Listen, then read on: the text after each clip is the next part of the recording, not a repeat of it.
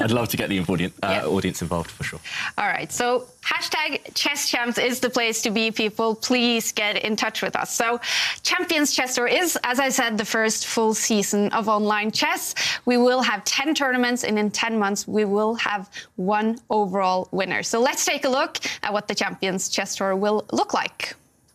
One full season of top-class chess made up of 10 thrilling tournaments. 3 are majors, and in the end, a grand final to find the undisputed greatest online chess player on the planet. This is the Champions Chess Tour. The structure is simple. First, there are regulars, tournaments lasting 9 days and no rest. 16 players in each event fight it out to qualify for the next major. The 8 top players go into battle in the major, and in addition there will be 4 invites. The winner of the major scoops $60,000 and a spot in the tour finals. Each tournament, both regulars and majors, are the same format. There is a preliminary round followed by a knockout to find a winner. The time control is rapid, 15 minutes with 10-second increments, with Blitz and Armageddon if needed, and it will be needed. A total of $1.5 million is at stake over the entire season, the biggest prize pot ever offered for online chess. It all adds up, but what they're really competing for is the title. Let the best player win. All right, it's going to be exciting. We know that 16 players will compete in the Skilling Open. We know it's important for them to qualify for the top 8 who goes to the next major. But Jovanka, we will have 9 days now of this regular tournament, the Skilling Open. What will these 9 days look like? Oh, Kaya, it's going to be so good. We have 3 days where the players all play each other in a single round robin. And that's 5 rounds per day. And then this is where things heat up, because only the top 8 finishers will go through onto the quarterfinals, and then the players will meet in a 2-match head-to-head, and the winners go on to semi-finals. And then 2 days later we get the big one, the final, where we get to find out who is crowned winner of the Skilling Open and who walks away with $30,000 first prize. That is a lot of money, and in only 9 days we will have the first winner. And David, as Jovanka mentioned, the 3 first days here will be a round robin, meaning everyone plays everyone. They will play 5 games every day. To me, that sounds like a lot. That sounds exhausting. Or is it just a normal day for a chess player? I think it is a lot, Kaya. I mean, all of these players, they've been practicing their skills their whole lives. They will be used to it, but there will be nerves in the first few rounds, probably throughout. There will be butterflies in the stomach, and by the end of every day, it's going to come down to a test of stamina. And the format here is rapid chess. I mean, what does that mean? Yeah, so the games, as you mentioned, they will be 15 minutes for both. Each side will have 15 minutes for the whole game. They will gain 10 seconds after every move. It might sound like a lot, but when it gets down to the last couple of minutes, there'll be lots of nerves. The players will be battling against themselves as well as the opponent. So 1 point for a win, half a point for a draw. And in the knockout stages, there will be Blitz and Armageddon. When time will be slashed, things will be even more exciting and dramatic. Will we actually see players losing on time here? Yes, absolutely. It's going to be guaranteed. We're going to see panic on a scale we've never, ever seen before. Wow. And then I also wonder, because we've been so used to classical chess, over-the-board chess, people, the players preparing by looking at each other's games. Online chess preparations, what is that? What do they do before these tournaments?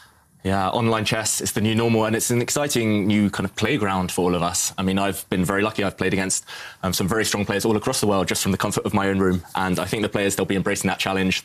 We've seen them there in the video clip earlier, just clicking their mouse as practice. That's the new way to study chess. That's actually what they do. Yes, they're like sitting on clicking a PC mouse, absolutely. like computer mouse. They're trying to get that 0.01 set of a second edge. And also, you don't want a renegade mouse. You don't want that mouse to go absolutely mad and cost you points.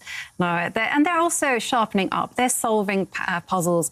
I even saw some online solving Tactics Frenzy on playing Magnus. So, yeah. That's what it is now. Online chess is the new normal, and the players are playing from the comfort of their own homes. They have been preparing for the Skilling Open for a long time. Now let's listen to the players and hear what they think about playing these online tournaments.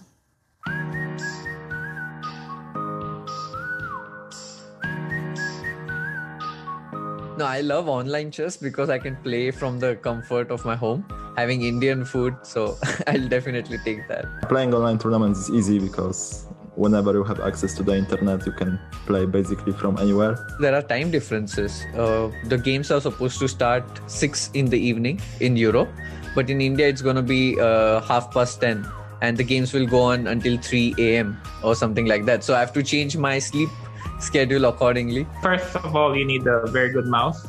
Well, some are better than the others, and some are a bit faster, no lag, etc. I don't even remember when was the last time I had a physical chess set. I think in this year it must be only in like February or January. It's just easier. It's not to say that classical chess doesn't have a place, because it certainly does, but I think to a huge extent this is the format of the future. This is the new normal, and I can't help but recognize that Vidit from India saying he hasn't touched a chess piece since February, maybe, David. What is happening? Yeah, I mean, I know what I'm getting him for his next birthday. I think Jovanka and I were discussing as well. It's been a while since we've touched the chess pieces. February as well. Yeah, this is just a new way of living, and we saw Wesley So as well mention those mouse skills. Yeah, one of the quickest players. What about those time zone differences? Can you believe it? That is crazy, because we have players in California, Nakamura, playing at 9 o'clock in the morning, and then you have people in China playing in the night. He's playing at 1 a.m., so that's some serious changing of the time zone there. So we'll see how that works out. Yes. All right, people. So we got to see some of the players now, and now we're going to take a look at the 8 top ranked players in the Skilling Open. This is the players that we are definitely going to have to look for. And we notice, obviously, David, Magnus Carlsen, he is the world champion in classical, in rapid, and in blitz over the board chess, but is online chess the place to beat him? Yeah, I mean, he's not a bad player, is he? He knows how the pieces move, and you can tell by his smile that he's the king of the chess world right now. I mean, he's the guy to beat, but at some point or other, all of the other players, they've taken a point from him here and there, and I think he'll have to be at his best just to fight off the competition. Yeah, I also think that Ding Liren and Ian Nepomniachtchi, they are very strong contenders, you know. Both of them have a very aggressive style, and both of them have positives, well, one. Ian Nepomniachtchi has a positive score against Magnus Carlsen. Ding Liren is somewhat of a scary customer for Magnus. So, another thing maybe for Ding, though, that I heard a lot about in previous online tournaments, he struggles with internet. Yeah, I mean, imagine it's one thing playing against the best players in the world. It's another thing having to worry about your Wi-Fi connection all the time. So that'll be an added dimension. I mean, I hope it doesn't happen to him, but more drama for us if it does. Yeah. And obviously, one name is missing among these top 8 players, the top 8, Jovanka. Hikaru Nakamura, we know him so well. He's such an excellent player. And here are the lowest 8 ranked players. And we see Hikaru Nakamura here. And why isn't he among the top 8 ranked players? Well, these have been ranked according to classical chess, and blitz is Hikaru's forte. It's something that he's been training on since he was a child. You know, he's been practicing this skill so much. And of course, in 2020, this was his year. You know, he scored so many successes, almost won a few titles. So he's very dangerous. Is he actually one of the favorites here, David, even if he's not among the top 8 ranked players? I think he has to be one of the favourites. I think he's one of the ones that Magnus Carlsen is going to be looking over his shoulder at. I know he's crushed me countless times, thousands of times online at the speed chess. I know how quick he is, and yeah, he's definitely one of the favourites. And then we also saw some young guys here. Vidit from India, who we already mentioned, and then Alireza Firouzja. These are young guys. They are expert on online chess, I reckon. I mean, can these actually be contenders, Jovanka? Yeah, definitely. Firouzja is only 17 years old. And we also have to remember these players have all been selected because of their unique character and fighting styles. So players like Duda, Vidit, and Firouzja definitely ones to watch. And I think that they can do well. The more experience they gain, the more dangerous they become. And they are used to the computer. They have been playing computers their entire lives, David. Probably not as Levon Aronian, one of the older guys, hasn't done that. Many of these other guys are not maybe as used to using the computer as these younger guys. Yeah, for sure. I mean, there'll be a clash of generations. You mentioned Levon Aronian, Peter Svidler as well. He very much grew up with the board, the books.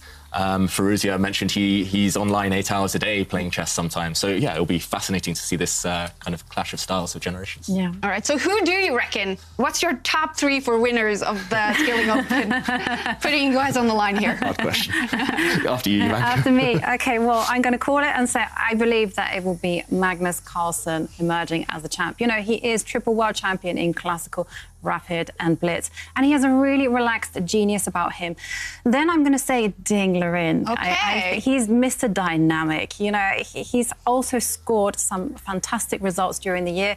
And then my third place, that's going to go to Hikaru. Hikaru. Okay, David, do you agree on this? Oh, it's hard not to agree, but I will say that I am hoping for a few surprises from Firouzja and from Jan-Krzysztof Duda, part of the new generation. I think they might be there in the knockout stages for sure. Firouzja, such a young guy. He is the youngest among these players.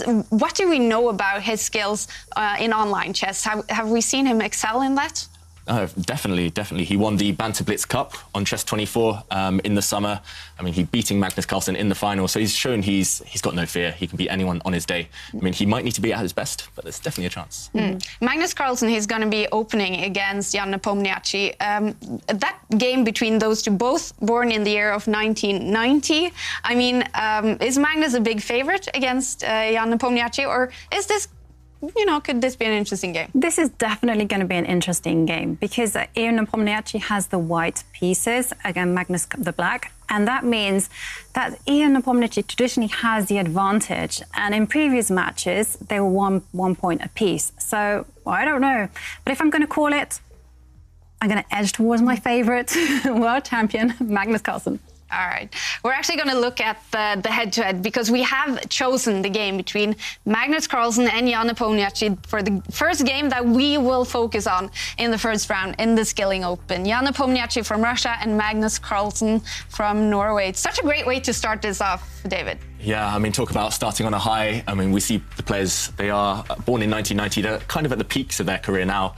I was there actually the first time in the World Under-10 Championship that Jan Nepomniachtchi beat Magnus Carlsen. And they've had this small rivalry ever since. He's the one player with a positive score against the world champion. And yeah, I'm going for the underdog. I'm going for Nepomniachtchi here. And isn't also Nepomniachtchi playing the candidates that got... So the candidates, the tournament that is supposed to decide who will face Magnus Carlsen in the World Championship.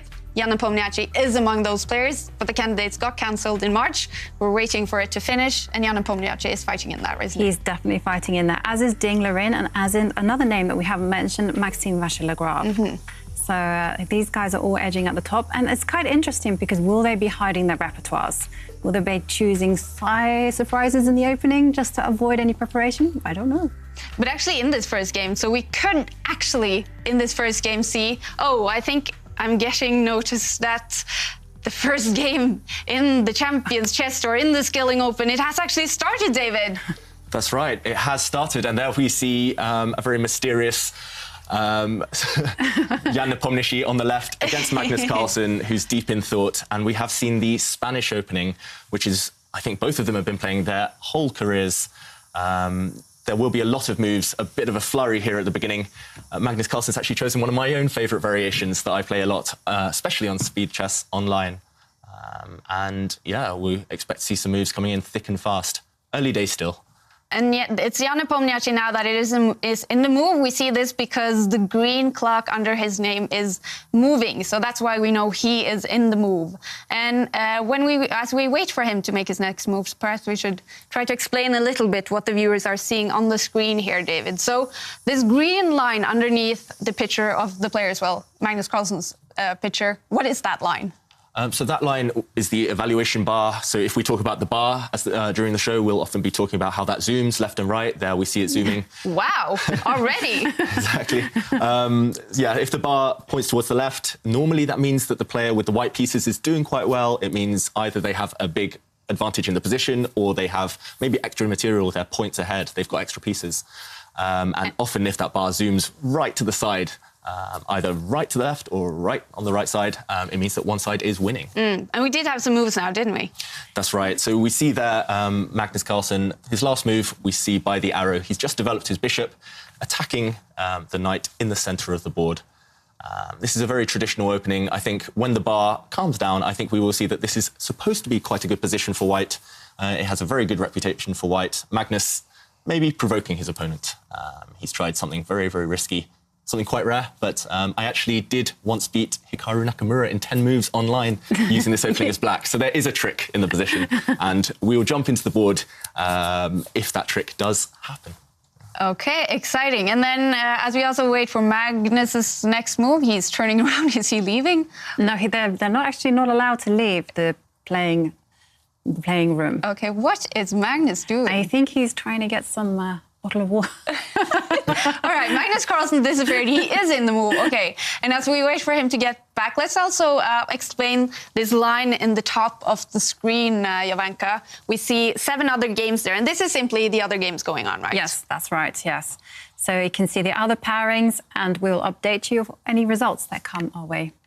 Absolutely. And we also see that we are in move 13, and then we also have the live board, of course, and our hashtag. Yes, if you want to get in touch with us, either on Twitter, Instagram, use the hashtag #ChessChamps, and your tweets, your picture will appear on that space. Maybe while the players are off camera, until they come back, we can jump into the position just to explain 1 or 2 brief things. Yes, would love to see that. Yeah, so if we bring up the analysis board, yes, we see that the opening did go very, very fast. So white's move with the bishop jumping out there to attack this knight. This is called the Spanish opening. It's one of Magnus Carlsen's favorites.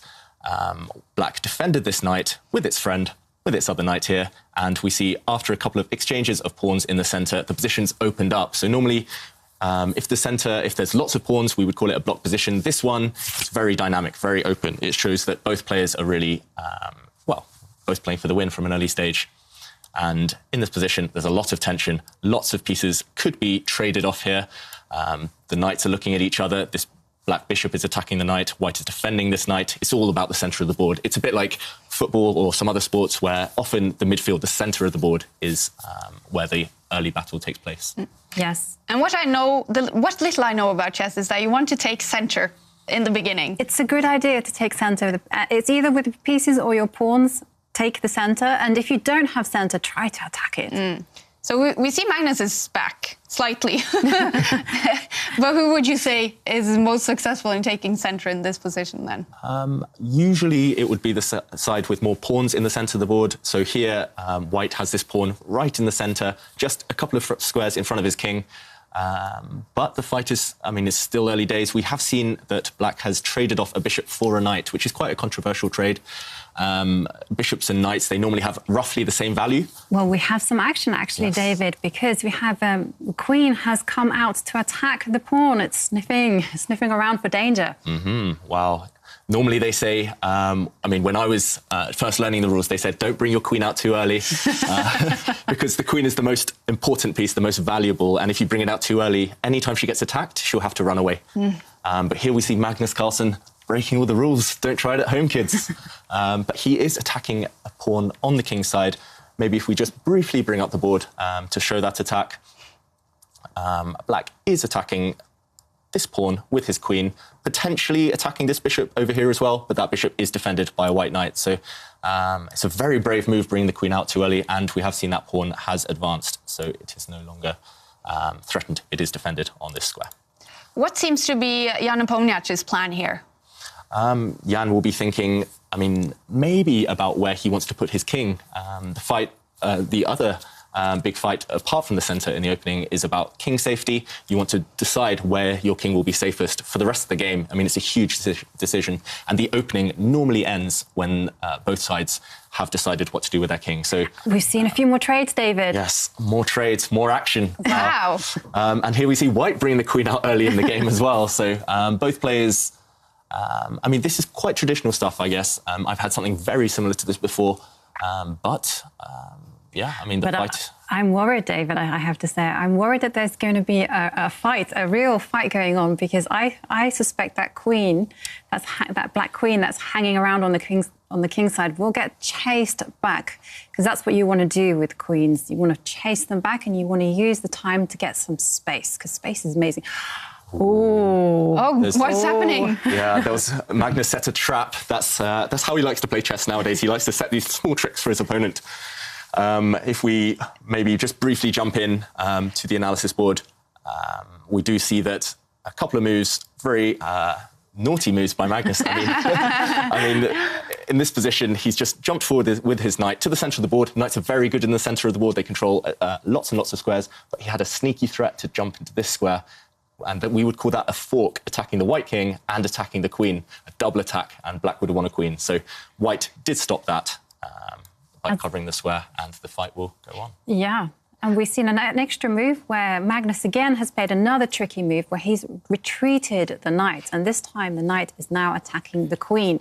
So if Jan Nepomniachtchi didn't move that queen, well, Magnus Carlsen would win it. That's right. So, yeah, anytime your pieces aren't defended, you have to just watch out for them, especially with the queen, especially if you bring her out too early. Yeah. Okay, unfortunately, we can't see Jan Nepomniachtchi. His picture hasn't come up, but how do you think he's feeling right now, Jovanka? Is he happy with how this is looking for him, or is he nervous now? I think he would be a bit baffled, to be honest, because this is a really... That's a great British word, baffled. Well, I think so, you know, because this is a kind of position where it's completely unorthodox. No one's seen this before. And he's just thinking, well, what's happening? Because first of all, the queens have both come out. This is against all traditional chess logic. And now it's a totally unique position. And what's happening is anyone's guess. But I do like White's position. Yeah, I agree. I like Jan Nepomniachtchi's position. The other thing we haven't mentioned about him so far is that he's one of the quickest players on the tour. He trusts his instincts more than anyone. I mean, he knows, he's been supremely talented from a young age, we mentioned. He believes in himself, and I think he's going to try and put Magnus Carlsen under pressure on the clock early on. And we see under the names there, White already has a minute or so advantage, and that might be a big, big factor later on. And they're pushing out some moves now. Let's talk about what's happening. Yeah, so Magnus just retreated his queen back. I know. Maybe he was listening to us here in the studio. Yeah. Don't bring your queen out too early. That queen has had to retreat. Yeah, we see Magnus's face as well. I don't think he's too happy with this position. He's one of the few players without a poker face on the chess tour, and he doesn't look too happy at all. Maybe if we bring the board up as well, Magnus has just castled with his king, which is a move that all of us try to do early in the game if we can. Black's last move was to swap his king and rook over. The king goes 2 squares and the rook jumps over it. And there we see Jan Nepomniachtchi castle on the other side of the board. Oh, okay. This is war, Kaya. Wow. This is war. When that happens, that means that both sides are now going to start advancing their pawns all the way up the board, and they want to attack each other like crazy. So it's red hot excitement here. And this is quite special, isn't it? When they castle to different sides. Yes. You don't see this very often. It's very rare, actually, and it's always a sign that both players are going to try and attack on the opposite flank to each other. So White will be throwing his pawns towards the black king later on. He doesn't have to worry about his own king safety because it will be nicely tucked on the other side of the board. And likewise with Black. Black will be trying to attack on that left-hand side where the white king is going to try and find a home. But we do see that White has a very, very nice knight in the centre. White's queen is nicely positioned. Yeah. I'm liking White's position. I'm really liking that knight in the centre. You know, we kind of have this kind of chess expression. We call it octo knight because the knight can move to 8 squares. Ah. When a knight's on the edge, it falls off the hedge. It's not very good. Octo knight. I'm going to be fancy and show off all the 8 squares here. Always keep your knight in the centre of the board, everyone. All right. Well, it looks fantastic to have the knight so central on the board for Nepomniachtchi then. And we see this bar that we talked about. It's swinging from side to side. Can we trust it at this point, or is it calculating a lot? And can we really trust what it's happening with the bar? We can read a little bit into the bar. I think because it is over on the left, it does mean that White has an advantage. At the moment, though, it's not a critical advantage. Normally, a decisive critical advantage would mean that one side is completely winning. Then it tends to be over towards the 2, the 3. At the moment, it says 1.4 in White's favour. That just normally means he has a nice position at the moment, but that could all change. I mean, one clumsy move, one slip-up could see the bar swinging the whole other way. And we do have some quick moves here now. What's happening? Yes, a lot of quick moves. We see that White has just developed his bishop. Back again to the square. Back again. I mean, he dropped this bishop on that square on move 3, and now it's back again. 14 moves later, this bishop is attacking the knight here. White is threatening to take this knight, maybe back it up with the queen as well. And I think black is in trouble. Black can't move this knight. We call this a pin because the knight, if it moves, the bishop could take the rook. And yeah, the rook is one of the most powerful pieces, so black would definitely not want to sacrifice that so early in the game. It's very hard to see what Magnus Carlsen's planning here, to be honest. And we definitely see him spending more time thinking than his opponent. Yes, definitely. Jan Nepomniachtchi, speed demon, really, and super confident. I think he'll be loving this start. Yeah, we can actually see the times. Like Jan Nepomniachtchi has 12, just under 13 minutes. Meanwhile, Magnus Carlsen has 10 minutes. So kind of Magnus Carlsen's opening, unorthodox opening, has kind of a little bit backfired on him. Yes, that's right. I mean, imagine what a shock this would be, Magnus Carlsen suffering defeat in his first game. And we are getting some tweets, Jovanka, on the hashtag chess champs on either Twitter or Instagram, wherever people are. So much fun seeing people are following this. Yeah, and people are rooting for their fans. So we just had some tweets wishing Anish Giri and now Levon Aronian the best of luck. And do tweet us on the hashtag chess champs. Tell us who you're cheering for. Who do you think who's going to win? And who does your heart cry out to win? Well, and there we see a tweet from Hikaru Nakamura himself, back to work. He loves chess. Chess is not work for him. But it's great to see the players tweeting as well. Yes, and Taimur Rajabov, also one of the players. Hopefully they tweeted this before the game started, because if they tweeted this now, that would be cheating, pretty much. Yes. And we could actually go through that. How are we making sure the players are not cheating in this tournament, as it is online chess, as they are sitting at home? Well, it's by cameras. The players themselves are actually on conference calls where they have to show the screens and they also have to show their images. And there's a Zoom call and there's a Teams call. So that's why we have we don't see Jan Nepomniachtchi there. But you can rest assured there's someone monitoring him on the Zoom call. Yes, we have arbiters sitting, monitoring the players at all times. And Magnus has made a move, and now Jan Nepomniachtchi has made a move. What's happening, David? That's right. So Magnus Carlsen attacked White's bishop. That bishop has now retreated, just dropped back on the diagonal. So we see the last move, Magnus Carlsen attacking this bishop with a pawn. A bishop is worth more than a pawn, so that bishop feels compelled to retreat. It could have taken this knight, potentially, on the this knight here. But Jan Nepomniachtchi decided the bishop is more valuable than that knight right now, and he has just dropped back. But it does beg the question, is it not asking for black to come and push those pawns on the queen side forward? I think, yes. It's as if they've read your mind, Jovanka. We've seen a couple more moves. Black has indeed pushed that pawn forward, attacking the bishop, and now he's pushed another pawn forward. This is the beauty of castling on opposite sides of the board. Black's king on the king side, on the right-hand side of the board, nice and safe, and White's king on the queen side, on the left-hand side of the board, is now potentially under attack. So Magnus Carlsen not holding back; he's going for it. Absolutely, I love that kind of stuff happening. Yes, very exciting stuff. I think we're going to see, well, a big attack and lots of nerves a bit later on in the game. And we have a move, didn't we? Mm-hmm. That's right. So White has pushed his pawn forward one square, potentially holding up the black expansion on the queen side. So now if black were to decide to push this pawn forward, attacking the white bishop, this bishop would at least have a square to drop back to. And when we talk about queen side, just so that's clear, what side is queen side? So the queen side will be the left-hand side of the board, so where the white king is sitting now. If we imagine the board splits in half, the four lines on the right-hand side of the board would be the king side, the right-hand side, and the queen side. But back to the board, David, because Magnus Carlsen has given away one of his pawns, and he's done this in order to open up one line for that rook. When you're attacking, opening up lines, it's a currency. You want to open as many lines as possible against that white king. That's right, and there, if we see the analysis board, black has pushed his pawn forward, allowing it to be taken. White has captured that, black recaptured, and white has taken with the knight, and this is the current position. So the knight could get traded off here, but more importantly, this line is open for the black rook towards the white king. We could see a check Oh, yeah, the knights have been exchanged. Actually, here, the knights have come off the board, and now Magnus Carlsen will be thinking about whether to drop this check on white. It's almost checkmate early on. Almost checkmate, but the king does have one safe square to run to. This is stressful stuff, and it's amazing. Jan Nepomniachtchi is now 3 minutes ahead of Magnus on the clock. Magnus there frowning, trying to figure out what to do, how to get at that white king. It looks like his attack is quicker, but he has sacrificed a pawn, so he is a pawn down. That's a big... Oh, and we have Jan Nepomniachtchi's picture. As if by magic. Wow. Okay, let's try to judge his face expression here. Is he looking satisfied, happy? What do you think, Jovanka? He's looking very calm, actually. A little bit too calm. Okay.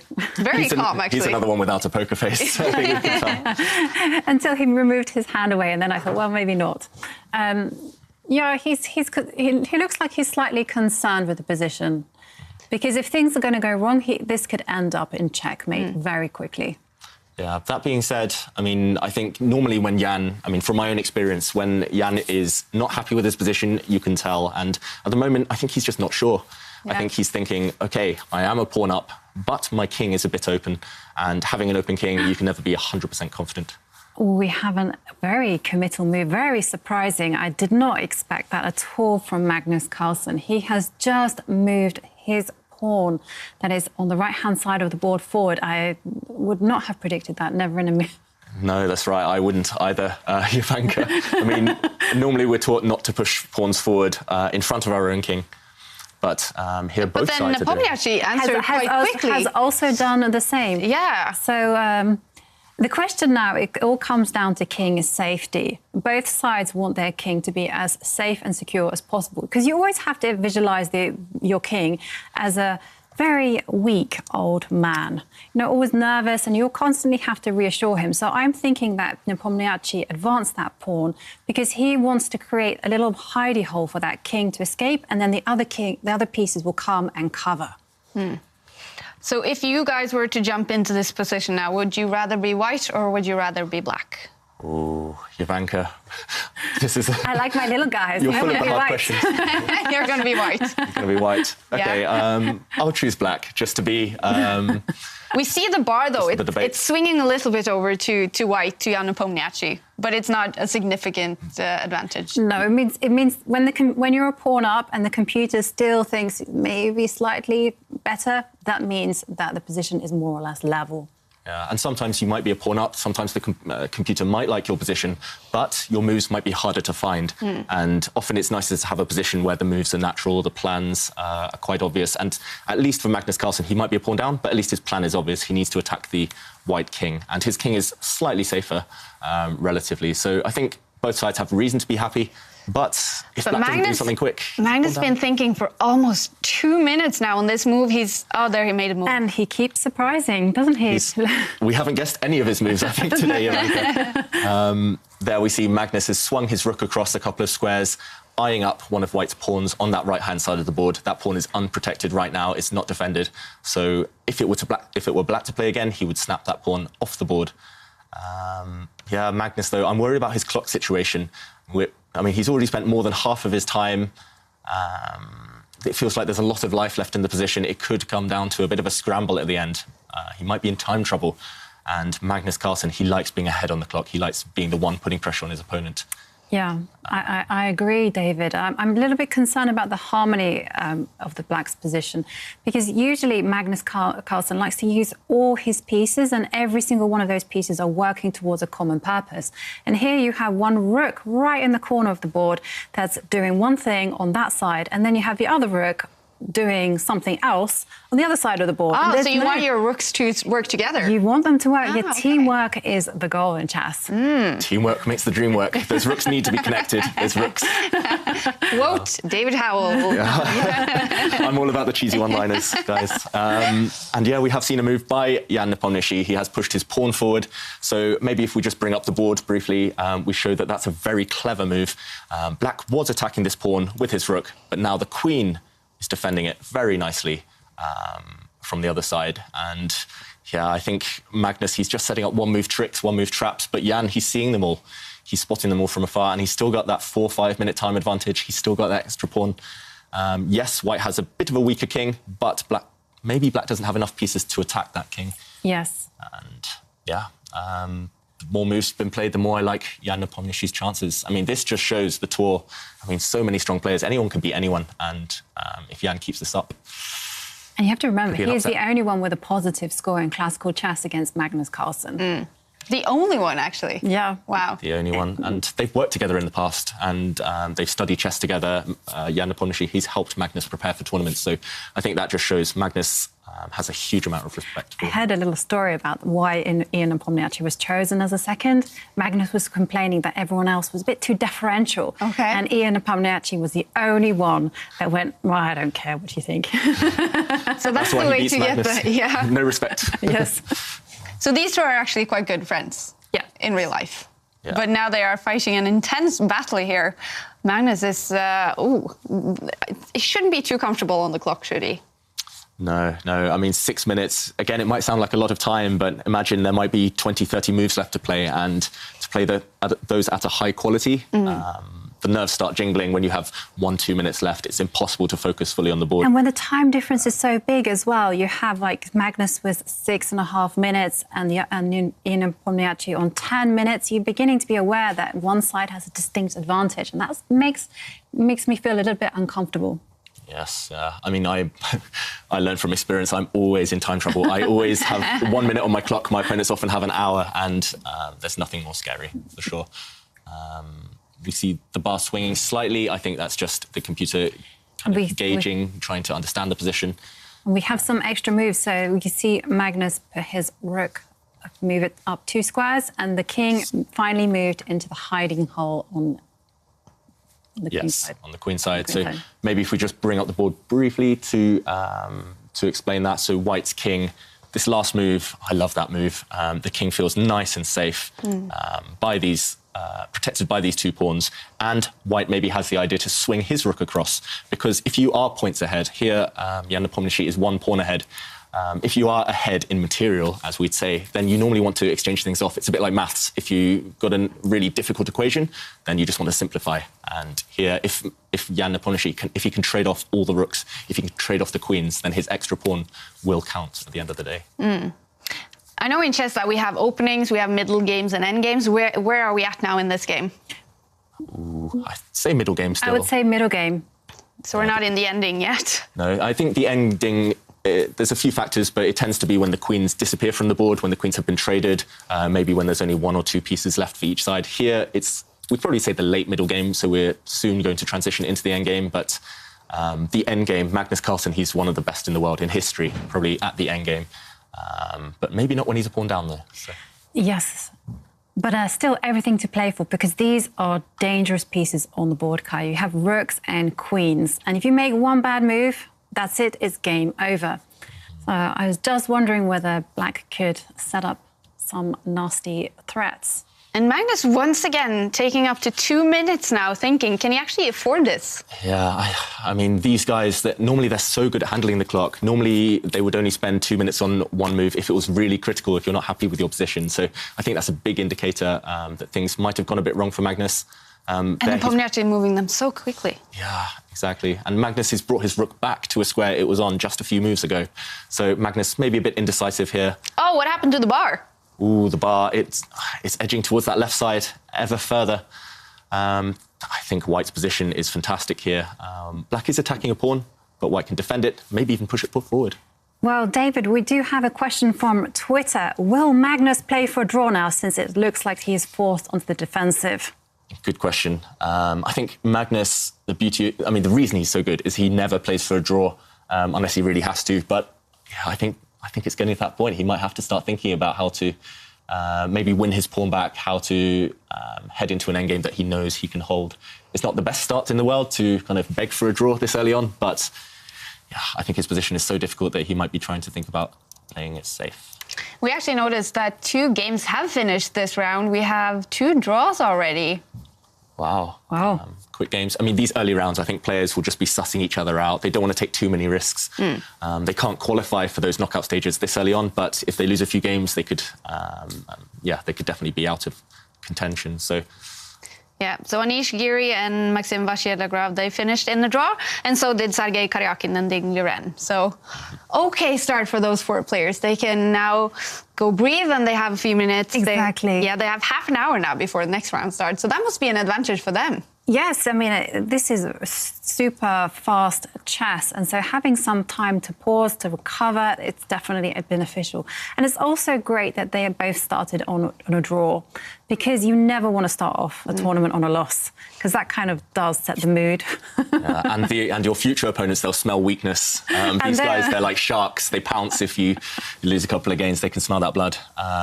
We do actually see in the game, Black has checked the opponent's king. If we bring up the board, we can show that Black here, he's brought his queen forward, his last move. That is a check along the diagonal. That's a bit of a scary one to face. And here, White will be thinking, one move he doesn't want to play is he doesn't want to play his king back, because this would allow a checkmate in one move. Oh, he did move his pawn. And he did, therefore, block instead. There was a lot of danger with that check, David. A lot of danger. But Jan Nepomniachtchi, he's good enough. He doesn't.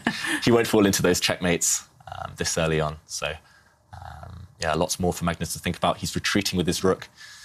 It feels like maybe he's a bit nervous. Maybe he's not in the zone right now. He's brought his rook forward, then he's had to retreat it a couple of moves later. It does seem a little bit, there's too much dancing going on and not enough planning. Yeah, we talked about connecting those rooks. There we see White's rooks in the middle of the board, right next to each other. They're perfectly coordinated, ready for any action to happen. Exactly, and look at how they're ready on the left-hand side of the board, and they're also ready for the work on the right-hand side of the board. And that's how you want your rooks, ready for action. And Magnus, once again, it seems retreating his queen, or does he have a plan with this to bring her out on another side? Yeah, I think Jovanka was about to mention quite a cool motif that might appear on the board. We could see something called Alekhine's gun, which would be if all the major pieces stacked up on the same file. So, for example, if we bring up the board here, all of Black's pieces could be tripled up along this central file. If Black brings the rook to the centre of the board, all of the pieces, the 2 rooks and the queen, would all be ganging up against White's pawn here in the centre. So, and there we see... Oh, that was unexpected, because instead of defending this pawn in the centre, Magnus has gone for a counter-attack. He wants that pawn on the right-hand side of the board that's close to that king. Yeah, that's right. Loose pawns drop off, and... Oh, I didn't expect that. Oh, and Magnus just giving it away? Wow. Magnus has allowed, so his last move has been to push the pawn forward. He is attacking the rook, so the rook will run away. But now White has a huge choice. Have we seen a blunder? Ooh. Because the bar is actually saying that this is a win for Magnus. Just gone. Is Magnus now suddenly winning this? Yes. I think his last move might have been a genius stroke. I think so. There's a nasty little idea here. Black wants to he's just cleared the way for his queen to jump over to the queen's side and maybe come and check this king. Wow, I did not see that one coming. It looks like Black's just setting up this threat against the rook. But, for example, if White were to take this pawn, it looks like a free pawn, Black would swing his queen across, and maybe this is going to be checkmate. Black's queen could come and check the king on 2 squares. And, wow, I mean, I'd love to see the player cameras maybe right now to see whether Jan Nepomniachtchi, he might be shaking his head. And Nepomniachtchi has made a move, hasn't he? And he has. And the bar is swinging from side to side now. The bar says it's completely won for Magnus Carlsen. Wow. Turn around in 2 moves. I mean, this is crazy. This is the beauty of chess. Everything can change. Maybe I'd love to see whether Nepomniachtchi is shaking his head here. No, he looks... He looks quite calm still, but I would be panicking. I would be panicking. Now we see Magnus has pushed... Oh! Did you see that look on his face? Oh, no, he's it realised... It was a bit like, rub your eyes. Oh, no. He was in control for so long. Yeah, just to clear pawn up, and he didn't take care of the king, Kaya. He's shaking his head slightly as well. He's looking despondent. He knows it's over. OK, so the question, did Jan Nepomniachtchi blunder, or did Magnus Carlsen find a genius move that no one else saw? I think both. Both. Jan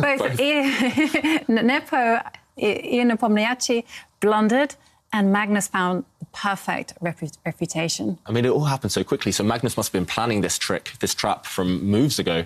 Yeah, I mean... OK, but we see the bar now swinging back and forth. The computer's simply having a very hard time. Computer's confused just as much as Jan Nepomniachtchi as well, I think.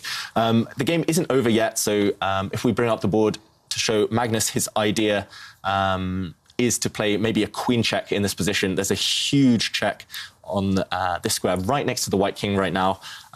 This would be attacking white's king. White's king is, well, in mortal danger now, I think. Yeah. For sure, we will see this check. And I think the king is going to have to run away, but it's not going to be feeling any safer. Yes. That is kind of the kiss of death, isn't it? Yeah. Yes. You don't want your enemy queen next to your You don't want the enemy king. queen next to the king. Next to your king. And it has appeared on the board. We have seen a check. Queen checks the king. The king has to run. There's no choice about it. He just has to skedaddle out of there. And he did that right away. Yeah. He did that right away, but black is spoiled for choice now. Black could give another check with his queen, attacking the white king. Black could also capture in the centre of the board to try and distract the white forces. Lots and lots of choice for black. He could also bring his pawn forward to attack the white rook. Plenty of choice. I think Is Magnus it will be... too much choice, maybe? This is the only thing. We see Magnus's clock now. He has only 3 minutes left. And sometimes if you have 4 or 5 like really tempting moves, you'd rather just have one obvious way to win. You don't want 4 or 5 kind of moves confusing you. So Magnus, he'll just be trying to figure out how to get at that white king. Personally, I would just give a check and then worry about what to do later. But Magnus, he's a perfectionist and he'll want to find the most ruthless way to finish this game off. All right, we see that also Nakamura and Duda finished their game in a draw, but this game is definitely not over and it most likely won't end in a draw. Yes. No. I would, if I had a house, I'd bet that house that the game wouldn't end in a draw. Yeah, Confident man, David. Yeah, I'm confident in Magnus Carlsen's abilities. And Even with only 2 minutes on the clock. even 2 minutes. They do get 10 seconds after every move, which I think is a huge bonus. But yeah, I mean, Magnus is frowning slightly. Maybe, yes. So he has given a check. And he's won back that pawn. Yes. And still that white king is in mortal danger. Look at it. Out there in the open with... It's got a lot of pieces next to it. Can he... True, white does have a lot of defending pieces, but when their queens are still on the board, I think a king out in the open should not survive too long. White has offered an exchange of queens, a trade. If we just bring the board up to show that white's queen is now threatening the black queen. Yes. It's always a good idea, isn't it? If you're in danger, that you offer your queens to trade. Yes, normally heading into the endgame offers a degree of safety, for sure. Because you might not have a great middle game king, but it might be a good endgame king because the king is a lot bolder in the endgame than it is in the middle game. Yes, definitely. The king thrives when there are fewer pieces on the board because it becomes more powerful. What have we... What's happening? Oh, no. Surely not. Is that... No, I just... Oh, my... Is this... We've seen a mouse slip, Kaya. No! Magnus Carlsen has... Is it true? Yes. He's dropped his queen on the wrong square and we see the results just popped up. Oh, we need to see the need to see picture the of Magnus cameras. now. Look at his face. Magnus realizes No. he's had a mouse slip. He simply put the piece on a different square than what he meant to. And you see also Jan Nepomniachtchi. Actually, seems like he's feeling sorry for Magnus. This is one of those things Speechless. that is in the lap of the internet gods. It's just one of those things that happens. You pick up the queen in Magnus's case and you put it in the wrong square, and it's devastating. But you just have to accept. This You must win some, you lose some. This must feel devastating to Magnus Carlsen. He was actually winning this game in fantastic fashion, and now, is there any way for him to get out of this loss now? I mean, I think he's resigned. I think the game is over. He actually did resign? He has resigned. Yeah, so, I mean, that's so cruel. He meant to push his queen back 2 squares to give a check, but he's dropped it in the middle there, where it could be taken by the white pawn or the white rook. And, yeah, I think Jan Nepomniachtchi, I mean, of course, he'll take the win, but he doesn't want to win like that. And Magnus, it's extra harsh because he has a winning position, I think. And judging by the pictures that we see of these players now, how are they feeling? I mean... Well, you can just see it. You can just see it in Magnus's face. He is angry. And this is one of the things with online chess. All the emotions are intensified when you make a mistake such as this, because it really isn't quite your fault. You would never make this kind of mistake over the board, but it's something that happens in online chess and it makes you angry. At the same time, when you win a game, You can actually see the hidden elation in Palmiacci. He escaped with it. He got away with it. I think we're going to see an angry Magnus Carlsen in the next few rounds. He just can't believe it. Yeah, I agree. But, you know, we mustn't discount Magnus Carlsen now. This is heartbreaking, but he is the king of comeback. Mm-hmm. Wow. And look at him. It looks like he's just sitting there looking at the screen. He just can't believe what happened. And so we see the last move here. It is the Black Queen. Yes. Where was it supposed to move? So if we just bring up the analysis board to explain how that happened, Magnus, in this position, he meant to push his queen back 2 squares to give a check to the white king. And this would have been a very strong move. White's king, as we mentioned, right in the centre of the board in huge danger. But unfortunately, he dropped his queen 1 square short, and that queen will just be taken by a pawn or by the rook. And queen down, over. That's over. Yeah. And he didn't even wait to see his queen be captured. He just gave up immediately in disgust, I think. He was just shocked. So 1 square was the difference here for Magnus Carlsen between a great start to the tournament, a great start to the Champions Chess Tour, and it ends in devastation for him. To lose in this way as well must be extremely irritating. Yeah, it is a horrific mouse slip. So, yeah, I mean, we talk about luck in chess, and maybe over the board there's a bit less luck. You're normally in control of your own fate. But here, the chess gods against him, unfortunately. all right. We are going to look some more at what happened in this game, but there are games still going on, so we are going to go to one of the other games, and it is between the Indian Vidit and the other young guy, Alireza Firouzja. It seems that Vidit, with white pieces, is better in this position, but you have to tell us, David. That's right. I mean, just doing a quick count of all the pieces, each side has equal material, but white has 2 bishops and black has a bishop and a knight. And normally those 2 bishops, in an open board, they become extremely, extremely strong. So there's a lot of life left in this position. But if the queens get exchanged, if everything gets exchanged, then white's bishops look extremely powerful right now. White was offering a trade of queens there. Black's queen has run away. I don't think we'll bring up the analysis board. Both players under a minute now, we see there on the clock. Oh, wow. Yes, 40 seconds each. Yeah, it's going to be a real test of nerves. White has taken a pawn with his bishop. It's zoomed all the way across that diagonal. Wow. And now black is offering a trade of bishops. Yes, and black is actually allowing his rook to be captured for a bishop, but white's bishop is so strong that white doesn't really want to trade that bishop off. That's a very clever idea there from Firouzja. One thing about him, he's always looking at the opponent's king, and he senses some weakness, maybe. Vidit, 20 seconds on the clock, slightly weak king. Yes, Vidit's a pawn ahead, but a lot of life left. And Firouzja, he's tricked me so many times in these online games when he's maybe not doing so great on position, but when he gets the attack, he never really lets it slip. And I think that extra time advantage might be a big factor here. But they do get 10 seconds each move they make, but still it seems tends to have to finish this game with as little time as both of them have, really. That's right. And white is offering a trade of queens. So as we saw the last couple of moves, white has taken a rook for his bishop, which is a good trade. He's also got an extra pawn. So if you can get those queens off the board, I think that's a guaranteed win for white.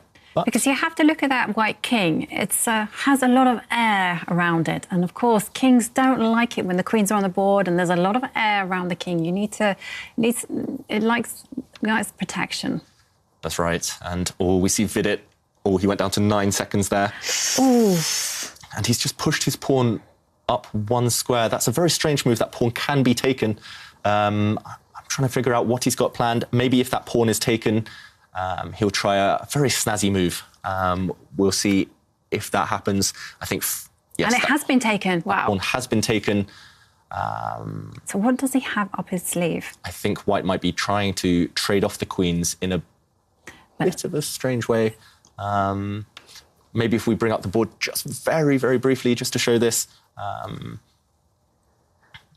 And we see, in fact, a queen trade. Oh, we do see a queen trade in a very strange way. So white gave up a pawn here, the bishop captured, and instead of moving his queen, white just moved his rook, and the queens did come off the board. But now, yes, equal material, and white is better, but this is edging towards a draw now.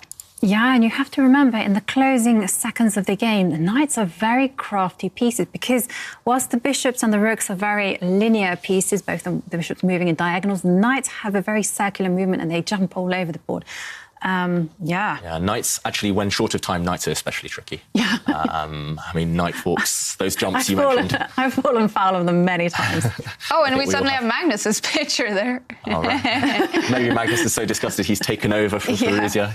Well, rest assured, Magnus Carlsen is not playing this game. I wonder what he is doing now. He must still be a little bit in shock over that horrendous mouse slip. Yeah, I mean, Magnus, I think when he talks about his potential successes for the World Crown, Furuzia is really up there. He's potentially a challenger in future. So Magnus will be keeping an eye on this game. Yeah, and apparently it was the live picture of Magnus, so he's actually still sitting in front of the computer and looking at that position. Yeah. Most players, they'd take a trip to the bathroom or they just, refresh themselves, get some snacks. Magnus, maybe that's how emotional he feels right now. Yeah. Yes. All right, well, let's get back to the drama in this game. 10 seconds now for Alireza Firouzja on the clock when he made his move. Yes. Yeah, I mean, that rook and knight versus rook and bishop, it's normally about balanced, but still a lot of life in the position. I think this one's going to come down to the clock, who holds their nerve better. It should. I think with best play, this would be a draw. I think if this were a long classical game, both players would be kind of confident that they could hold this one, but anything can happen now. But still look in the at that balance. white pawn at the top of the board. That white pawn is very far down. It's very far away. It's very far from the... So that's a pawn that white Davide wants to make into a queen. That's eventually his goal in this game.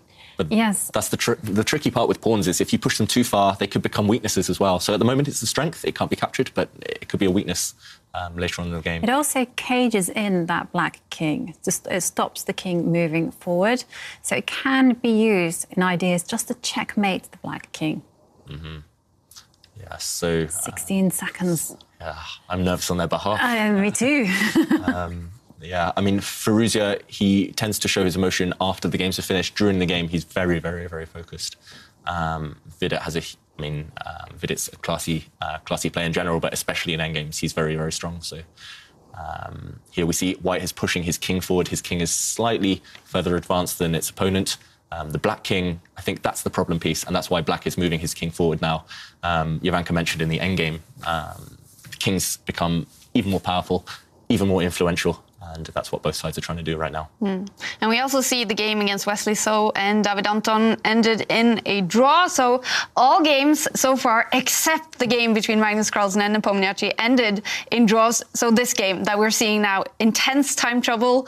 Do you suspect this to be a decided game with a winner, or are we seeing another draw? I think we're going to see a winner here, and I think it's all going to come down to that king that is caged out there on the edge of the board. I can see it getting trapped there and never getting out. So you think White is in control here? Yeah. And I agree. And I think White's last move was very classy, a really nice touch. Black's king is now kind of trapped in a box on that right-hand side, on that top corner. It just can't get out. If White can somehow take the advantage on the other side of the board, then White will have great winning chances for sure. And what a win that would be for Vidit. Everyone talking about Alireza Firouzja being the new wonder boy in chess, and then for Vidit in this first round to be able to get that win against him, it must feel fantastic if he does that. That would be huge, yes. I mean, a lot of life still in the position. I think Firouzja, he's just found a really nice maneuver with his knight, bringing his knight to the centre. Yeah, we mentioned that in the other game earlier. Knights are so great in the centre of the board. And, yeah, I mean, Vidit, I would prefer his position, but by no means a decisive advantage. No. But, all right. So we are following the time trouble. They have actually been able to gain a little bit more time now as they have saved those 10 seconds they get after every move. But will this start getting even more intense now? As, you know, we see pieces moving, being cut off the board. That's right. Lots of trades have happened. And, I mean, they might have controlled the time situation so far, but as we saw in the Magnus Carlsen game, it just takes one slip for everything to go wrong. Yeah. Yeah, just one move here and there, and the nerves will be on end right now. And I think the players are repeating their position quite a bit. So I think if they repeat it one more time, it will be a threefold repetition. Okay, so what is the rule with that? 3 repetitions? Yeah, if you repeat the petitions 3 times, the game gets declared a draw. That's right. It kind of shows that neither side can make any progress, and they don't think they can win. So it's just a way of... Oh, and this has happened. That has happened. The players they have repeated the position. I think Vidit looks frustrated there. He felt he maybe could have won that one, but... He looks very frustrated. Look at that. Head in hands. It's normally a sign. Well, we actually saw a fist pump from Farouja there, where he knows he got away with it. A fist pump? Wow. Yeah, he just he shook his hand. Yeah. Shook his fist. Yeah. All right. So, okay, this was some intense time trouble. Vidit could have been winning this, but they repeated the position 3 times, and it ends in a draw. So we have another finished draw game here. The only game still that has been decided was the one between Nepomniachtchi and Carlsen. And already in round 1, we did see a mouse slip. We did see something other than chess moves deciding this. What a start to the Champions Chess Tour. Yeah, I mean, none of us could have predicted that. You asked us to predict the tournament, Kaya, and yeah, I mean, I think none of us foresaw in round 1, Magnus Carlsen especially, he plays online all the time. For that to happen, it's cruel, but yeah, that's life, that's chess. And you did say, so the one thing you mentioned to me about preparations in the beginning here was you have to practice with the mouse before these online tournaments. As Magnus Carlsen simply not prepared good enough here. Well, it's just one of those things. It really is. It's one of those things that just happens and you just have to accept it. You're not allowed to take back, unfortunately, so you can't request that. You just have to play and accept, okay, you're going to lose some games due to the mouse slip. You're also going to win a lot of games. So it's in the balance of the gods. All right. Yeah. So we have 2 games still going on. The next round will start in about 10 minutes. But okay, let's just take a break and let's hear what the players have for ambitions in the Champions Chess Tour and in the Skilling Open.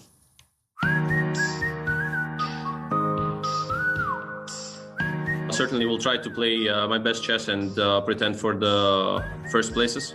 My basic ambition is to try and spread the game as far as possible, and when the time comes, to win it all. Currently my goal is to qualify to the top 8 in the Skilling Open. I don't know if I'm going to win, but I want to be fighting out for the top spots for sure.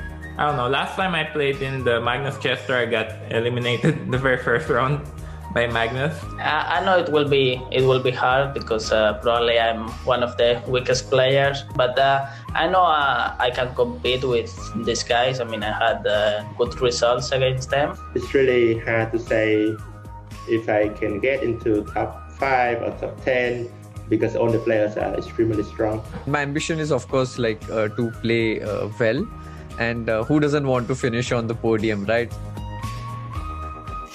Who doesn't want to finish on the podium? I think everyone does. And Magnus Carlsen in this piece said that he wanted to start off spreading out the games, starting slow and then going in for the kill. And definitely he is now the only player so far without a point in the tournament with a loss in the first round. Now, first of all, it's been a few minutes. We saw him sitting by the board for a long time. How is he feeling now? I think a mixture of frustration and anger, but also determination. He's one of the few players who recovers extremely well from these setbacks. I think in his whole career, I think he's probably rarely lost more than 1 game in a row.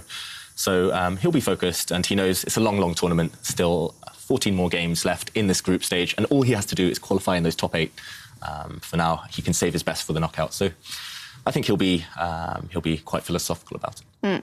It was a very special and spectacular game. It did look like for a long time that Jan Nepomniachtchi was winning, then Magnus Carlsen was winning, and then it was the mouse slip. Could we maybe go back a little bit in the game and especially see where Magnus started pushing for that win? You guys were surprised by some moves that he made.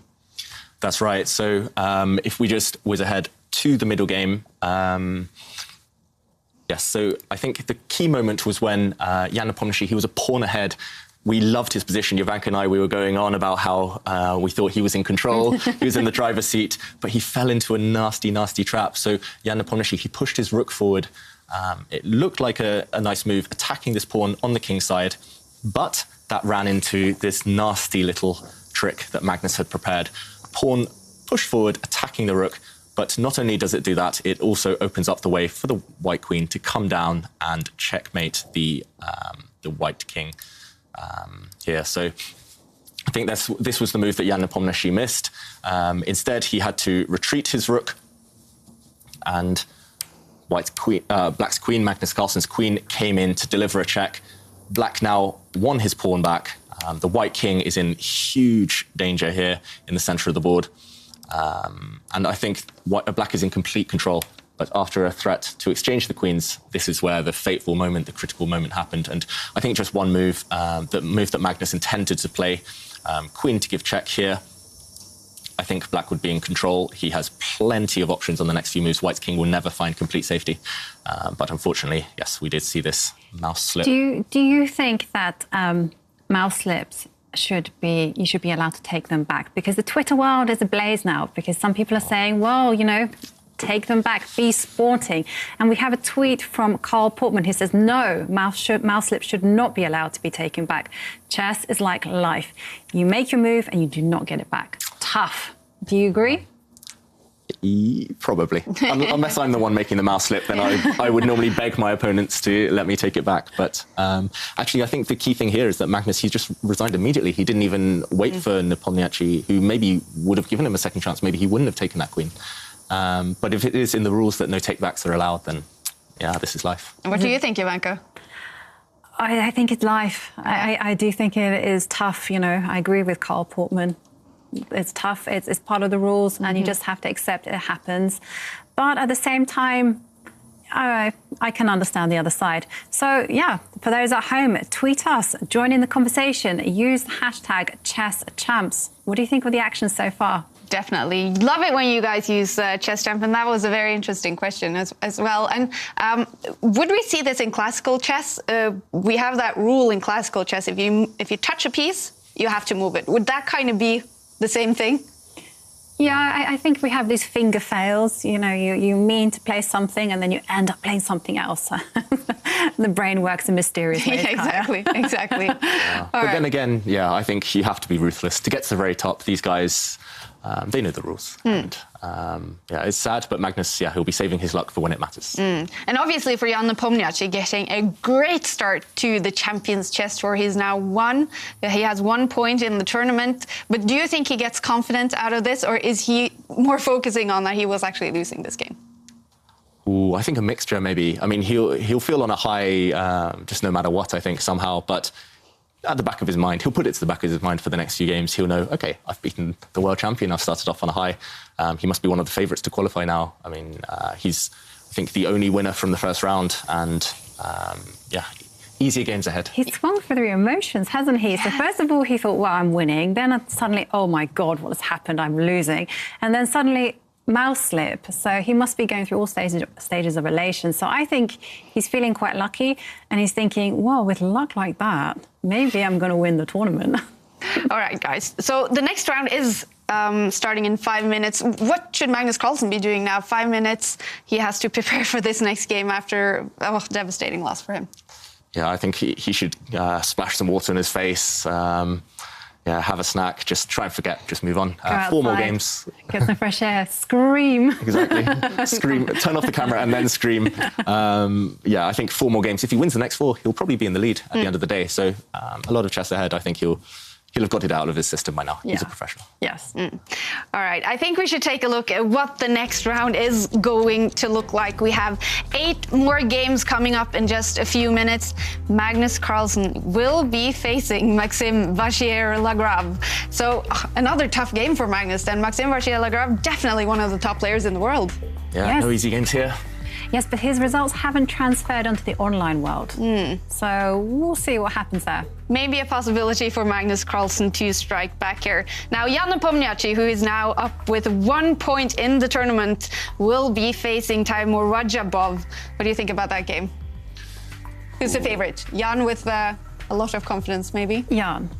He has to be the favourite. Rajabov, though, he won the World Cup in 2019, and he can beat anyone in his day. So we'll have to say Jan. Jan, yeah. if you can beat Magnus, even with a mouse slip, then you can beat anyone. Yes, exactly.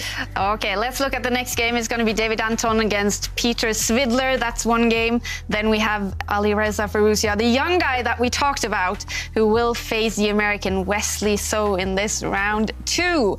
And then we also have Levon Aronian, one of the older guys, not an old guy, just older. He's facing Vidit, the younger guy, who also had some good experiences in this first round. And then we have Jan-Krzysztof Duda, also one of the younger guys, facing Liam Lequang. And then Anish Giri, the Dutch, who we like very much, is facing the Russian Sergei Karyakin, who played the World Championship match in 2016. And then the game that we will be focusing on, you guys, will be against one of the players that you had as a favorite, Jovanka, Ding Liren, and he is facing one of the very dangerous players in this tournament, David, Hikaru Nakamura. Wow, what a game. A huge matchup. Nakamura, yeah, I mean, he's one who, in every game, he pushes for the maximum. And Ding, yeah, I mean, he loves to fight. He's extremely well prepared. It looks like his internet connection is better than normal. Yeah. And yeah, I think I back Jovanka with this one. He's one of the favourites for the tournament, and I could see this going anyway. I couldn't predict this one. It's like Mr. Dynamic versus Mr. Blitz. Oh, I don't know, but I think I'm going to go for Mr. Dynamic, which is Ding. Wow. Ding, yeah. And both of these players finished with a draw in the first round. Now, one very interesting part in this game is that the clock for Nakamura now is, I think, 10 a.m. in the morning. And for Ding, it's probably, is it 1 or 2 a.m.? 2 a.m. in the morning or at night. I mean, does this factor play a part in this game? Well, for me, it would, you know, because I'm an early bird and I would not be liking this time zone at all. But David assures me that chess players are known to play blitz until the early hours of the morning. We're nocturnal creatures normally. But the thing about Ding is, I think he takes his training so seriously that probably for days already, or maybe even weeks, he's been training his body clock to be peaking in the early hours. So maybe he's been waking up a bit later, maybe in the afternoon. So he'll be ready either way. But yeah, it must be a handicap for sure to have to worry about these kind of things. And Hikaru Nakamura, as you mentioned so many times, an expert in online chess. That's basically all he does. He plays online chess all the time. We rarely would see a mouse slip from him, I guess. Well, it happened to the best of them just now in Magnus Carlsen. So I think expect the unexpected when it comes to mouse slips and disconnects. These things are out of our hands. But I think what will happen is that we'll have a great fighting game. And you said disconnected. There actually was a new word this year with all his online chess, Ding's connection. He's had some serious issues with his online connection. Yeah, that's a new phrase for me. I haven't heard that one. But yeah, I think probably in terms of his confidence, it must affect you if you do have some problems like that. But hopefully this time, it won't be an issue for him and he'll be able to focus on the game. Because I think Ding at his best is one of the few people who can challenge Magnus, Hikaru and these guys for the overall title. Not just the Skilling Open, but the Grand Chess Tour. And yeah, if you can just focus on the chess. There is also one change in the regulations that disconnections are not automatic forfeits. The players do have 30 seconds to connect back. I mean, if they happen to have less than 30 seconds, then obviously they will lose on time.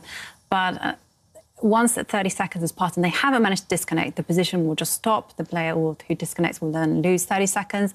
And then when the player eventually connects, then the game will continue. That will be 30 in 10 seconds for us then as we wait for them to reconnect.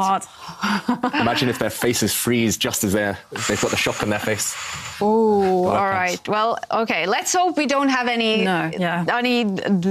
mouse slips or disconnections in this game. And with both players coming from round one with half a point, they're getting started in the Champions Chess Tour in the Skilling Open.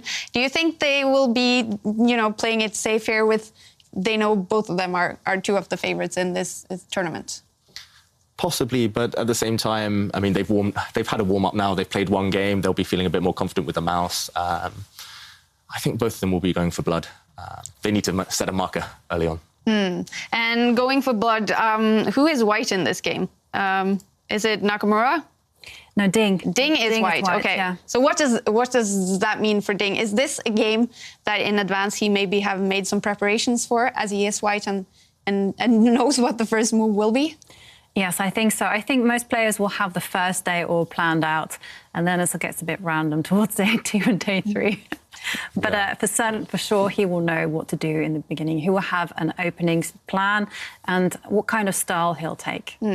Yeah, definitely. I think each one of these guys, they'll have looked at all of their opponents. They'll know exactly what opening they'll choose. I think, as Jovanka mentioned, maybe on the last day when it's not clear whether they need to win or draw for the knockout, they'll adjust their choices accordingly. They might need to play for the win at all costs. They can't take any safety. But yeah, I think Ding, with White, I try and model some of my games from his opening repertoire. He's just so well prepared. His openings are all so good. And I think Nakamura, these days, he's a bit more solid as Black. With White, he still very much wants to win every game. Black, maybe more solid. So I wouldn't be surprised to see Ding on the front foot trying to attack and Nakamura maybe just trying to hold, be a bit more solid. And they did, if I'm not mistaken, they did finish their games quite early in the first round. They have had some time maybe to eat a little bit, to relax a little bit. Can this be decisive for them, that they have been able to just relax a little bit before this second round? Yeah, I mean, it could be just to relieve the tension, because you've got the first game out of the way. First games tend to be really highly stressful. So once you can just relax and just kind of go, OK, I'm playing, it's all good. And then I think that it's an advantage, because meanwhile, someone who's just finished, just say Magnus Carlsen, who just had to deal with a very emotional defeat, he could go in there with the wrong mindset, just thinking, I want to win, I really want to do, and that's just not the right way. And then you play too aggressive, maybe? Yeah, you play too aggressively, you make bad decisions because you just want it so much. And no, the most dangerous players are always the calmest ones, believe it or not. And how is Hikaru Nakamura? Is he a calm player? I think that's the opposite word to describe him. Yeah. Actually, I think inside he's calmer than most people would think, but outside, I mean, we'll see on the cameras, I'm sure. Visually, he's one of the most expressive. I've been there playing against him many, many times. If I make a strange move, he won't bother trying to hide how he feels about it. He'll be shaking his head, he'll be huffing and puffing. But I think he's another one like Magnus, who's quite good at recovering from setbacks, from losses. So I think this early stage he'll be calm. We'll see him maybe get more emotional as the games go on, or I mean, if things really turn against him, we might see that emotion. Well, Ding then, I guess he is more of the calm player. The Iceman. Yeah, is he? Jovanka mentioned dynamic Ding, so his chess style is very dynamic, but then I think he does have that poker face. Nothing seems to perturb him at all.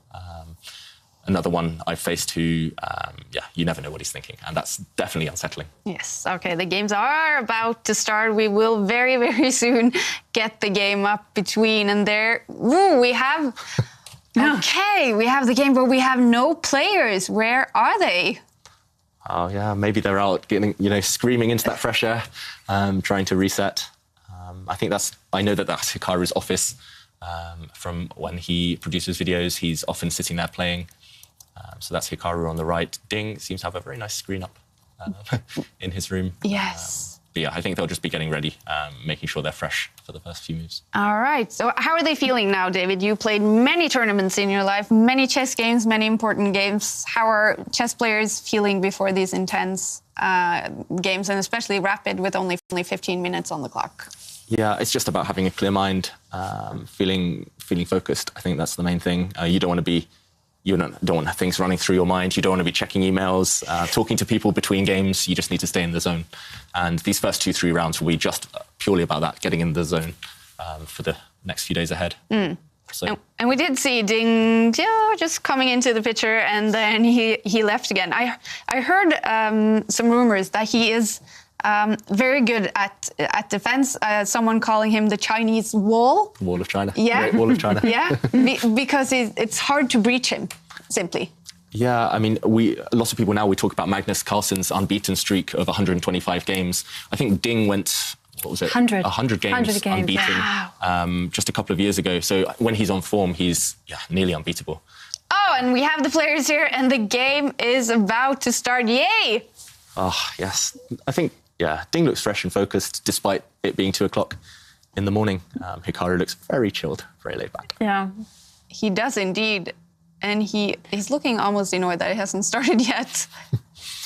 But I have to say, sometimes there is something magical about playing chess late at night when you know everyone is asleep and you're there doing something a bit special. Yeah. on this world that is 64 squares, an entire world of 64 squares. That is very fascinating. Oh, and there we see the first move. So Ding has pushed his king's pawn forward 2 squares, which isn't actually what he normally does. He normally likes to open with his queen's pawn in the opening. He's very much a fan of the queen's gambit. So it's a surpriser in the opening then?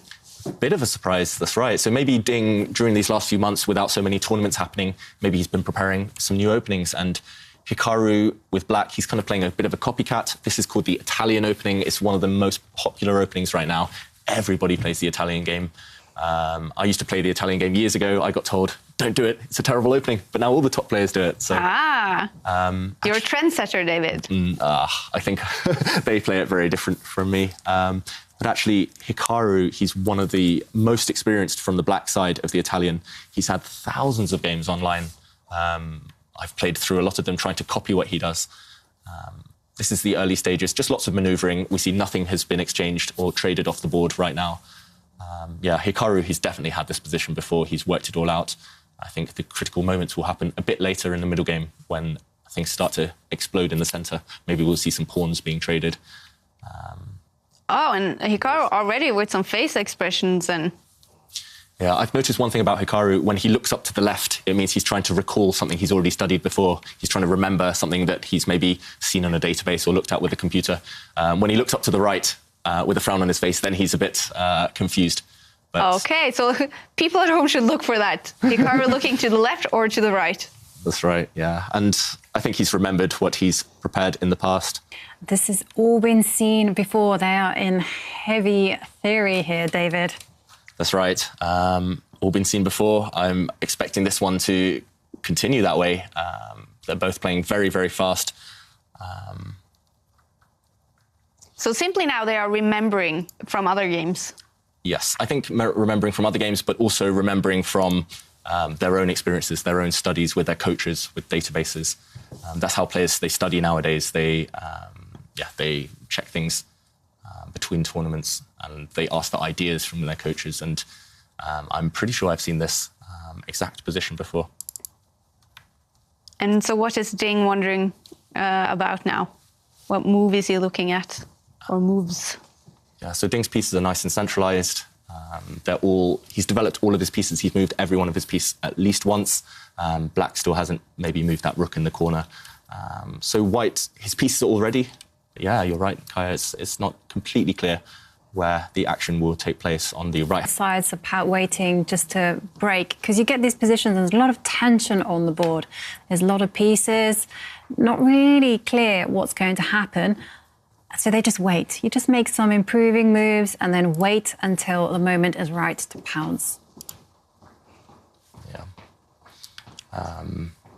Yeah, I mean, I think Hikaru here, he'll spend maybe a couple of minutes. He's normally very, very quick, but maybe he'll spend a couple of minutes just trying to figure out where to put his rooks, where to put his knight, which pawn pushes he wants to. Yeah. We're on new territory here, David. So this has never been played before. So both sides will be figuring out what to do. Yeah, so we did see the first, I think, first 18 moves here. We have seen them played very, very quickly. Both players actually have more time than they started with. And I think, as Jovanka mentioned, maybe this is the first time it's a new position. That's why we're seeing a bit of a think here. And I wouldn't be surprised if Nakamura just spends 2 minutes trying to find his bearings before deciding on a plan. Actually, I mean, I think he's about to make a move. And he does. There it came. Yeah. This is very much what we would call a quiet manoeuvring position, so not too much is happening right now. It's maybe not like the Nepomniachtchi versus Carlsen game we saw earlier, where it was action, action, action from move one. This one is more of a grower. It does look to me that that the black pieces, Nakamura's rooks, are sort of blocked in so far. Yes, that's right. I quite like black's position, actually. A bit of a strange move there from white. The king's getting into the action. Yeah, the king was feeling left out there. That's a very mysterious move. I think that's just a pass, isn't it? Just That's the pass. I mean, maybe if we bring up the analysis board, we can just see what White's plan might be with that last move. I think he might have a bit of a sneaky plan in mind. Maybe he's going to bring his rook to the side here, and then he'll drop his king back. And then once the rook comes, he might drop his king back, and his rook might have a nice little line on this side of the board. But yeah, that's a very mysterious one. Definitely a waiting game here. So I heard you mention the word tempo before, David, and I've understood that is when you have to spend more moves to make sort of one move. Would that be losing tempo though for Ding if he did move his king one base up here? Yes. Just to move it back again. Potentially, although one thing we do notice about the centre of the board, we see the centre, there's lots of pawns there, so we would call that a blocked centre. So when the centre is blocked, it means that both sides, they have a lot of time to manoeuvre. They have kind of that license to just spend a long time, bring their piece to a better square, just making it sure they're ready for when things kind of open up, when the trades happen, when the pawns start getting swapped off. So yeah, it's a block centre at the moment, and I think the game will speed up once those plans become a bit more clear. I think that's why Nakamura is thinking so much now. He's wondering two things. I think he's wondering, firstly, what Ding's plan is, and secondly, what do I do to counter it? What do I do against that? He started out very casually, Hikaru Nakamura. In the back of his seat, didn't look like this meant all the world to him. And then now we see him being up on the screen like this and thinking. It's getting intense for him too. Right. He does rather look like a detective, doesn't he? Yeah. He's like a bird of prey. He's sensed his, he's focusing on his target now. He's made a move, David. He has moved the knight towards the centre and is attacking that bishop. Are we going to see a trade? Possibly. So if we bring the board up, we can see that this knight move, it's very aggressive. Maybe it threatens a couple of things.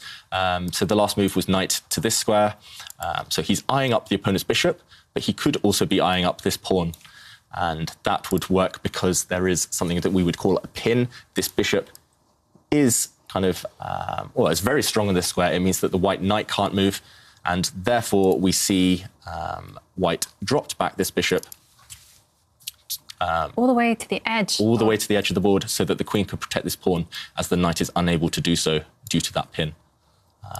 Yeah, that's a very good move from Ding. Bishops are long-range pieces, so actually, despite it being on the edge of the board, that bishop still has a lot of control along the diagonal. And so Hikaru is back to thinking. I mean, what seems to be his plan here? What possibilities does he have? Yeah, a huge amount of possibilities. Yeah. I think normally chess players, when it's not clear what's happening immediately, will be thinking long term. So he'll be judging up, okay, which piece can be improved, which one is like the worst placed right now. And for me, that would be one of his rooks, maybe. So I would be thinking how to open up those files. Maybe that rook in the corner could advance a few squares just to gain a bit more kind of scope and control. Yes, so for example, the rook could jump forward, maybe to this square. Are you taking inspiration from Magnus there? Yeah, I'm trying to copy. I watch Magnus's games, I try and copy them. You know me too well, Jovanka. Another thing would just be to push a pawn forward, would be a more modest move. But trades, for example, capturing this bishop, a lot of people at home, they might be thinking, it's happened. That's happened. It's actually happened on the board. I was about to say I didn't like that move. Well, it's been played maybe because he didn't know what to do. Yes. So when you're in doubt, just simplify. But now are we going to see issues on the light squares? Yeah, so white might actually have a plan now, a very sneaky plan of advancing the queen and bringing it forward to give a check along the diagonal, and therefore black has stopped that plan by trading bishops. I think Nakamura has decided, actually, I don't know what I'm doing, so why not trade off some pieces, make it more simple? I agree, David. I think that's exactly what's going on. Neither side knows what to do. Yes. Who would you prefer here, Jovanka? I like white. You like white? I like Ding's position, not because I know what to do, but I like it because of one thing, because that rook that is next to the queen has a nice line that he can attack down. And I love those things. Yeah, that's right. That's a very nice piece next to the queen. White does have more space here, and when we talk about space, we normally mean the pawns are further advanced. So we see white's pawn in the centre is just further advanced than any of black's pawns. So white does have more space. That being said, long term, again, if I'm always thinking, what might happen right at the end of the endgame, and I'm thinking if all of the pieces get exchanged, maybe the black bishop, if we bring up the board, this black bishop sitting here on the queen side, it looks really blocked right now, but it could be attacking white's pawns in the centre. Yeah, I think early days still, but I tend to agree with you, but a lot to play for. We see the bar slightly over on Ding's side, or not even slightly, maybe it is. It's definitely on Ding's side. Do you agree on that this looks better for white? I would agree with both the computer and Jovanka that I would prefer to be white, but I don't think it's any as decisive advantage right now. I just think one or two small moves here and there might swing that bar back towards the centre. I think black's position is not too difficult to play as well, whereas for white, everything's nice, but sometimes it's not obvious what to do next. And I think that's the biggest dilemma for Ding. And we know that Ding is a very aggressive player. Yes. So can we try to throw our pieces forward? Yeah. I'm thinking of the pawns because I love doing that. Push those pawns. Yes, push those pawns. If I will do that. But I was just thinking, maybe is there some bishop takes bishop, and then. I have to say, I noticed those two white pawns, double pawns. Yes. Yep. And after watching Queen's Gambit on Netflix, I learned that double pawns is not something you want at all. That's right. I know Beth is very anti these doubled pawns. Yes. If we bring up the board to show these doubled pawns on the king side, these doubled pawns, they might not look so great right now, but they do control a lot of squares, and white's king is it feels extremely safe, kind of guarded by those pawns. So yeah, normally you don't want those pawns long term, but at the moment it's not such a big factor with lots of pieces still on the board. Yeah. I think the time when double pawns are the worst is when they are isolated, and at the moment it has another pawn alongside, just keeping them. And when they can't move forward, if they can never ever move forward, then they're not very good because they're just stuck there. But if they can make their way up the board, then they're okay. Yeah. Normally, double pawns as well, if you can bring them towards the centre, they grow in strength. But yeah, I think double pawns definitely. Well spotted, Kaya. That's a factor. Thank you. That's definitely a big factor. But yeah, sometimes we take them for granted. But I think long term it will be a weakness. Right now, it's okay though. Well, we have seen Ding now thinking for over 3 minutes, going up to 4 minutes, and it is rapid chess. I mean, should he get a move on soon here so we not run out of time? Yeah, I mean, I think the one thing about Ding's choice of opening, though, is that he was able to play, I think, 18 moves extremely quickly. So he's built up a bit of extra time. As long as he doesn't get carried away and kind of lose all his momentum. This is a critical moment. And I think critical moments normally is when piece trades are offered. And here he's just debating whether to keep the bishops on the board, whether to trade them off. And it is a big decision, but you're right. 4 minutes feels a bit excessive when the moments that decide the game will be a bit later. Well, the thing is, despite this 4 minute thing, the players still do have a lot of time on the clock because they spent so little time during the opening. They just bashed out the moves as quickly as possible. Oh, and there he made his move. And he's done it. And so, yeah, you can see Hikaru finally looking at the screen. I love his facial expressions, the way he kind of looks quizzically at the screen. Like, really? Did he play that? Small frown, yeah. I'm trying to see if he looks left or right now. That's all I'm focusing on. Yeah, I think we're past the opening phase, so probably the looking left has less meaning right now. Yeah. That being said, yeah, I mean, another thing I've noticed actually is that the bar really didn't like White's last move. Okay. White's advantage is more than halved. And that could be because actually trading those bishops wasn't such a bad thing. Personally, I'm very biased. I love it when I have two bishops because they kind of complement each other. They're like brothers. They bring the best out in each other. The teamwork. Teamwork exactly. is dreamwork. Yeah. So personally, as White, I would have allowed that bishop trade on the last move. Instead, White has moved his bishop away. But I'm not sure it's on a great square right now. Yeah, I think Hikaru's chances have maybe improved due to both of his bishops staying on the board. So is this an internal discussion in chess, if you would rather have two bishops or one knight and one bishop? What would you guys prefer? Two bishops. It's almost always universally better to have two bishops because they cover so many squares and the potential is so good. If you can open up the position so there are no pawns on the board. Those bishops are so dangerous. A bishop and the knight, they're okay. They're not the best combination, in fact.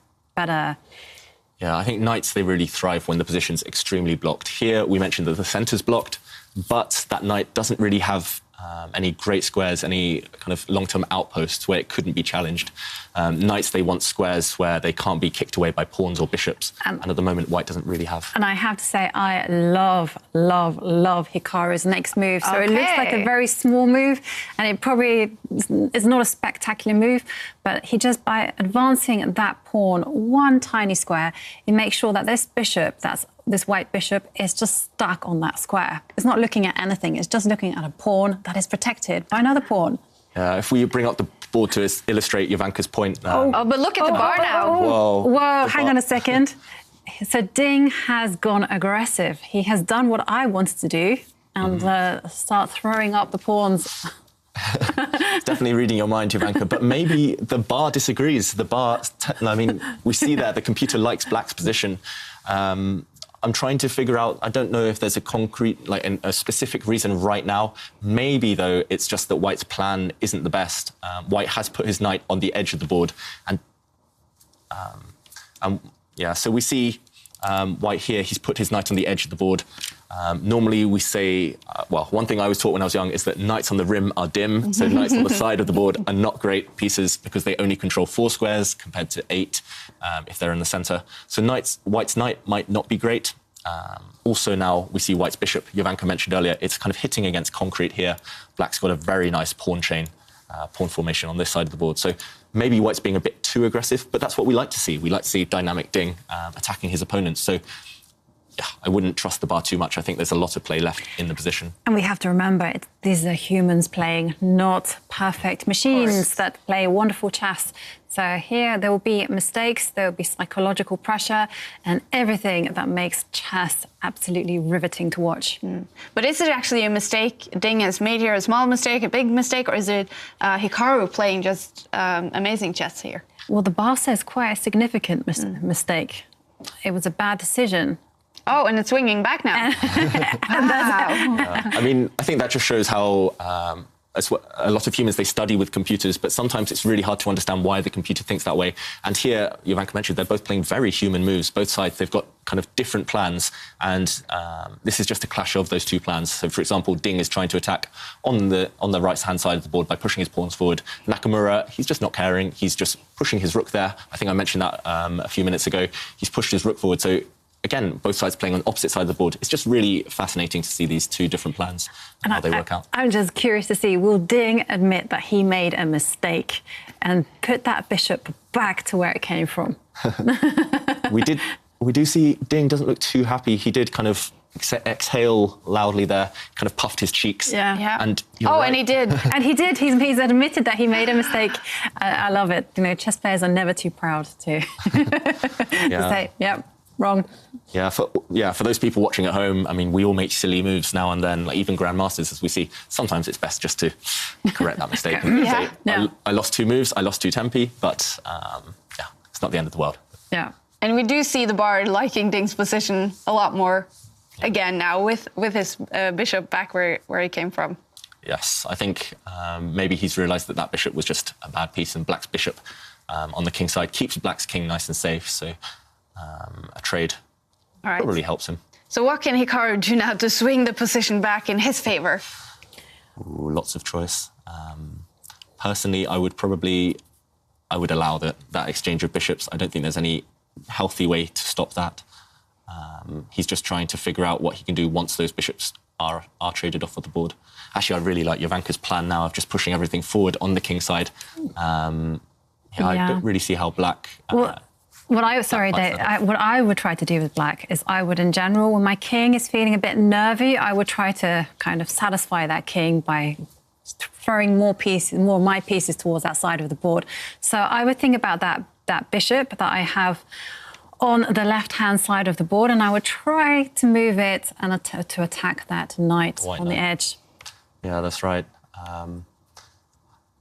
Yeah, I completely agree. Agree, Jovanka. I think that would be a very good move. Yeah, and we have some people displaying their supporters. They're giving a big cheer for Aronian, and others are supporting Magnus. So join in the conversation, join in the fun, and tweet us on #ChessChamps. And we have Chess Brains. The Mozart of chess started with a blunder in a winning position. Nepo can't believe. I think none of us here could believe it either. Very dramatic. And we have also a tweet from a female nurse 27. Yay! Watching here in England. Yay for the nurses. Yes. Great commentators. We'll wait for some great video clippings for the best surprising reaction. Which move has so far shocked us? I think it has to be Queen Bee. It has to be Magnus. Yeah, Magnus's mouse slip. Magnus's mouse slip. We're going to remember that for a long time. Magnus probably will too, if he is not able to bounce back. He is right now playing against Maxim Vachier-Lagrave. Hasn't happened anything in that game yet. And we are following the game between Ding Liren and Hikaru Nakamura. And we see that the bar is swinging a lot back and forth. Now it's still swinging back and forth. It's kind of settling closer to the middle now. That's also a really interesting question there from InSand0. Which piece is better in the endgame, knight or bishop? And I think actually the answer to that question might come in this game. We do see a knight versus a bishop right now. Yes, there are queens and rooks on the board, but those might get exchanged. Here, I think the knight is quite good because the centre is blocked. And that black bishop doesn't really have a job. It's kind of retreated now right to the back rank, close to where it started. So, yeah, I think that bishop isn't great. In general, they're both worth roughly the same, so they're quite balanced, but it really depends on the pawn structure in the middle. And here, because the centre's blocked, I like the knight. But if it's open, the bishop. The bishop, yeah, always the bishop. So, yeah, some exciting stuff. Hikaru has moved the queen close to the white king. Is she sniffing around for danger? Maybe. It's very similar to Magnus Carlsen's early queen advance in the first game, bring that queen over to the right-hand side of the board, over towards the white king. But everything's defended. That queen, it might be trying to take those doubled pawns that Kaya mentioned, but those double pawns, they're protected right now. So by a king. By a king, yes. I think possibly that's the type of move where he just wants to scare his opponent. I think there's no immediate threat, there's no immediate idea, but it can be scary having a queen near your king this early in the game. And Ding, once again, spending some time thinking. Is this a very complicated position for both of them now? Definitely, I think. Full of tension. Yes. And we still see a lot of pieces on the board, and that must make it even more complicated. Yeah, exactly. And both players are now thinking of the bigger picture. They are thinking, what's going to happen if I swap off pieces? What happens if I think 10 moves ahead? And now we've had some trades, and now we're going to come to knight versus bishop. Yeah, we're closer to the endgame that was mentioned in that tweet. That was a great tweet. And the queens have been traded off the board. I'm slightly surprised by the speed at which that decision was made.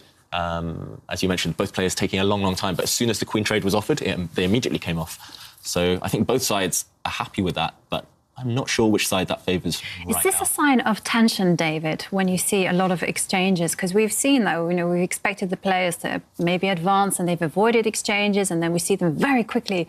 Are they cracking under the pressure? Possibly, yeah. I know that I always exchange pieces when I'm scared or if I just don't know what else to do, really. Especially if I'm facing maybe someone a bit stronger. I'm sure the viewers at home have had that experience. You're facing someone really strong. You think there's safety in queen exchanges, but actually these endgames, they're really complex and there's still so much life, especially with this bishop versus knight kind of imbalance. All the rooks still on the board. So maybe it was a sign of tension. Now the players will be feeling slightly more relaxed. There's less risk, but still, yeah, lots to play for. And I'm beaming with excitement, David, because Ding has done my favourite thing, which is to push pawns. Push pawns. Yeah, those double pawns, they're advancing. Yes. Maybe they want to undouble themselves. That one of them, the front one, wants to trade itself off to make sure that those double pawns. Do you think we'll see? Do you think we'll see an active king? I think we'll see a couple of active kings a bit later in the game, maybe. Yeah, so Ding's advancing on this right-hand side of the board. Maybe if we just bring up the analysis board to show a couple of potential ideas. Yeah, so Ding is just pushing all of these pawns forward now. And as Jovanka said, maybe that king will join the action. It will join the fun as well. That king might push forward. Meanwhile, black has been attacking some pawns. This rook attacks this pawn on the left side of the board, but it is defended right now. This bishop also attacking a pawn. I mean, actually, I like black's position, but the problem is it's not obvious what the plan is. It's not clear what he should be doing next. Whereas for white, I think your plan, Jovanka, it's so natural, right? You just push everything forward. You start pushing these guys. Connect a few pieces together. Exactly. Checkmate. Bring this knight a bit further forward, and yeah, checkmate ends the game. Yeah, exactly. A lot of life left. Bit of a pipe dream at the minute, but yeah, so we will see. And look at the players in deep concentration. I mean, I just love Hikaru's face. He's so focused. It's nice to see him so focused. Normally, he's kind of just frowning here and there and looking up at the ceiling. Looking up at the ceiling, like talking to himself sometimes. I think we'll see him later in the tournament. Ooh, there we have one. Okay. What do you think that means? That didn't look very No, positive. he doesn't look like he's very happy there, does he? No, definitely. Like leaning back. Oh. No. Okay. I'd say he's not unhappy, but he's more kind of just confused he's about looking what his to plan the is next. He was looking to the right. What's that mean? He's looking to the right. That means normally that he's surprised. Or confused. Or confused. Left is remembering, right is confused or surprised. Okay, well, he definitely did look to the right. Does he have anything to be concerned about here? I think he was just surprised by the last move. The last move allowed... Okay. So are we going to see a repetition? Is this his way of offering a draw? So he's saying, if you retreat the knight, I'm going to move my rook forward, and then if you come back, no, we're going to do a little dance until the end of days. That's a good point. Black's rook just came from that square, and now it's retreated again. So that's a clear sign that he's not really sure what he wants to do. And black is actually attacking a pawn with his bishop right now. So he's threatening to take that. But Ding says, no, I don't want to repeat moves. There was a nice little trick there. Ding offered that pawn in the centre a couple of moves ago, but it couldn't have been taken. So Ding didn't want to repeat the moves, but now he is kind of forced to retreat with his knight. Black's bishop is attacking that knight. It's not clear where that knight wants to go. Yeah, probably has to retreat back to its original square to d3. Yeah. Maybe you're right, Jovanka. Maybe this one, neither side feels fully confident. They can no longer improve their position. It's quite subtle because the players are not allowed to offer draws. So therefore, they have to find creative ways or psychological ways to get a draw offer. Yeah. Draws sometimes it might feel like an anticlimax, but it's a natural result in chess. And if neither side feels they can improve, then that would be a logical outcome. That being said, maybe I think Nakamura would be happier with the draw than Ding right now. Yeah, because it does feel like Ding has the potential. I'm just talking because of those very nice advanced pawns. Okay, so we have had some moves. The knight indeed has retreated. The bishop has gone back to its original square. So we are seeing that draw offer in action again. Yeah, that's right. So actually, if we just bring out the analysis board to show what Jovanka means, for those of you who maybe who aren't so familiar with the threefold repetition rule. So if white were, for example, to move the knight forward again, if black were to attack that knight, the knight would retreat and the black bishop goes back. This would actually be the third time we've reached this position and it would be a draw. So I think the ball is kind of in Ding's court right now. He's the one who has to decide, do I repeat or do I try and play for a win? Do I do something different this time? It looks like he's going to allow this to happen, though. We have seen that knight jump forward. And what do you think, David? I think odds are that probably we will see a draw. We will see a draw, yeah. It's a pity. There's still a lot of life left in the position, but... Is this really nerves showing? And we see Nakamura has moved his bishop back up there. That's right. So Nakamura has moved his bishop forward. So I think Nakamura now... And Ding has moved back. One move, bishop back here, and I think that is 3 times the same position. And it is. So this will end in a draw by move repetition. Yeah, and if we can see the players' cameras maybe, just to see how they react to that. Oh. Wow. Thank God, Kaya. They just ran off. This game is over. I'm preparing for the next one. That's what both of them thought. They're on to drink their cup of coffee. All right, so the game between Hikaru Nakamura and Ding Liren has ended in a draw.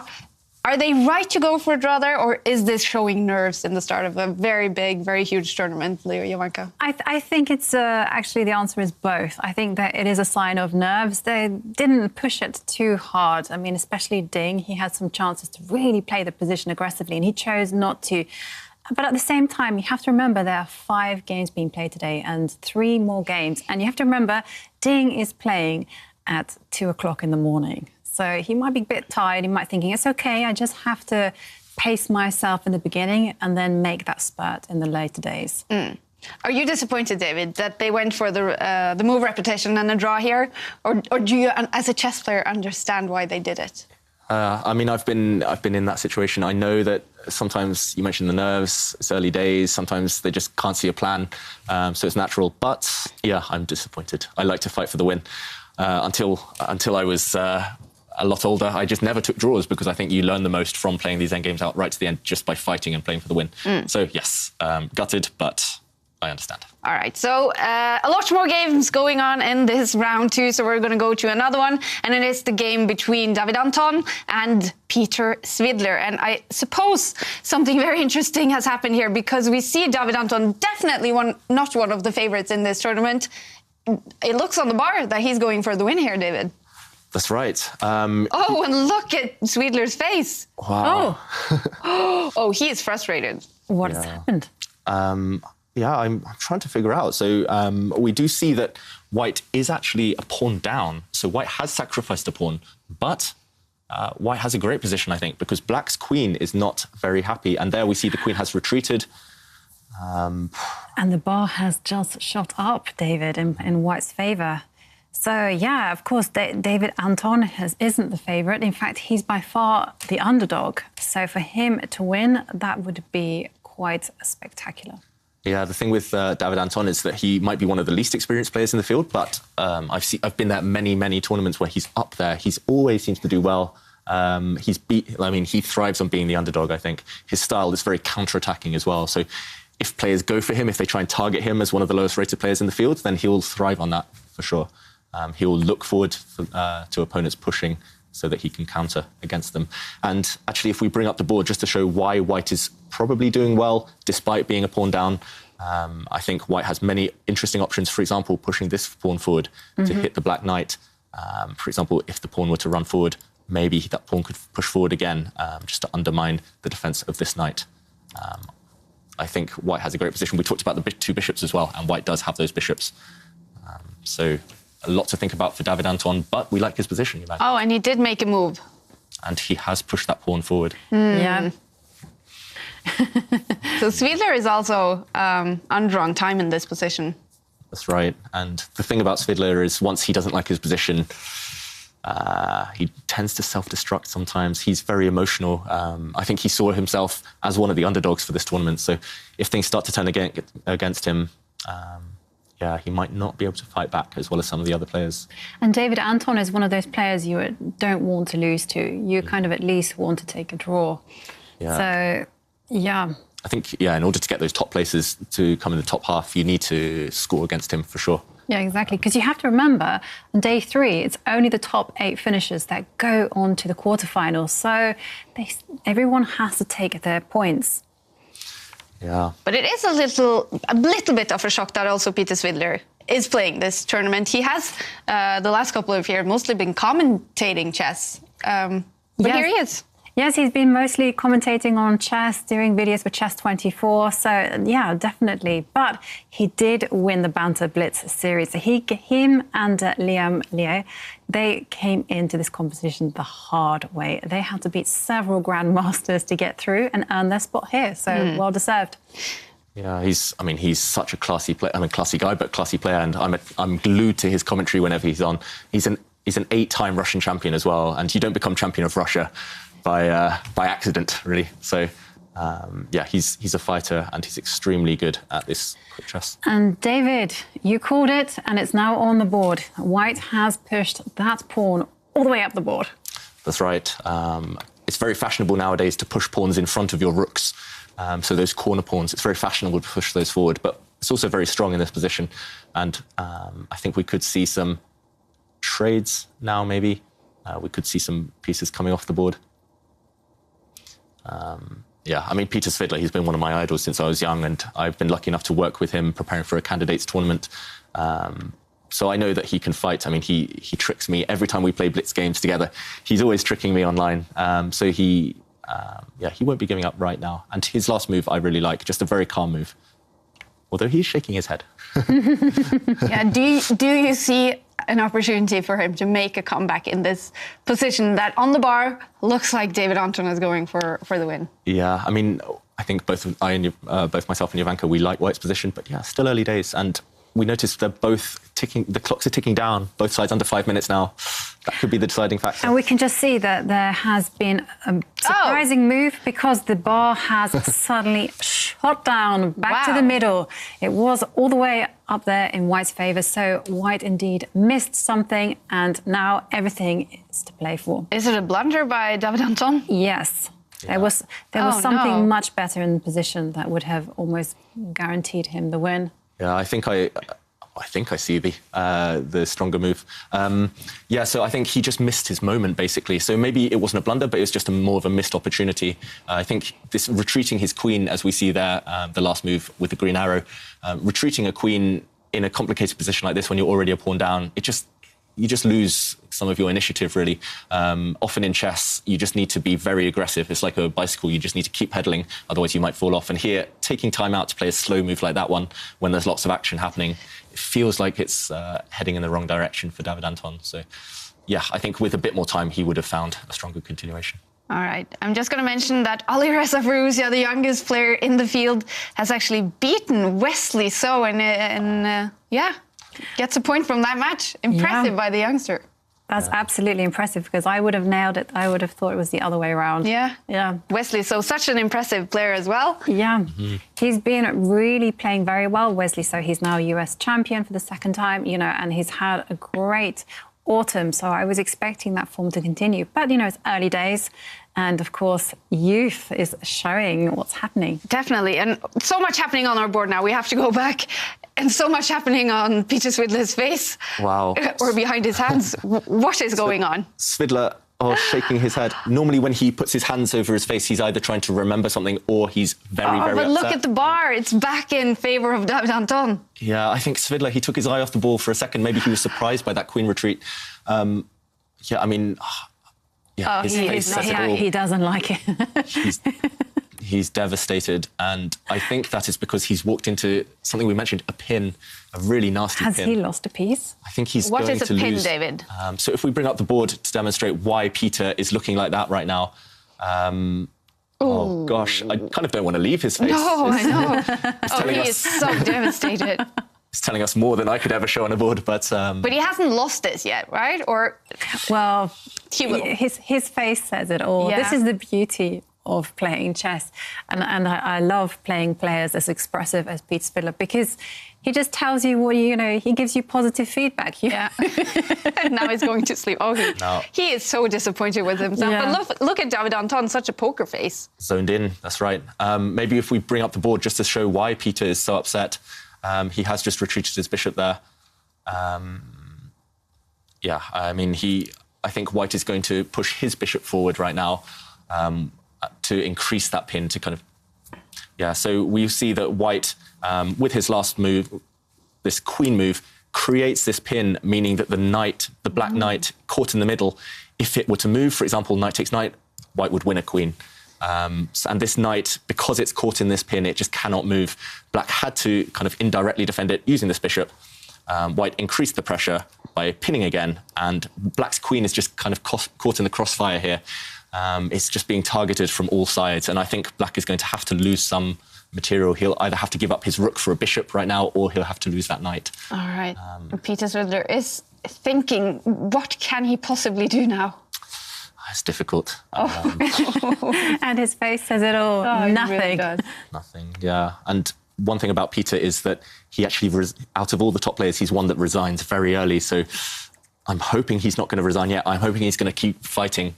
But he does sometimes give up hope a bit early on. But only a minute and a half left on the clock for Peter Svidler, and he's spending all his time just shaking his head. He is very disappointed right now. Yeah, that's kind of the problem with psychology in chess. Like, sometimes we just get so shocked we just can't recover.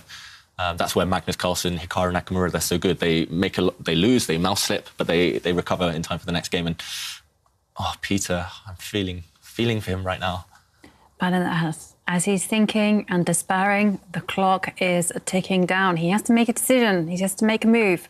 What's going to happen, David? So Are we just going to see a resignation? I hope not. I hope not. He's taken that bishop with his rook, and now queen takes rook, and now David Anton is up material. Yeah, so David Anton, he has a rook, and Svidler has a bishop and a pawn for that rook.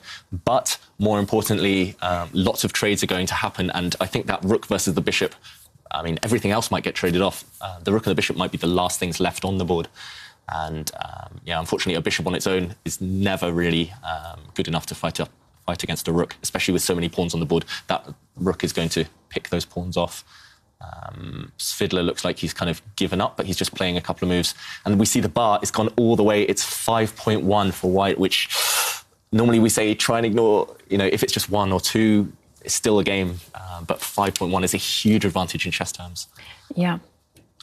That's normally equivalent to having a whole rook advantage because rooks are worth 5 and now points. the queens are going to get traded off. I think it's absolutely hopeless. Barring a mouse slip, I think it's almost hopeless for black. I think we're just going to see a few trades, and then the rook will reign supreme against that bishop. That's right. I mean, already white could trade off pretty much all of the pieces, just leave himself with just one rook. I think I wouldn't even hesitate. I'd trade those queens off right now. And it's happened. And it's happened. The queens have been traded off. And now what you want to do is you want to trade off the rooks so that you get a situation where it's a rook versus the bishop, because the rook is so much better than the bishop. Yeah. And then we see the bar, it temporarily went to the middle, it was kind of reassessing things, reevaluating. All right. So I shouldn't freak out. No, don't freak out for the first second. Keep on going. Yeah. Give it a couple of seconds. Even computers need time to think. Chill, Kaya, chill. No. Yeah. Don't chill. We need your energy. But yeah, a very nice move there from David Antoine. And the problem is the knight finds itself in another pin. Maybe if we bring up the board just to show what's going to happen over the next few moves. I think, actually, I don't even know if we'll get another few moves. Peter looks so kind of despondent. He's attacking his opponent's knight, though, forcing it away from the centre. And I'll just pop in to say that Anish Giri has won his game against Sergei Karyakin. Great start to the tournament also then for the Dutchman, Anish Giri. That's right. Yeah. I mean, great guy, great start. Yeah. So I think white will drop his knight back. Now, these knights, unfortunately, they will get traded off because of this pin here. And, I mean, for example, we might get a situation like this where rook versus bishop, the rook will eventually win.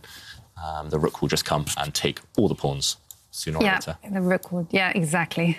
Yeah, I think this is going to be what happens. That is every person's dream. Just the rook comes in and munches on every pawn available. Like a Hoover, just gets them all. Well, David Anton seems very focused still. He's not taking this for granted. Yeah, that's right. We see he only has 2 minutes on the clock, but that's plenty of time. He knows he's winning. He just wants to make sure he doesn't allow any chances. So you might as well spend a minute or two just being 100% sure before going for it. And you have to bear in mind that his nerves are probably quite crazy beforehand, and now it's reached that situation where you go, okay, it's good. Yeah. I'm winning. Everything is absolutely fine, and now I can just calm down and make some moves, because it's not over until it's over. Exactly. Yeah. Well, if this will be a win for David Anton, I'm excited to see his face when this finishes, if he will have a smile on his face and show it to the world here. Yeah, maybe a fist pump. Yeah. Imagine being the underdog in one of your first ever kind of super tournaments like this. You get to play the best in the world, and you start off great like this with a win against an 8-time Russian champion. That would be, I mean, a huge boost to his career. We do see the rooks have left the board as well. The knights remain, but I think that won't be such a big problem for David Anton. I think maybe he'll just bring his king towards the centre. Maybe he'll try and activate his rook. And he has activated his rook, and so that it's attacking the knight. Ooh. Yeah, that knight will have to retreat, or maybe the pawn can defend it. But that rook is going to dominate for the rest of the game. So for how long can we expect Peter Svidler to keep playing this? I mean, he's fighting, which is good, because he looked, a few minutes ago, it looked like he was about to definitely throw in the towel and give up. But I think he'll keep fighting. for at least another 5-10 moves. Maybe, I think Peter, if he can get his king towards the centre, if he can start advancing some pawns on that right-hand side of the board where he has a 4 versus 3 advantage, then maybe he can hope for some chance of coming back. But at the moment... And now he's under 20 seconds on the clock. Yeah, he has to make a move, Peter, and he has. He has moved his knight towards the centre, and that's now attacking that pawn. But David Anton is ruthless. He keeps on attacking those little pawns all by themselves. Yeah, that's the problem. And I mean, minor pieces such as bishops and knights, they can fight against a rook sometimes, but you often need a rook of your own just to do what the knight and bishop can't. I think we're really going to see in the next few moves. Oh, 3 seconds, 2 seconds. That's it. He's going to... 1 second. Oh, that's it. He loses on time. He just let the clock... he let the clock run down. Wow. I mean, so he loses on time, but he was losing the position also. Yes. Yes, yeah. I think that's just a way of kind of just giving up hope without having to go through the mental torture of resigning, clicking resign. Well, but still, already in game number 2, in round number 2, we have now seen a mouse slip to lose a game, and we have seen a player run out of time, even if he was in a losing position. And you called it, Kaya, right in the beginning. Amazing. And let's look at these players now. David Anton. Well, he's not smiling. It's just another day for him. Yeah. It's just another Sunday. How is he feeling now, though? David Anton coming into this tournament, definitely not one of the favourites. No, it's sadly one of the underdogs. So he'll be feeling absolutely ecstatic, because the one thing that you think of when you're going into a tournament as the lowest rated is, let me not lose again. Let me not lose all my games. I don't want that. And so when you win just one victory, you just think, yes. Not going to be the village lemon. Inside, he'll be dancing. He'll be jumping for joy. Yeah. But he's a cool customer, and he knows there's big challenges ahead. Like, one win, it sounds great against Peter Svidler, but it's not enough still to qualify him for those top 8. He'll be aiming high now. He'll be trying to qualify for those knockouts. Why not? Yeah. Why not? All right, so after a round 1 where very many games, almost all of them, ended in draws, we are seeing some more results in this second round. Some people winning. One of them who has won his game is Anish Giri. And this tournament and the Champions Chess Tour is a concept where the players play at home. We are invited into their homes and they play. The arena of chess is now their bedroom or their kitchen or their office. And now let's get to know Anish Giri a little bit better and see where he lives. The Hague, the city of justice, home to the International Court of Law, the Dutch Parliament, and some chess players.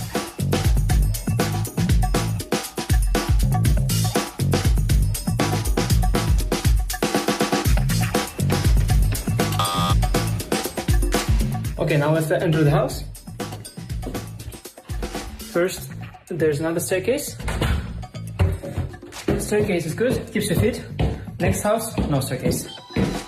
Showcasing power and the arrogance. Various trophies, and here the biggest achievements, perhaps part 1 and then part 2. It's important to finish what you started. The beautiful Swarovski chess set was a gift from friends for the wedding. Don't really play with it, so I usually use it to showcase beautiful positions, just like this one. Here are our souvenirs from all around the world. See here, Mexico, it's Chennai, Georgia, of course, Dutch house. The Georgian couple, of course, is the highlight of the highlight.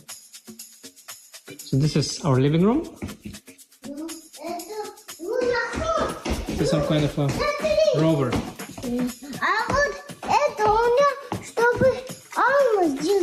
Вот смотри. So here's the kitchen. I like to keep it nice and tidy. Sorry, what? We like to keep it nice and tidy. Now let's see what's in the fridge. Obviously healthy stuff here. There's some cucumbers, some meat, pleading guilty, some donuts left over here. Avocado. To remind yourself that there is never perfection. It's always either too ripe or not ripe enough. And now the sacred place, my closet. With countless hoodies. Perhaps if you can guess how many hoodies I have, you'll get a free Chess24 mug. not planning to show much of my bedroom, but every home tour video should have this.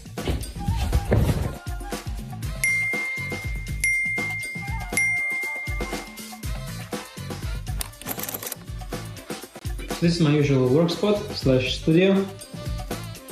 Got a few lamps there, second screen for streaming, and a camera for just 24 tournaments. Nothing on the ceiling, and a green screen. What more does a man need?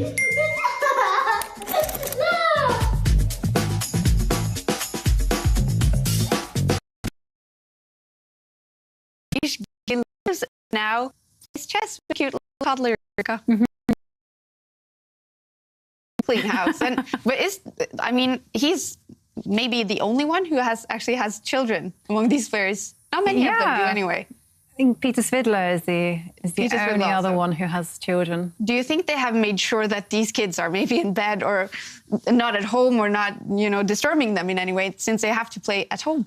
Absolutely. I don't think it's very handy to have to be playing chess and suddenly your little kid comes in and goes, Papa, Papa. Let's go. Yeah, no. Must be comfortable, though, David, to play at home. Yeah, exactly. And actually, specifically with Anish, his wife is an extremely strong chess player. She's a WGM, I think, maybe an IM. She's produced chess courses for Chess24, and she'll know the demands that, high-level elite chess takes. And, yeah, she'll be making sure that he has no distractions and he can focus when necessary. And it shows. He's won a game. Actually, yes, Anish Giri won his last game against Sergei Karyakin. Maybe we should actually start looking at that game, because Anish Giri is also a player that we definitely want to focus on going on. Such a strong, also quite young player. And he actually beat Sergei Karyakin in this game. If possible, we would love to get that game up so we can look at that. Yeah, that's right. So this is actually the final position, and it looks like there's still a lot of life left here, but White is currently ahead by a pawn. We see on the king side, on the right-hand side of the board, White has 3 against these 2, and Black's pawns are also separated. They're isolated. They can't defend each other, so those pawns are extremely weak. But more importantly, on the queen side, on the left-hand side of the board, Black does have this pawn, which can't actually be defended apart from one move. Black could swing the rook across to defend this guy, and he would lose a second pawn on the king side. And rook and pawn endgames, they have a reputation of being very close to a draw, but if you're 2 pawns ahead, that's normally enough. And these 2 pawns, they would be connected as well. So I think very early resignation from Sergei Karyakin. I'm surprised, actually, we call him the Minister of Defence, because he defends even the worst positions. He somehow manages to hold, as we saw in the World Championship match with Magnus Carlsen in 2016. But here he thought, OK, I'm going to be 2 pawns down. Anish Giri, he's fantastic in endgames. So therefore, Karyakin resigned. Yeah. It's a bit of a fiery round, wasn't it, David? Many, many victories. That's right, yeah. It shows the players, they've warmed up now. They've had a couple of games. They're going to be fighting. They're going to be trying to get one over on each other. And we have one early leader, which is Ian Nepomniachtchi. Wow. He actually won 2 out of 2 games now. He has, yeah. Remember, with his luck in the first round, that always means a sign. That's kind of a good omen that things are going to go your way. But they're nice for him also. Now, I don't know exactly what happened in his game against Timur Radjabov here, but he did win the game, and that must boost some confidence in him, because he knows, of course, that he won the first game against Magnus due to a mouse slip, and hopefully he did win this game against Radjabov. Without the mouse slip. I would hope it would be without the mouse slip. But yeah, I think it's a great start for him. He'll be feeling super positive, as will Ali Reza, who survived quite an unpleasant position in round 1 and now has gone on to win. And a great start for Levon Aronian, who defeated Vidit. So yeah, what a brilliant round. And also, Levon Aronian now, does Levon also have 2 out of 2 points, does he? He has 1.5 points. 1.5 points. It's a little bit mistake on the result list there. No, he has 2. He does have 2. Yes, he has, my mistake. Levon Aronian, okay. When Levon's on fire, he can beat anyone. He was world number 2 for so long. He was so close to qualifying for a World Championship match against Magnus Carlsen, but he never quite made it. And when Levon's on form, I think Garry Kasparov said, when Levon's on form, the tournament is always on fire. So, yeah, this is a good sign for this week. And then, of course, we also had the game that we followed in the end there with, we have to say, a little bit of a surprise result with David Anton, one of the big outsiders in the Skilling Open, getting a win against Peter Swidler. And I would love to actually get that position back up. And let's look at where David Anton pushed for that win against a very good player in Peter Swidler. That's right. So I think the critical moment we were talking about earlier with these pins, I think David Anton, he was on top earlier in the game, but this queen move we weren't a big fan of, just retreating the queen here. We thought maybe he'd lost some momentum.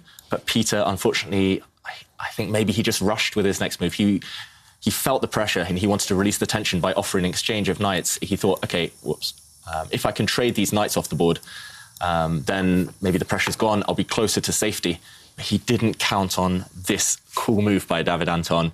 Very calm, queen just forward, just one square. It doesn't look too scary, but then you notice this pin.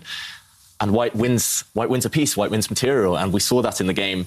White increased this pin along this diagonal, and black was forced to give up a rook for a bishop, which later decided the game. And we saw it in the camera, didn't we? I mean, just missing that one move, just switching off for 1 second is the difference with these top guys. They don't miss an opportunity. Yeah, I have to say, I'm really happy that it's a pin because my favourite chess expression is pinning is winning. It's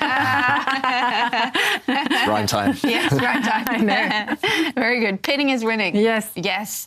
And a lot of, well, I don't know if many won by pinning, but a lot of players did win in the second round. And Magnus Carlsen only got a draw against Maxime Vachier-Lagrave. So the world champion is actually on the bottom half of the table after 2 rounds. Should he be worried now, or should he just think, oh, a long way to go? Yeah, I think still a long way to go. He's never been a fast starter. I think even when he's won some of these World Championship matches, he never starts too sharp. He's the kind of guy who does get going. Once he gets going, he's a sight to behold. But yeah, I think he won't be too worried. But if he doesn't win any today, then I think the alarm bells will start to ring. All right, should we take a look at what the next round is going to look like? All right. So in the next round, in one of the games, we have Sergei Karyakin against Maxime Vachier-Lagrave. Karyakin now lost a game. How will he feel before a moment or a possibility for a comeback? Well, he'll be trying to keep calm. You know, that's the main thing. You've got to keep your nerves under control. So he will be doing everything possible, splashing water on his face and trying to reset the momentum, because one of the dangers of online chess is the dreaded tilt, which is when you lose one game that you perhaps weren't expecting to lose, and then you go and lose three more games. It's happened to me quite a few times. And then we also have the game against, Le Quang Nguyen against Ding Liren. Expectations for this game? Big battle. I mean, Liam, he's been World Blitz champion. He's been Asian champion. And I mean, he's up against Dynamic Ding, who we saw there super solid in his game against Nakamura. So yeah, it's hard to call that one. If colours were reversed, if Ding was white, I would say Ding would be a big favourite. But here, Liam, I found out myself, he can beat anyone on his day, for sure. All right. Yeah, I think so. He looks like a nice guy. He is a nice guy, but he's not so nice on the chessboard, I can tell you. And then next game, it's going to be Vidit against Duda. Two of the younger guys in the field. Definitely two players who likes online chess, I guess. Duda also being one of the younger guys. Yeah, Duda has had a tremendous season, actually. You know, he's done some great things. I personally nicknamed him the Giant Killer because he actually ended Magnus Carlsen's unbeaten streak of 126 games. So he is one to watch. And Vidit is, oh God, he works so hard on his chess. He's super calm. He's got a very ferocious opening repertoire. So yeah, unexpected. But if I'm going to call it, I'm going to say Duda. Yeah, you agree, David? Yes, if Duda can survive the opening is Vidit's speciality. If Duda can survive that, then I think he'll be the favourite. But it's going to be very close. Okay. And then, very interesting next game, Wesley So against Aronian, Levon Aronian. What a fantastic start he's had to the tournament. Let's also look at the next game. Peter Swidler, he needs a comeback, and he's playing the young guy, Alireza Firouzja. Looking forward to that one. And then we have one of the leaders, Jan Pomniachtchi, and he's facing David Anton, who must have a lot of confidence. And then Magnus Carlsen, he needs to get started with the wins, and he's facing Timur Rajabov. And then the game that we are focusing on is going to be, again, Hikaru Nakamura. And this time he is facing Anish Giri, who just made a win. What a fantastic matchup, David. Yeah, I can't wait, and especially seeing them both on the webcam. I mean, they're both so fun to watch, both great on social media. This one's too close to call. Battle of the wits. Battle of the wits. They're both very witty guys. Witty on Twitter, and they have started the game already. Wow, what's happening? Has Anish arrived yet? It looks like they've started Anish's clock. He's lost a couple of minutes on the clock. Wow, where is Anish Giri? Has he lost internet connection or? Wow. Maybe he doesn't know the round has started. Oh, wow. This could be intense with only 15 minutes on the clock. Anish Giri has now spent 2 minutes on the first move because he is not here. Yeah, that's crazy. I mean, especially against Nakamura, the king of speed chess. Wow. That's a huge handicap if he ends up losing 3-4 minutes on his clock. Okay, we have to be looking out for Anish Giri. Where is he? Yeah, it's good that we don't have this zero tolerance rule. Some tournaments, if you turn up late, that's it. You then lose you immediately. Lose the game. So, yes. But Anish, that clock is ticking. Don't forget to join in the conversation, join in the fun. And if you know where Anish Giri is, please let us know. Him to get there. But please join in the conversation with our hashtag chesschamps.com. Not .com. Maybe someone will have spotted him on the streets in Amsterdam somewhere, just having a walk between the games. And Anish Giri is known for tweeting a lot, and he has a lot of funny tweets. Maybe someone on Twitter should let him know that his game has started. Wow, and he's going on to 3 minutes on this first move. This could really be decisive, David. Yeah, that's right, especially with the black pieces. I mean, in chess, there's not a huge difference with white and black, but with black, you have to react. You're always on the back foot from an early stage. So that's a huge issue, potentially, that time scramble, the time trouble later. Quite a significant time advantage. Yeah, I mean, it's bad enough when you have 2 hours on the clock, losing 5 minutes from my experience. But yeah, in a rapid game like this, could be the difference. Yes. And he must know that the game has started. There must be some internet connection or something like that. Yeah, we can't see his camera either. Maybe he's just... Maybe he's just gone for dinner. Gone for dinner or has to put his kid to bed. Perhaps. Nakamura, I think he might look calm right now, but inside he'll be laughing. He'll be thinking, oh, I've got extra time as well. So I won't just put him under pressure on the board. I'll also put him under pressure on the clock. All right, so apparently the players might have been given the note that the game is supposed to start at 8:10. It's only 8:09 right now. So if this is a communication slip-up, then hopefully the games will start over. And we can see okay, him. He's here. He's here. Do you think he will be shocked when he sees the time control? Yes, let's look at his reaction now. Okay, he looks... he looks puzzled, doesn't he? He does look very confused, but he's made a move, so he's not going to try No, okay, so it's reset. Okay, the clocks have been reset. Okay. And we have a Sicilian, David, one of the most aggressive openings. Kaya, guess what opening this is? Is it the Najdorf? It is. My favorite opening. Okay. Your favorite opening. So I had a mouse slip in the first round. We had someone losing on time in the second round, and now we have the Najdorf. That's right. Perfect day one. You set up that position specially in honour of this game. Yes. So the players blitzing out the moves very, very fast there. This is one of the main lines of the Najdorf. The Najdorf, we love to see it with black. Often players will choose very solid openings, very dry openings. With black, they're just happy with the draw. But by choosing the Sicilian Najdorf, Anish has shown he's up for a fight. He's up for something really aggressive. Normally in the Sicilian Najdorf, both sides are attacking each other. And that's what we like to see. Often kings will also, they'll end up castling, they'll end up hiding on opposite sides of the board. This one, I think, will be a test of nerves, test of homework. There we see white has just pushed his king to the side of the board. He has castled. He's going to tuck his king behind those pawns on the right-hand side. And there we see black has castled as well. So a bit of copycat there, but a lot of tension early on. Okay, white has tucked his king away. I really like that last white move. That king is super safe there in the corner. If anyone at home is watching and isn't sure what to do with their king early in the game, it's never wrong to put it in the corner. Grandmaster move. Exactly. It might feel like, okay, I've got the move, I want to do something really special, but sometimes just a bit of safety, a bit of precaution. And Anish has moved his rook. Now we see Nakamura, he's looking to the right side this time. So what does that mean again? I think he hasn't seen this position before. I think he is trying to figure things out. Ooh, Okay, he definitely is searching his brain for something to do here. That's right. I think maybe if we bring up the board, we can discuss just a couple of things he might be thinking.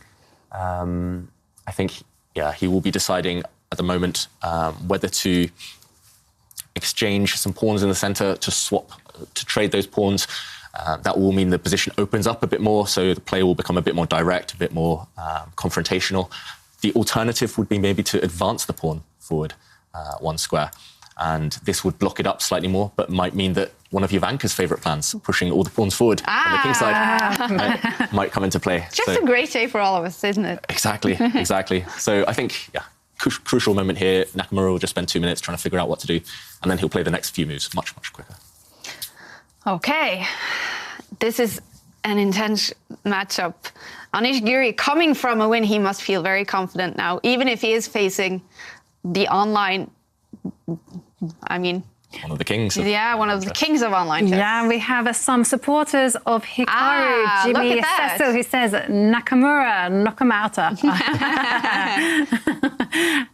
And we also have, a tweet from my husband. Yay! Mozart of chess started with a blunder in a winning position. Nepo can't believe. Fantastic. We're all a big family, aren't we? Yes. The big chess family. All right. And Nakamura is, well... Yeah, we have also a tweet from Tarie, which says, Vachier scores against So and has an excellent start with 1.5 points.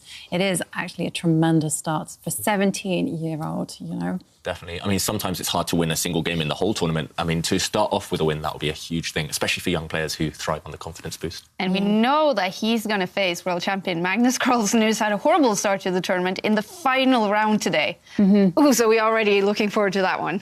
Can't wait. It might be a case of Magnus needing to beat him just to get on the scoreboard, just to start winning.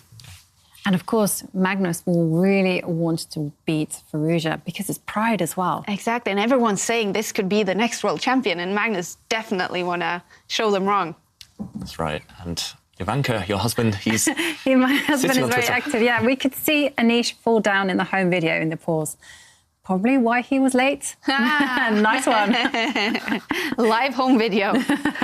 But yes, do remember, if you want to join in the fun, please tweet us using the hashtag #ChessChamps. Send us your comments, your pictures, funny tweets, and even move suggestions.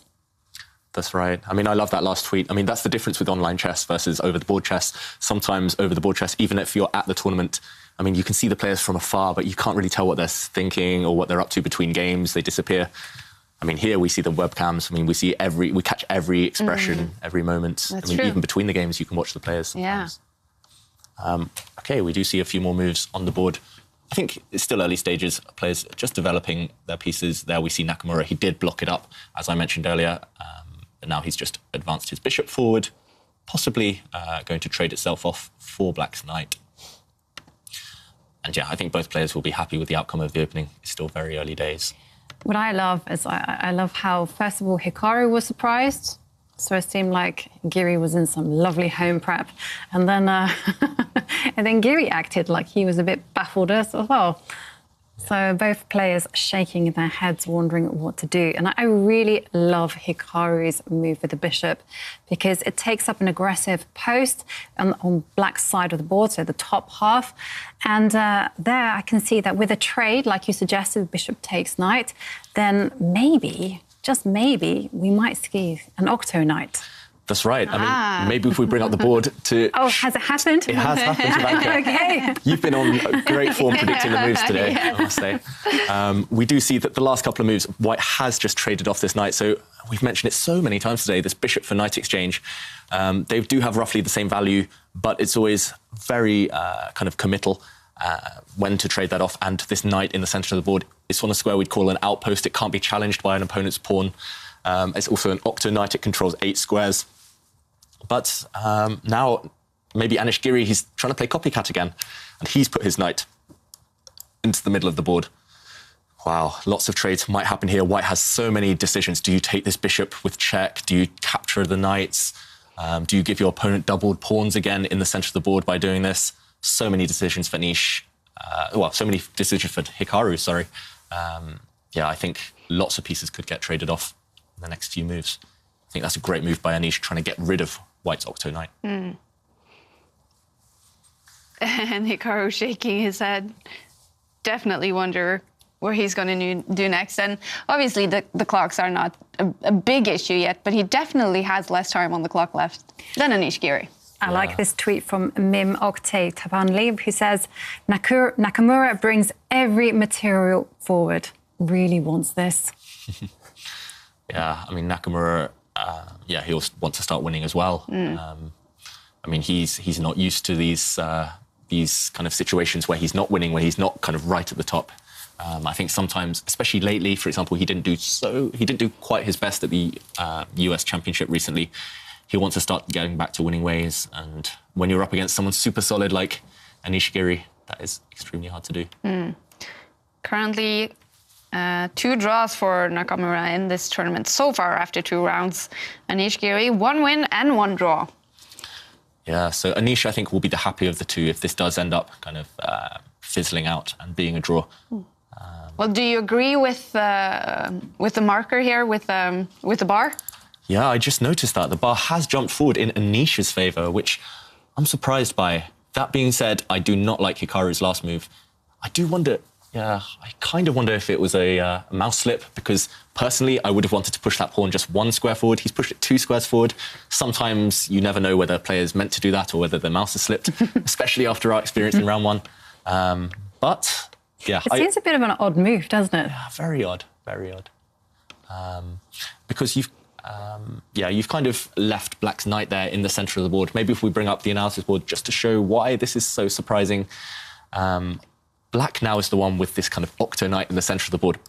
Black is the one who can decide whether to capture bishop for knight in the centre or whether to trade these guys. So White's last move, very surprising. Normally in chess, we always tell those starting out to look at checks and captures first. I would have been looking at all of the captures here for White. I would have been looking to trade off the knights or the bishop. But Nakamura just ignores that, just plays a pawn move forward. So yeah, so my feeling was a mouse slip, but then I was just looking at the players. Look how Hikaru is just sitting back, swiveling the chair. You look so angry. If I was his kid now, this would be like the situation where I'm very disappointed in you. Giri's Giri face. Yeah. I mean, Giri is trying to work out what's happening. So in terms of time, see that Giri does have a slight advantage in time with 13 minutes to Hikaru's 12. Yeah. I think he has been surprised by this last move just as much as us, because he spent a couple of minutes now, a lot to think about. I wouldn't be surprised if we see Anish kind of go into the tank here and just think for 3-4 more minutes. This feels like a critical moment when lots of pieces are being traded off the board. I mean, Hikaru as well. One thing notable about Hikaru is lately, just in the last 2 or 3 years, he really likes his endgames. I used to think of him as an attacking player. He used to just be straight for the kill, for the opponent's throat every time, straight for the king. But just in the last few years, he's kind of worked on his game so much, he's become a technical player. So maybe Giri's thinking, actually, I need to keep pieces on the board. Maybe he's thinking Hikaru wants these pieces to be traded. And I think that's a big part of when these players play each other. It's the psychology. It's trying to think not just what the best move is, but also what will be most unpleasant for the opponent. I do quite like this tweet from Ståle Jonsson, who says, Nakamura thinks, this can swing both ways. We should have thought of that first. I'm not very good with puns. All right, well, we have had a move. We have. So by Giri. That's right. A nice, calm move there by Giri. So rather than listen to my advice and look at all those trades, I mean, maybe he has looked at those trades and decided they didn't favour him. He's just improved a piece, and that's never a bad idea. When in doubt, improve a piece. And there, that rook was in the corner doing nothing. He's just brought it towards the centre, slided it across to the open file, to the open line. It's looking at White's pawn now. Yeah, and White has to decide, Nakamura has to decide, what am I going to do with that pawn? Yeah, that's right. I like that move by Anish. I mean, he's got very good positional style as well. He knows where all the pieces belong. I nearly never see him in a position where he's got lots of weaknesses, where he kind of has to battle for those long-term advantages. He always seems to have those long-term advantages whenever I see him play. My nickname for Anish is Mr. Universal. Mr. Universe. He can play not quite Mr. Universe. Didn't say that. But yeah, he has a very flexible universal style. That's right. He can play any position. And he can speak many languages as well. Yes, he can. I mean, Dutch and yes, I know there are some other Russian as well. Wow. Yeah, and I think he learned Japanese as a child. So yeah, it's absolutely impressive. And of course, English. That's right. And actually, we see the bar has swung even further in his direction, in Anish's direction. There have been some pawn trades. But can Nakamura just grab that pawn on queen side? I think, Anish looks... I've never seen him so focused, I must admit. Maybe the reason Nakamura is frowning is because if we bring up the board, we can see that he has a choice here. He can snap off a pawn on this queen side. He could play bishop takes pawn over here. And if the bishop were to take the pawn, black would just capture another pawn in the centre, and it would be an argument here. Which pawns are stronger? The doubled pawns that Kaya mentioned earlier, central doubled pawns, or white connected queenside pawns, which actually pass pawns. They can't be challenged by any opposing pawns. So it's not clear who this favours, but I think it might just come down to this bishop facing off against the white king. This bishop, it might not be so, it might not look so active right now, but long term, it could be very uncomfortable for that white king. Yeah, and Hikaru has chosen not to take that pawn, and instead we're going to see some trades. So some trades in the centre there. Here we have a case of a bishop versus a bishop, but they are opposite colour bishops, and the black bishop controls the dark squares, the white bishop controls the light squares. I would say normally that kind of they balance each other out, but it means that the side who can attack later on, they normally end up with a very decisive attack because white can no longer defend on the dark squares. Black will have complete control over that colour complex, whereas white will control the other colours. So, yeah, I mean, if all of the rooks and queens get traded off, opposite colour bishops normally means a draw. With lots of pieces on the board, it's the side who's attacking. Yeah. And just to add to David's point, one of the things that I like to do is I like to look at the squares that my bishop can go to. And if I compare this bishop on the white's bishop, then it's just looking at the pawn, and that's it. It has no squares that it can base itself on because of these lovely black rooks. But this black bishop, on the other hand, well, that can go to a nice central square and then start looking at that white king. See, I'm a bit of a one-track mind here. I like to attack, but always for the checkmate.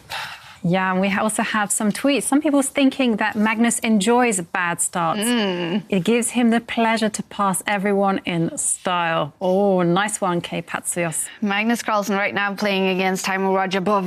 Nothing happened, nothing decided in that game yet, but definitely we know the world champion will be going for a win, as he always does. And so far, we think Ayush, then the very long name, sorry, says Giri versus Hikaru. What a classy encounter. Absolutely, absolutely. And I did actually, I wanted to mention to you earlier, David, I did maybe 1 minute ago, see Hikaru looking up to the left, just slightly. What does that mean? Normally it would mean he's trying to recall something, but maybe it means he's trying to work something out. Yeah. I think the right side means he's confused. Left side, just trying to work things out. Yeah. So he's not, even if we see on the computer definitely liking Anish's position best. Do you think Hikaru now is worried, or is he simply just trying to figure out how to go about? Yeah, I think a bit of both, actually. I think he won't be too worried yet because there's no direct threats, so he's not immediately being attacked. But actually, long term, he's got a lot of issues to worry about. Maybe if we bring up the board just to illustrate why I think Jovanka's completely right here, why black is doing well and why the bar is so far in Giri's direction. It's mainly these rooks. Look at those open lines. Rooks love these open lines. And white, if you compare white's rooks, just one of them sat in the corner doing nothing, one of them blocked by its own pawn. Black's rooks are dominant. And more importantly, this bishop is going to jump to this square and the queen will come out and maybe give a nasty little checkmate on this square. We do like playing for checkmate. We do. And I think that's the difference. Anisha's plan is so simple, so logical. For Hikaru, it's kind of, what do I do now? It's really hard to find a plan.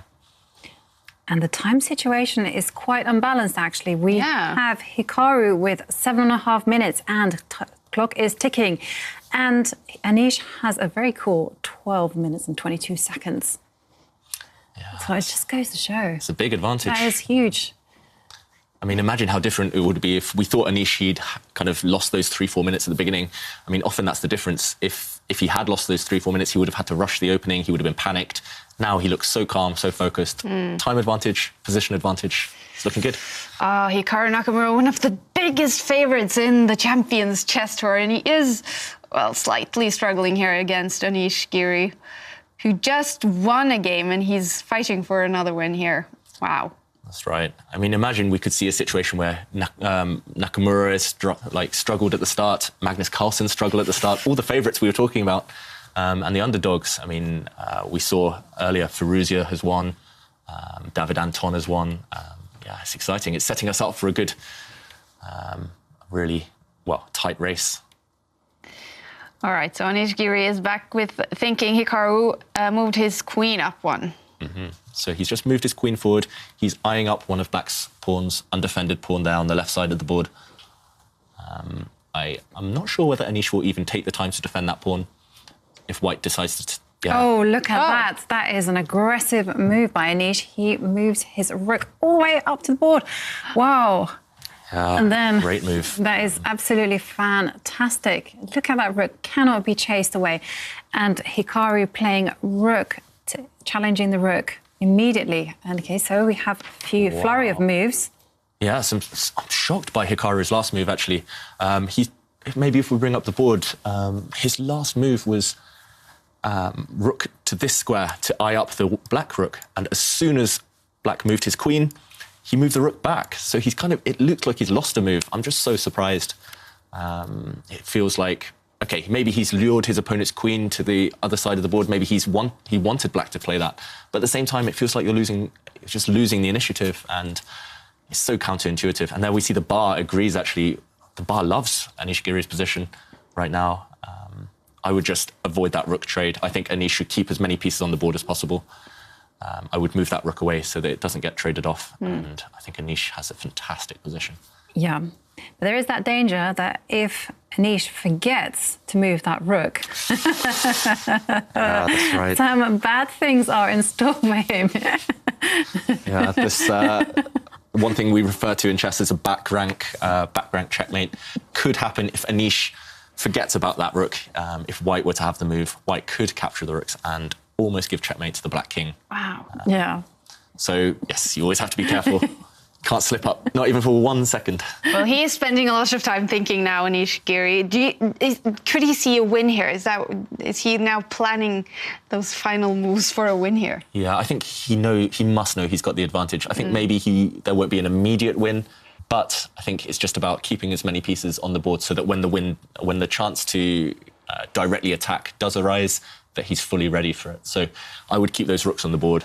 Yeah, what he's kind of, the thing that I get the sensation is that he wants to use all his pieces, not necessarily to attack, but just to coordinate them together so that they work fantastically well, and that Hikaru just doesn't know what to do. Because sometimes there's no immediate win, but you just go, okay, I'm going to play this move. What are you going to do? And the opponent goes, oh, okay, I don't know what to do, so I'm just going to play something and make it worse for myself. Oh, and we did have a move, and he didn't forget his rook. He didn't forget his rook. All right, good job, Anish. And he didn't trade, which is great, because he needs as many pieces on the board to attack. Yeah. I completely agree with Jovanka, though. Like, there's nothing more depressing in chess when you know you've got a bad position and your opponent doesn't even want to kill you immediately. He doesn't even want to kind of find that knockout blow. He just slowly strangles you, gives you no chance to escape. Yeah, just slow torture. Yeah. And look at the clock situation. Anish nearly 4 minutes ahead on the clock. Wow.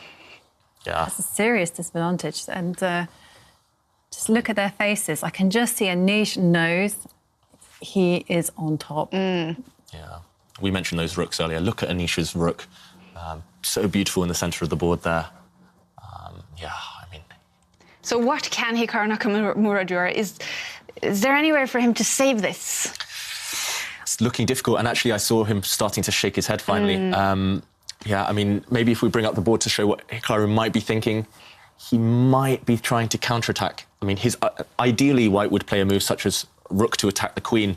It looks kind of scary, but actually, I think Anish will just run away. And this rook is not actually doing too much. The action's going to take place on the king side, on the right-hand side of the board where the kings are kind of hanging out. These rooks are just beautiful pieces. And we have a move. Hikaru has moved the bishop. That's right. Hikaru's moved the bishop, and Anish looks a bit surprised by that one. I think the thing is, Kaya, sometimes when your position is so bad, there is no way out. So what you have to do is you just have to wait for your opponent to make a mistake. And you just do that by either doing this, so you're like, you should not pass. It's what I call the Gandalf approach. and the point is that you kind of get them so frustrated that they're like, where's the win? Why don't I see the win? That they kind of make a mistake. And the other side is, as David mentioned, you complicate everything up. You try to bamboozle your opponents so that they make a mistake.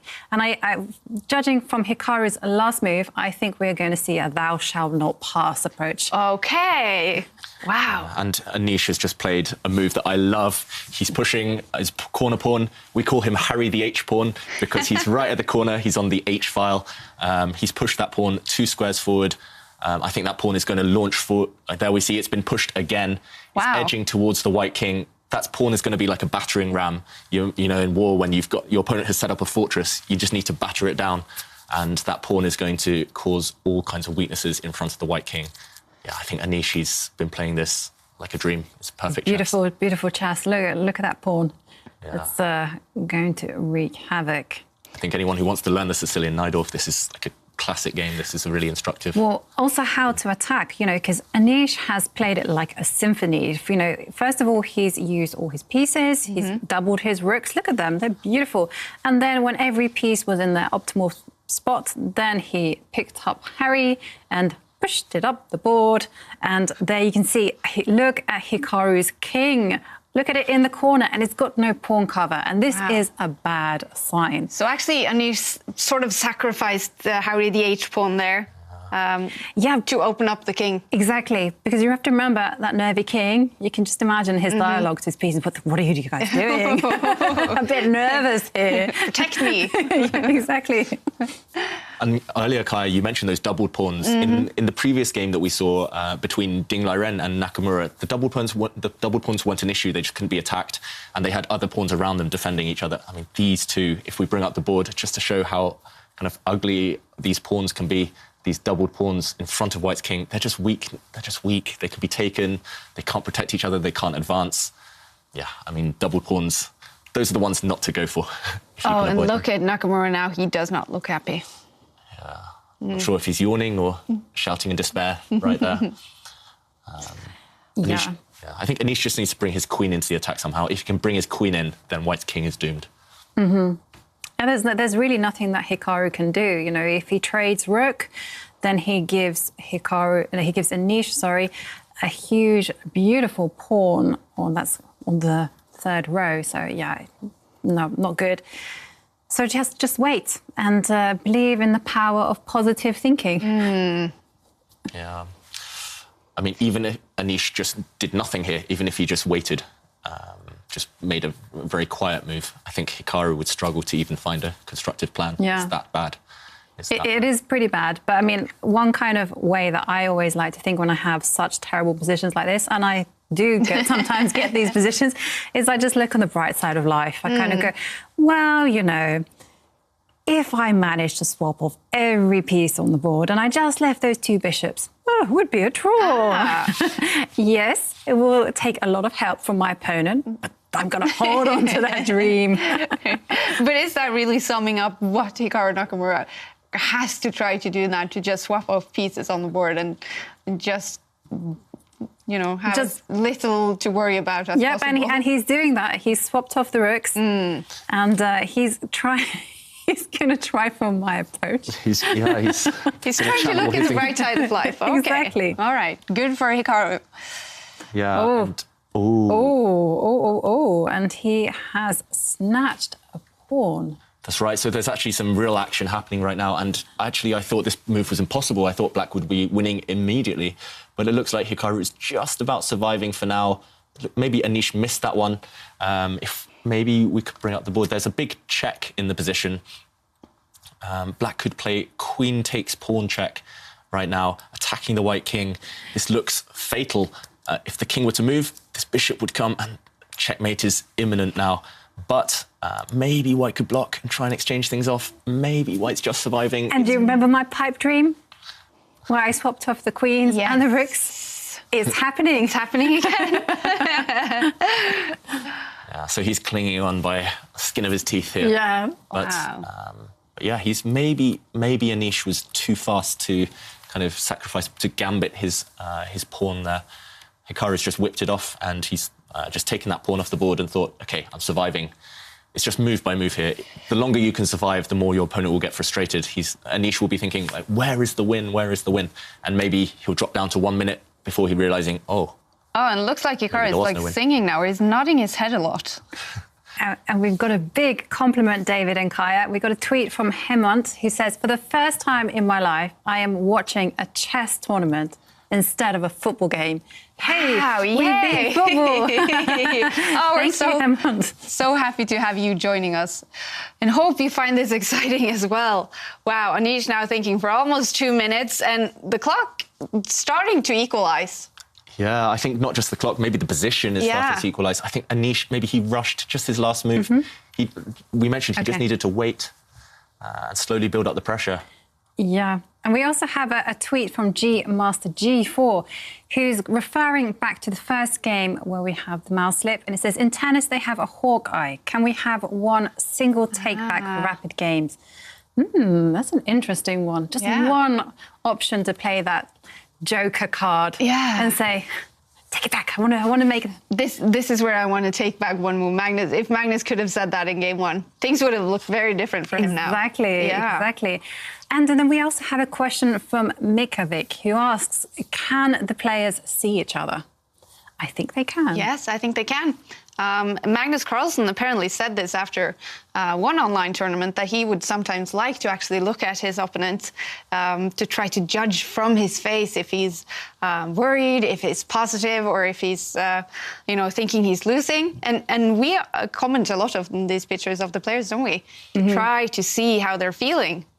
Yeah. Definitely, we are gauging their thoughts.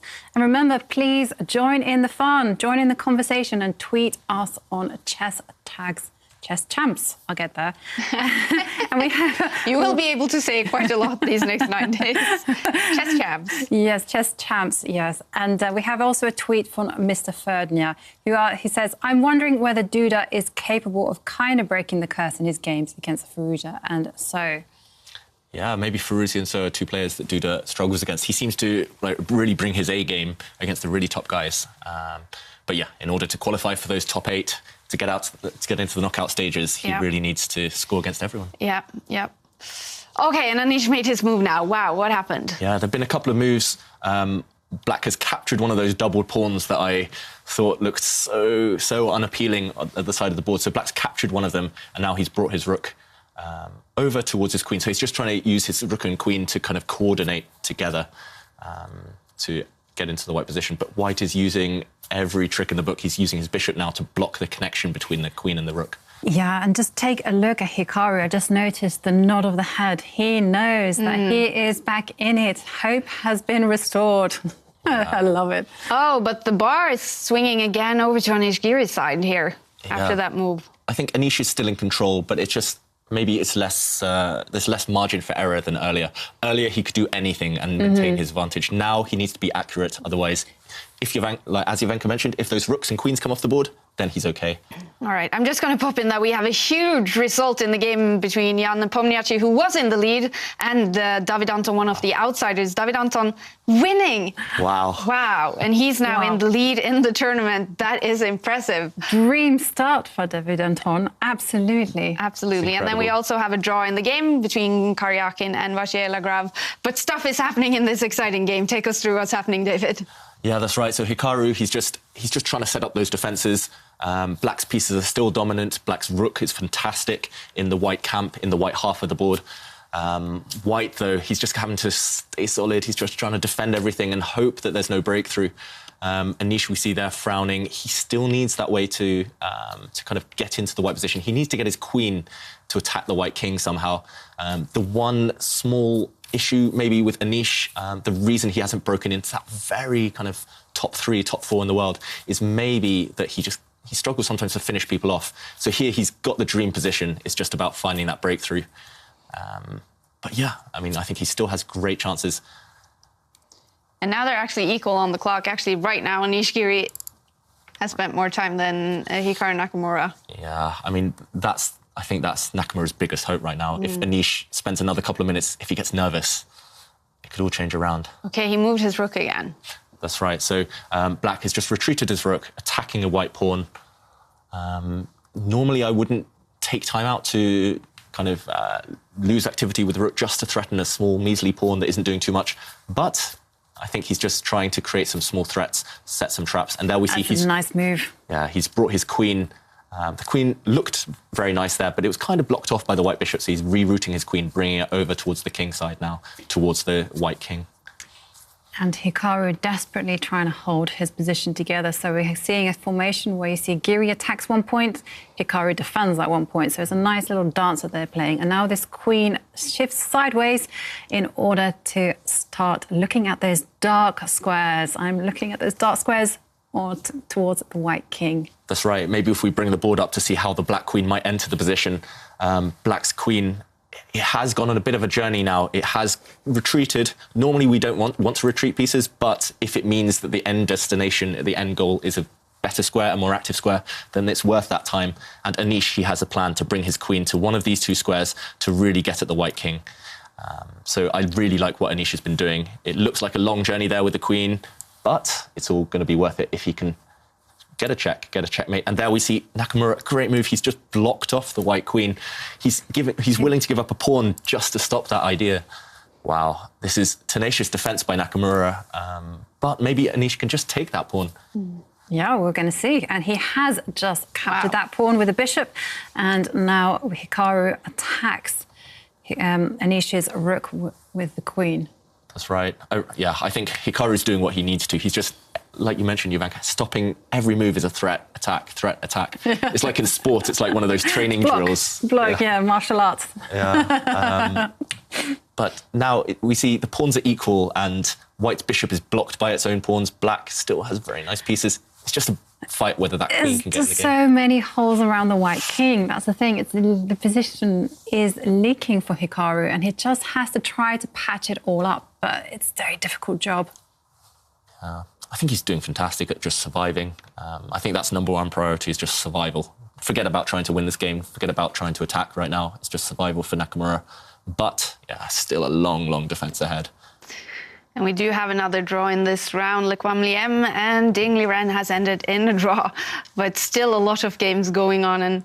And this might be one of the games. Would you say even probably, David, where we actually have a winner? I think it's still likely. My main concern is that Anish's time will tick down and he'll get nervous and he'll have to agree a draw just because it's too much risk to play on. But yeah, I think we chose a good game, though. Lots of drama happening. And if Anish can break through, I think it will still be a masterpiece. Also a masterpiece of defence from Nakamura just to survive such a bad position earlier. Exactly. He's taking his opportunities where he can find them. So now the queen has moved and is threatening to penetrate the position all the way down to the bottom square. Oh. Yeah, it's not just rooks that like those open lines, it's queens as well. Queens, yeah. Oh. That's right. So, yeah, Anish is threatening a long, long-range move here, threatening to zoom up the board. And that would be a nasty check to deal with. Hikaru maybe he'll try and block that with the rook. I'm trying to figure out what Anish's plan might be. Could it be just to block the rook? Block the queen. Block with a rook and then block again. Yeah. Keep on with that dance of you strike, I block, you strike. Eventually, if Hikaru fails to block one of the threats, eventually that might be how the game is decided. Yeah, Hikaru going down in time the clock. So he's just under 3 minutes to Anish's 4 minutes. And under 3 minutes to save this position. Would you be comfortable in this position, Jovanka? No. No? No. Even with an hour on our clock, I think we'd be uncomfortable defending this one. Okay, well, Hikaru has now played a very surprising move. I did not expect it. He has moved the queen up. He thinks his position is safe enough. Wow, that's brave. I would be scared of allowing a check. Yeah, maybe just to show a very interesting move here by Anish Giri. He could bring his queen down to check the white king. He could play the move queen down to the bottom of the board. It looks like he's right inside the white territory now, but Hikaru will just block that. And if Anish is very careless here, if he plays a move to threaten checkmate himself, suddenly we could see a turnaround. White could give checkmate along this back rank. Black's king cannot escape. This square is covered by the white's bishop. And yeah, this would be the end of the game in white's favour. So yeah, that's the difference. One move here and there could change everything. Tricky Hikaru, and we do have some moves. Anish has played, moved the bishop, attacking the pawn, and Hikaru has moved the queen. Yeah, setting a threat now, attacking that rook. I mean, it does really. This game really reminds me of why grandmasters are so difficult to put away. I mean, I love this quote which says, It was by a trainer who said, "I teach my students that in order to put away a grandmaster, you have to hit them 15 times, and still they get up." Yeah. That's a sign of a good player, being able to defend for a long time, to survive bad positions. Hikaru, he's an expert. I mean, when we talk about his online kind of prowess, it's because he defends so many bad positions, and he not just holds them, not just draws, he turns them around into wins. Do you think we can see a turnaround here? I'm glad Anish didn't fall into that trap I just mentioned, but I don't think Hikaru will win this one. I think Anish, he's always very good at keeping control. We see that he has no weaknesses, and he's doing a great thing, especially in speed chess. He's keeping his king nice and safe behind two pawns. That's a nice wall in front of the black king. So I don't think black will lose, but yeah, it won't be easy to win now either. And I just have to pop in with another huge result. Our Magnus Carlsen has made a comeback. He's beaten Timur Rajabov and is now back in the game, really. Wow. Yeah, he needed that one, I think. He really needed that one. OK, so Magnus Carlsen is now in 6th place with 1.5 points. Timur Rajabov, another great player, and only half a point so far. So he's going to need to be doing better, but Magnus Carlsen is back in the game. And someone on Twitter, August Y, has pointed out that Hikaru doesn't look up at the ceiling much. Well, that's a bad sign. Actually, yeah, white's last move has just set another trick, another trap. If black does nothing here, then white is threatening to take that rook with the queen. Maybe if we bring up the board, just to show this nasty, tricky trap. Again, it's making use of the pin and the win. Both of white's queen and rook ganged up against the black king. If black does nothing, then white's queen will threaten to take this rook because the black pawn cannot recapture, as the king is just directly behind and would be eyed up by the white rook. So nasty little trap here, nasty little threat by Nakamura, and that has been seen. We've seen a couple more moves. Hikaru going for the repetition. Oh, is he? Yeah, he is. OK, well, will Anish at all accept this? No way. Oh, we have some nodding again. Come on, Anish, play for the win. Yeah. No way. There's no way on earth that that's going to happen, that there's going to be a threefold repetition. Whoa. I think they're just doing this to gain time on the clock. Yeah. Oh, no. What? Oh. Anish accepted the repetition? I'll have to eat my words. Anish, yeah. That might be tournament strategy. Maybe he thinks, OK, I've drawn against... No, I think that's an accident. Because it happens automatically. Sometimes you repeat the position that you think is twice, and in actual fact, it's been 3 times, because Anish just looked like, wow, I didn't expect that. OK, that was a save. Yeah, I mean, we see that on the bar, even in the final position, even when Anish agreed to draw, he's got a huge advantage. I'm not sure I would say Anish agreed to draw. I think he just simply forgot that he'd repeated the position 3 times. So either we have someone who Anish Giri didn't know what he was doing, and if so, he must be so disappointed when he is able to look at this position and see that he was winning. Yeah, even that would be on a par with Magnus's mouse slip if he didn't realise that was 3 times repeating the position. I mean, I've played, for example, Fabiano Caruana, world number 2, and he didn't realise that he hadn't repeated the three positions. We hadn't repeated the position 3 times. So sometimes these players get it wrong, but somehow Anish, he knows that rule. He would never. I can tell you, this happened to me twice just now in the online Olympiad, a tournament that we played for my country. And it happened to me, the screen came up, bling. You've repeated the position 3 times, and both times I was like, wow. Whoops. That's why we need to check the rules, even the professionals. Yes. All right. Well, we will have to check with Anish Giri when we have the time or when we have the possibility, if he actually knew what he was doing there or if he's super disappointed now. This is the tournament is still going on. Round 3 is still going on. And we are going to the game between Peter Svidler and Alireza Firouzja, the young guy who's just looking like he's winning this on the computer anyway. Yes, and wow. If we do a count there, Black does have an extra pawn, and Black has 2 really, really nice pawns in the centre of the board. White, in return, has a very far advanced pawn right there on the corner of the board, but is that pawn enough to compensate for the rest of the position, kind of not favouring him? I'm not sure, and every game seems to feature a pin right now. Alireza Firouzja has pinned White's knight. White's knight cannot move, as otherwise his rook will drop. I think I agree with the bar on this occasion. Firouzja is doing very well. Yeah, but let's look at the time, though. Firouzja has 28 seconds left on the clock. Is that enough to gauge that you are, in fact, winning? Yeah, I've played Alireza, and I think he played about 100 moves against me in less than a minute on the clock. And he wouldn't gain any time after, like, that was just 1 minute for the whole game. We once played over 100 moves, so he's extremely quick.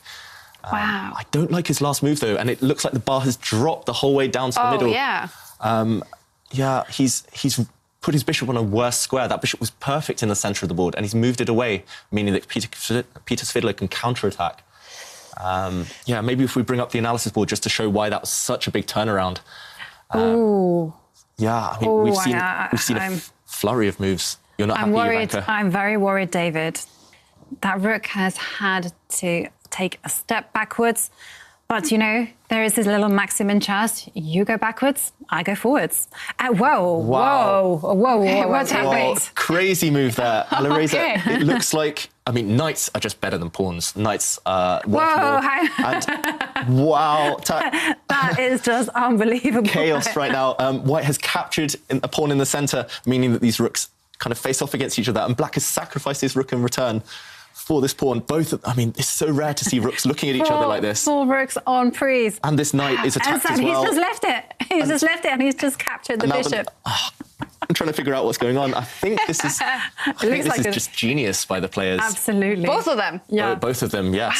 Wow. I think now all of the rooks will get traded. We see that now. The rooks are going to come off the board. White's given a check with his knight, a move that I'd even missed. Now he's going to go for that pawn on that weak spot. And he has. And I think the players will agree a draw very... Wow. So you agree that Firouzja was winning this when we came into the position and then... He was.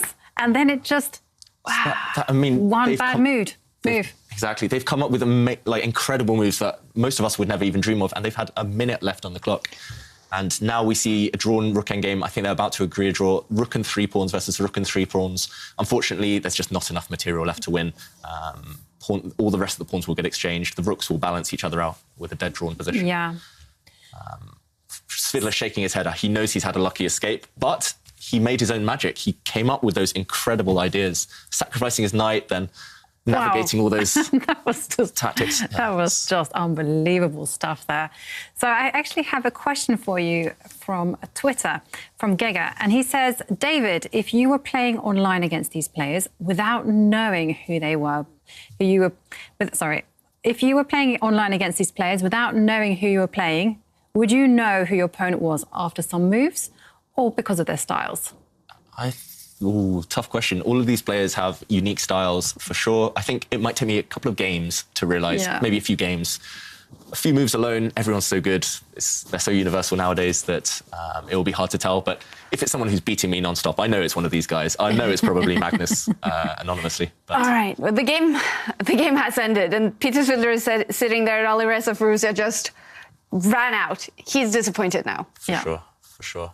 I think Svidler, he's mixture of relief right now and maybe amazement that he found those moves. I know that sometimes he shocks himself with how great he plays, but I think he knows he'll need to play better to qualify for the top 8.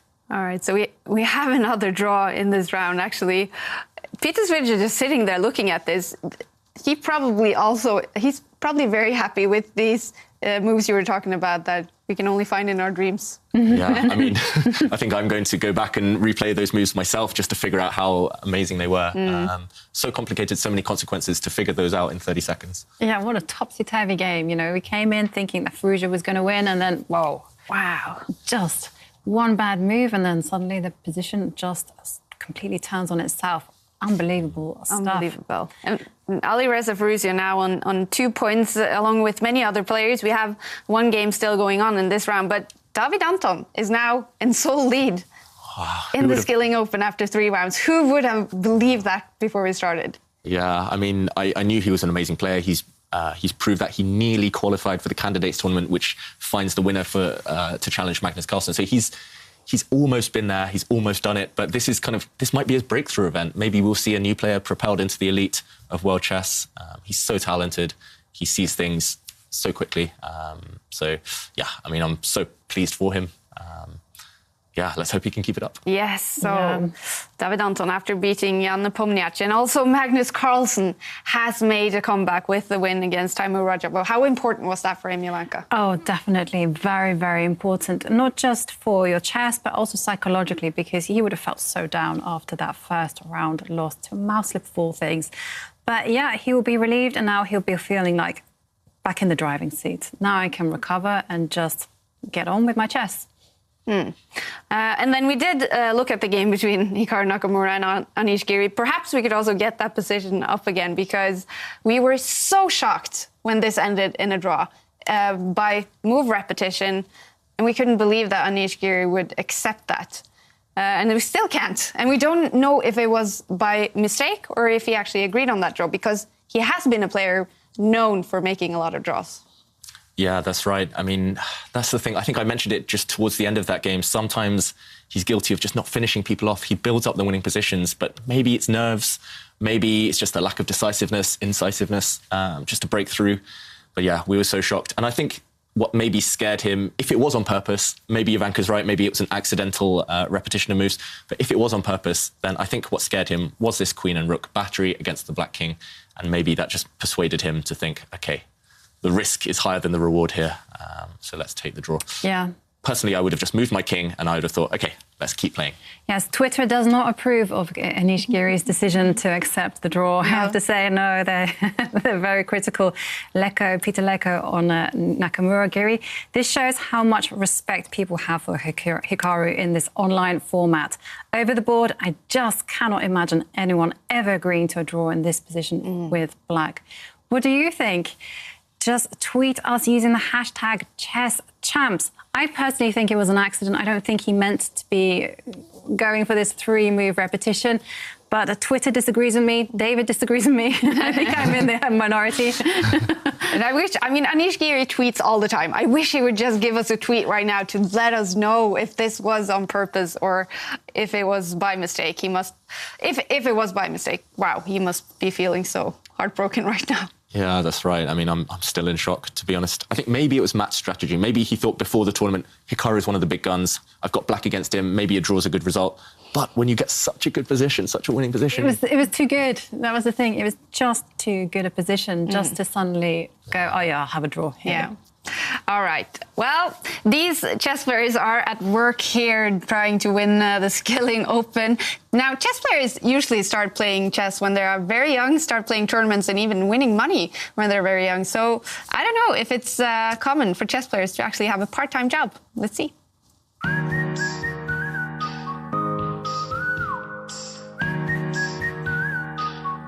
I never had a job part-time or otherwise, so that's a no. No, actually, I've been playing chess since I was like 7 years old, so I never really had a part-time job. And if I had to pick one, I would pick something in tech-related field. Let me try to think if I ever got paid for anything other than chess. I never had the... No. No, I guess I never really had a part-time job. I started the university just for 1 year, but I just couldn't do both. David Anton now, the one in the lead. And I don't know, David, did you ever have a part-time job? You also played chess your entire life, I guess. Yeah, I'd like to pretend that I had other skills that were useful and transferable in life. But yeah, chess is my mistress. Chess is my life right now. How about you, Jovanka? I'm going to have to say it's the same as the majority. I have never had a part-time job in my life. I haven't had a job. I've just been doing something with chess. So you haven't been in the cashier like I have in all the grocery stores in my hometown? No. Lucky you guys. Well, yeah. I guess when you guys are prodigies like you are when you are very young, you're allowed to not work. All right. Well, it was an interesting round, the third round. We had some decided games, and especially the game with Magnus Carlsen. He's bouncing back now after a disastrous start, and he did get a win against Timo Rajabov. And I'm really interested, David, to see how he played this game and where he actually went for that win. Yeah, so I think there was a crucial moment in the game where everything got decided very quickly. It just looked like a normal position. I mean, we see here on the board, yes, Black's king is in the middle. Yes, Black has doubled pawns, but I think there's still a lot of life left. Anything could happen here. And Magnus, he decided to attack Black's queen with his knight. Maybe Rajabov could have tried to exchange off this knight. He could have just captured it. Instead, he went for a queen exchange. Maybe he was feeling the tension. Maybe he was a bit scared. Maybe he was lower on time. The queens did come off the board, but now we see Magnus. He just won a pawn. And unfortunately, when you're facing the world champion, one of the greatest players in history, a pawn is enough sometimes. And we see a really cool tactic by Rajabov. So I think this is what he was relying on. We see the knight kind of sacrifice itself here, attacking the white rook, attacking the white bishop. If white were to take, then Black's rooks would create havoc here against white's king. But Magnus, being Magnus, he's super cool. He just ignored it and moved his rook. And after a few more moves, unfortunately for Black, he just lost another pawn. So 2 pawns down against Magnus Carlsen. Yes, you could fight on, or you can just resign and save some energy for the other round. And Rajabov just resigned 2 pawns down. Do you think Magnus Carlsen felt some relief after that, Jovanka? Yeah, definitely. He would have been doing that fist pump. Yeah. And yes, we also have some other... It's been a decisive round as well. Yeah, definitely. So I saw that Levon Aronian, in fact, lost to Wesley So, US champion. So now the 2 leaders have been toppled. Wesley So is actually kryptonite for Levon Aronian. Every time I see them play, Wesley seems to win. Wow. I don't know what it is. Maybe it's just a matchup of styles. Maybe his style just is really unpleasant for Levon. But yeah, stopped in his tracks. All right, so we're closing in on round 4, and it's going to be very excited to see who faces each other here. Now, Maxim Vachier-Lagrave had a stable start to the tournament, and in this next round, he is going to face the one who lost to Magnus Carlsen in this last round, Timo Rajabov. Who do you see as the favourite here, Jovanka? Well, I think it will be Maxim Vachier-Lagrave, or MVL as he likes to be known. I think he will edge it just because that was quite a painful defeat. And psychologically, Vachier-Lagrave is white. That gives him the advantage. And I already like that MVL has stated on Twitter that he is going to trick his opponents. And then this next game, super interesting, David. We have David Anton, who is now the sole lead of the tournament, and he's facing Magnus Carlsen, who has bounced back. Who do you think comes into this with the most self-confidence? Oh, this is close. I mean, Anton, he must be feeling on top of the world. I mean, he's literally on top of the chess world right now. I mean, I think if there's any time to face Magnus, it might as well be when you're leading a tournament, when you've got white, when you're feeling super confident. So I'll go for an upset here, but somehow Magnus, he thrives on knocking his opponents down and crushing their dreams. That was going to be my answer. I was going to say, I disagree, David. Magnus is going to be like, all right, you did good so far, but I can just imagine them climbing up a ladder and Magnus pulling him down. But imagine, though, if David Anton gets another win here. Wow. That's absolutely sensational. You know, he is the underdog by quite a significant margin. You know, he's underrated and dangerous, but yeah, if he wins, wow. All right, and this next one, super interesting yet again. Alireza Firouzja, the 17-year-old, against Jan Nepomniachtchi. Wow, what do you think about this one, David? Yeah, this one, very close. We saw Firouzja, who's been so close to winning that last game. Then again, Nepomniachtchi, I never back against him. He's just... when the chips are down, he always seems to pull it out of the bag, whether it's by a mouse slip or by a trick or winning on time. So I think Nepomniachtchi. Probably, but just.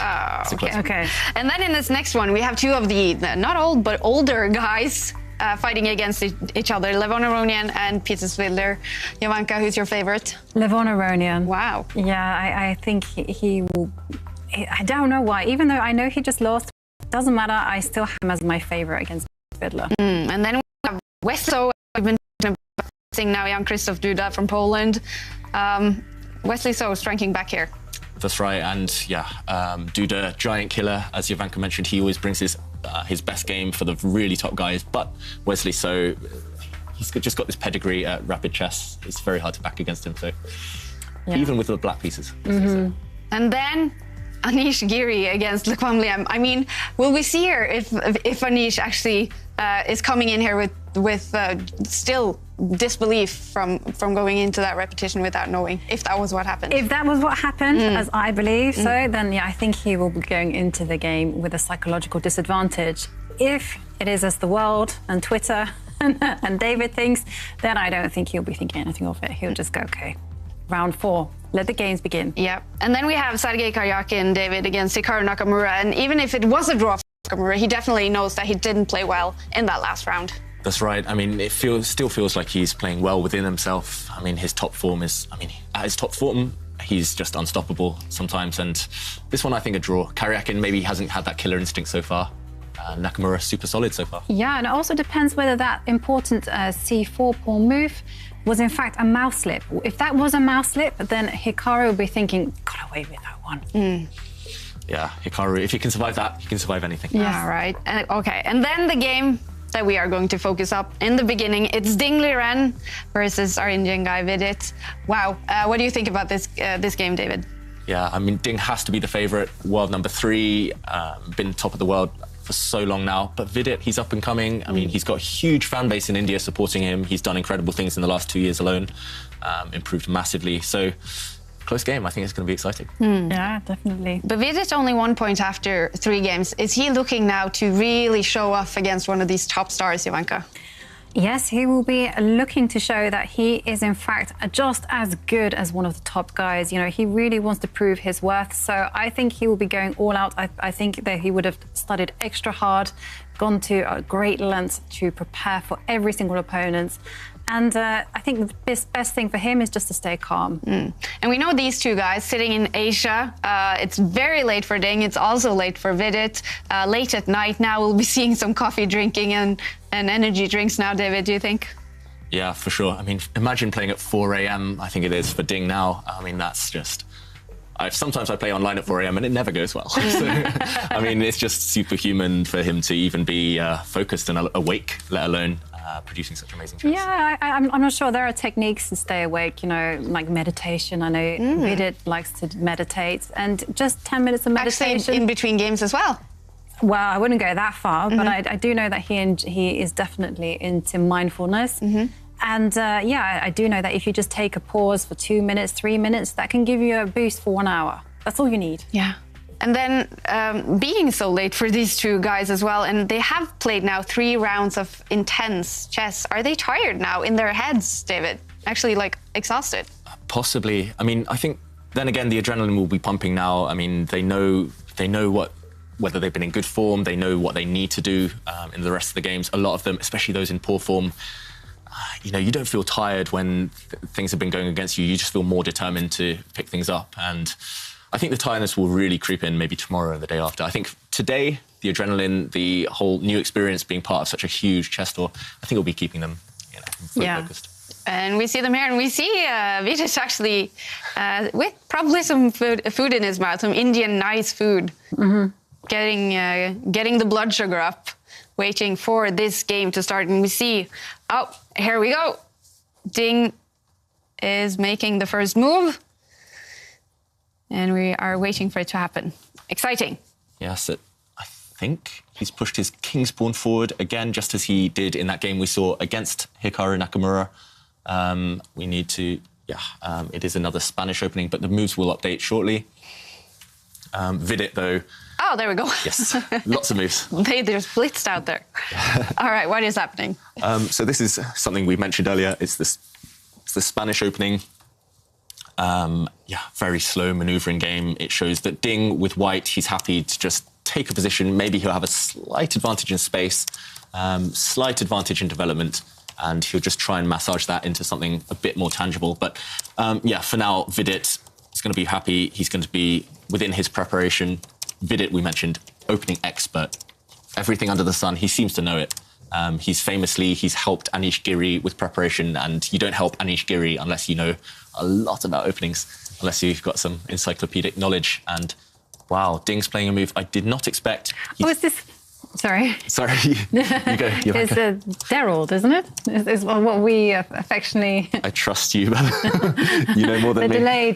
The delayed Royal exchange. Okay. So, yes, it's kind of a Spanish exchange, Royal exchange variation, but White has delayed that. And every game we're seeing a bishop trade for a knight, which actually isn't as common as you'd think. So White has traded bishop for knight. He has doubled Black's pawns. And this tends to take on a very slow nature. So I think the critical moment in this game will be much, much later. Both sides now will just have to maneuver their pieces into position ready for the breakthrough. Also, it's a big decision where to put your king again. Do you castle on the king side? Do you push your king behind those pawns there? Or do you castle on the opposite side to your opponent when it will become very, very dynamic? Both sides will be aiming to attack. Early days. Yeah, and Vidit still eating a little bit, drinking a little bit. He actually said that he was very happy about playing this online tournament so he could stay in India and have his Indian food. And I understand that. That's right. I actually, just before this COVID situation hit, I was in Germany playing for my German team, and Vidit is a teammate of mine, and we both got stranded there because of a storm. Our flights were cancelled, and they closed down the whole hotel, apart from the two of us just staying there. And he was telling me about that Indian food. He was telling me about the yoga. I think he's one of the calmest, coolest guys. But even though we were stuck there for 24 hours, guess what he did with his time there? He studied chess. Did he? Studied his openings. Wow. So, he'll be mystical. And I think early stages, maybe later on in the middle game, Ding will be trying to put some pressure on. But for now, we see just a very kind of timid pawn move there. Maybe White wants to kind of get a square for his bishop to develop to. Do you think this very calm opening is a reflection on the time zone? Because it is quite late in China and India. I think at the minute it's probably 4 o'clock in the morning for Ding and something equally late for Vidit. Possibly. I think this is kind of indicative of maybe a specific strategy specifically aimed at Vidit. Ding has chosen an opening where it doesn't really matter about memory. You don't need to memorize loads of things. I mean, there'll be lots of club players or like beginners at home thinking, I don't really want to learn all these openings. Memorizing everything is daunting. It's really hard work. I think Ding has chosen something where you can just play a position. You don't need to memorize anything. The game will be decided later on. So I think this is quite an interesting idea against an opening specialist like Vidit. But also, it means that he just wants a quiet game and maybe he'll attack later on. Yes. So we have to open up the conversation to everyone on social media. Please do join in the fun and tweet or Instagram us on Chess Champs. Send us your comments, your pictures, your funny tweets, move suggestions, anything goes, and we'll feature them on the show. So that's #ChessChamps. Perfect. And perhaps if someone has some great Indian recipes or something, just talking about Indian food that Vidit loves, maybe we can pass them over to him. Yeah, which snacks give you the most energy when you only have a 10-minute break, maybe? I would love to know that. Yes. We do like Indian food, don't we, in England? Yes. And it's a tradition at the British League when we play league chess. Every Saturday night, you go out with the team, you have an Indian meal. Yep. Miss those times, don't we? Or can we still do that in England with the COVID? No, not really. Next year.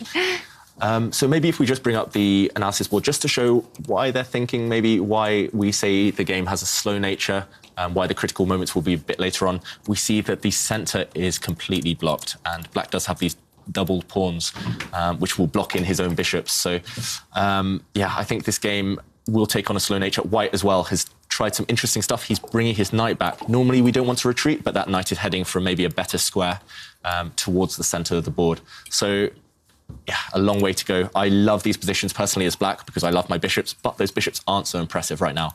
Bishops, they need their open diagonals. They need lots and lots of lines. And there we see Vidit has improved his bishop. Another pin. Another pin, yes. Another pin here. Slightly surprising to me. Normally, I would want to keep those bishops as black, but yeah, it's a battle of plans right now. And we talk about planning in chess. These players will already be deciding what they want to do for the next 10, next 15 moves, where their pieces belong, which side they put their king. Lots and lots of questions. So I expect this one, both sides will take a long time on the clock. Yes, absolutely. And I just love this pin. That's one of my favorite, well, obviously I've said that before, I'll say it again, it's one of my favorite things. And we can actually see that Ding has made a move. He has attacked the bishop and this allowed a check. Wow. Wow.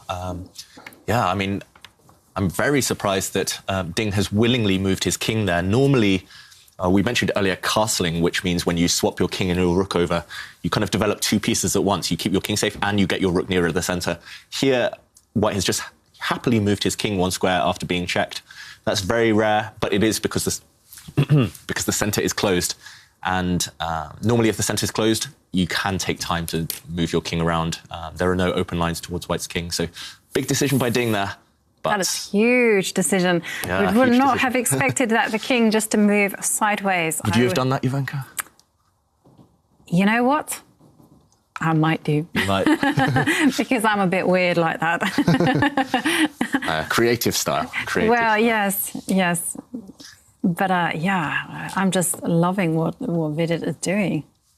I just love the two bishops in the bottom half of the board, which, you know, I love to split the position in two. I have like the bottom half, that belongs to White, the top half, that belongs to Black. And I can see that Vidit has two pieces in White's half. And yeah, I just love that.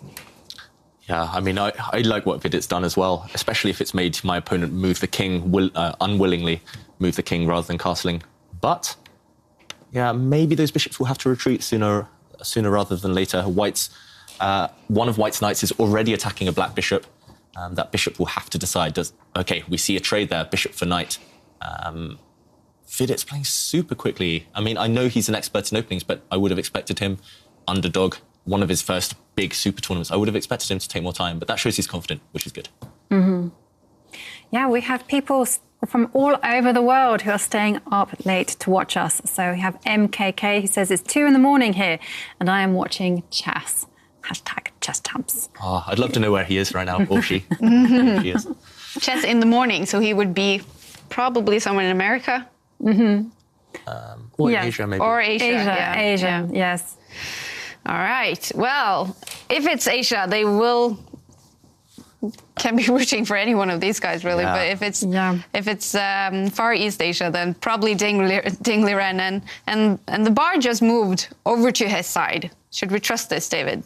I think it's maybe too early days to trust this, although I don't like Black's decision. Black has offered to trade the queens, but earlier, Kaya, we mentioned those doubled pawns you asked about, and okay, the queens have come off. So Black's position is less flexible because it has these doubled pawns.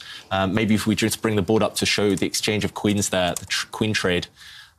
So the last couple of moves, Black has just offered this trade of queens, and Ding said, yes, please, let's snap those off. So the queens got traded. White just moved the king to the centre. The king is great in the centre when the queens are off the board. But Black, what do you do with these long term? White is the one whose pawns are all nicely connected. And somehow I slightly prefer White's position. I've suffered too many times on the black side of these kind of defensive, solid positions. I like my queens on the board. I want to be attacking. I don't want to be defending. A slightly worse endgame. Yeah, no, it actually looks like something has gone wrong for Vidit, actually, because I love your reasoning about these pawns, those double pawns. Beth Harmon didn't like them, and perhaps it was for good reason. But yeah. Maybe she was dreaming about this position, or when she was looking up at the ceiling, she was looking at these doubled pawns and she was thinking... Yes, don't want those. Yeah, for those of you who haven't seen The Queen's Gambit on Netflix, it's definitely worth checking out. Yeah, definitely. So yeah, I think Vidit, what I like is his clock handling. He's playing very quickly and very confidently, but maybe a couple of decisions that... Oh, and the bishops have been traded as well. The more pieces that get traded, yeah, the more I mean, okay, it might edge closer to a draw, but I think white is the one who can press. White has 0 risk. Black is the one with a slightly worse pawn structure. So would you say the opening hasn't worked out well for Vidit? Yes, I would say You would say that? I've had pretty much exactly this position against a fellow English grandmaster, Luke McShane, and he tortured me for about 100 moves. And I was just begging for a draw the whole time. It was depressing, super depressing. And in a rapid game, you mentioned everything gets amplified in a rapid game. And if you have to suffer and you're only playing for the draw, then that can go wrong. And so this opening actually came from a sideline that Ding played. And I do know that if there are plenty of excellent lifetime repertoires that Chess24 and Chessable do. So if you're looking for an effective weapon against these sidelines, they will have it for sure. Yeah, that's right. Some great material on Chessable. And actually, I know for a fact that Vidit, I mean, he studies openings, he watches some of these things. I think he's the guy to follow. But today, maybe his opening has been slightly less impressive in this game. And we should mention that Chessable really is a great place to go if you are one of the beginners who's watching here, or even if you are more advanced, a great place to go and just practice chess and go through lessons, really. Yeah, I mean, it's absolutely fantastic. It's such a great website. I mean, for me, I have problems with I don't know whether I should be public in saying this, but my memory. I'm beginning to forget a lot of things. That comes with age, I guess. And so they use the science of spaced repetition. So you repeat things 3 times. So it kind of really stays into your memory. And of course, they have some amazing grandmasters. Even Magnus Carlsen himself has done a course on Chessable. Oh, wow. All right, so that's something to check out. Yeah, definitely. All right, well, we see 2 guys thinking here now, not too dramatic on the clock yet, and a lot of pieces still in play, I have to say. Yes, you're right. And all of the pawns still on the board. It's funny, the queens have been traded, the bishops have disappeared, 1 set of knights have disappeared, but that's all despite all the pawns still being on the board. So wow. That's very rare. Normally it's the other way around. Pawns are the first ones to get exchanged. They're like the foot soldiers in war. You send them first. They sacrifice themselves or they get traded off. But here it's the pieces that have disappeared. But crucially, there are still both rooks on the board, the knight as well. That being said, I still like White's position. White's plan is more simple. If we bring up the board, just to show, I think White's plan in the next move, he wants to push one of his pawns forward. There we see he's pushed a pawn on the king side. He wants to keep pushing those king side pawns on the right-hand side of the board. So White's last move prepares to push again, and this pawn, normally you want to capture towards the centre. You want pawns to be moving towards the centre if you can, and I think that's what White's trying to do. With Black, I have no idea what the plan is, to be honest. To hold. To hold. It's that whole defensive setup again. The Gandalf, thou shalt not pass. Yes. It's often a good strategy, I think, when you don't know what to do, just do nothing. Yes, yeah. It worked for Nakamura in the last game, but... Absolutely. I think somehow for Vidit, we see he's already starting to spend a lot of time now. He spent over 2.5 minutes on this move so far, and considering there's no kind of attack, there's no threat right now, that's a lot of time to be spending. Yeah, we have a lot of tweets coming through. A lot of people questioning the sleeping patterns because they're saying, isn't it unfair that Vidit and Ding are playing at a time when everyone is sleeping? Yeah. It could be. Well, Europe is in the middle of the world, so maybe this is why they did it like this. But definitely these guys, and I have to say, I think Ding is looking a little bit sleepy, isn't he? Yeah. Yes, I have to say. And we have this tweet from Justine Banksy, who says, this is so stressful and exciting at the same time. We feel you, Justine. We feel you. And imagine what the players are feeling like then too. Wow. Yeah, for sure. I mean, chess is one game where the stress is just constant. I mean, it's kind of, you have to push yourself mentally to the maximum every time. As we've seen, just one slip, either on the board or on the mouse, is enough. And then we have another tweet from Kaz Hansen. In Skilling Open, Nepo received a thorough thrashing by Anton Hikaru, never getting into the game. Very impressive win with Black. And boy, has David Anton been the sensation of the day. Definitely has been the sensation. So impressive by this Spanish guy who we haven't talked about that much in the past, and now he's really getting up there. Yep, absolutely. Absolutely unexpected. But, you know, I'm British and I love the underdog. You'll catch me rooting for them every step of the way. So absolutely brilliant stuff. Yeah. And you two at home can join in the conversation. We would love it if you tweeted, Instagrammed us using the hashtag #ChessChamps. Send us move suggestions, send us anything funny and we'll feature them on the show. Yes. That's right. I mean, yeah. The game at the moment, a couple of things have happened. A couple of pawns have been exchanged. The first pawns have left the board. And black is now threatening a pawn with his knight. But I still like white's position. White's king. Normally, you don't want to advance your king in front of the army. Again, it's like a battle. You want to keep your most valuable forces, your most valuable people right at the back. Keep them nice and safe. But here, white's king feels very safe because the queens and bishops are off the board.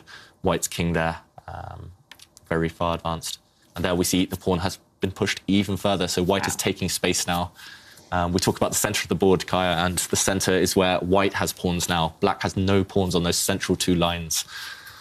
And also double pawns, I see. Yes. In front of the king, though. So maybe that's good.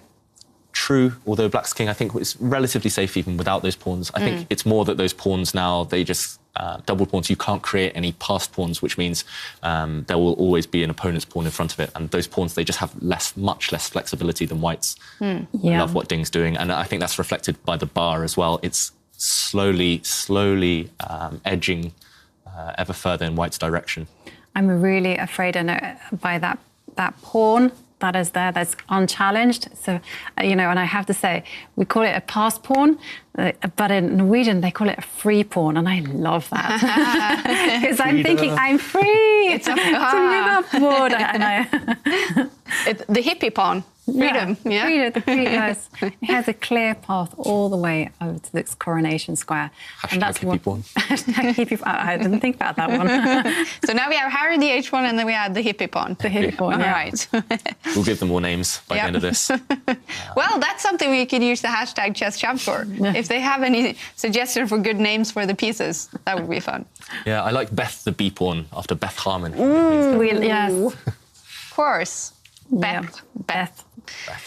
All right. OK, so we have seen just a small rook lift there from Vidit. I think he's just following Jovanka's strategy of just, when in doubt, just sit and, do nothing. White is, again, copied that by just slowly advancing that rook forward.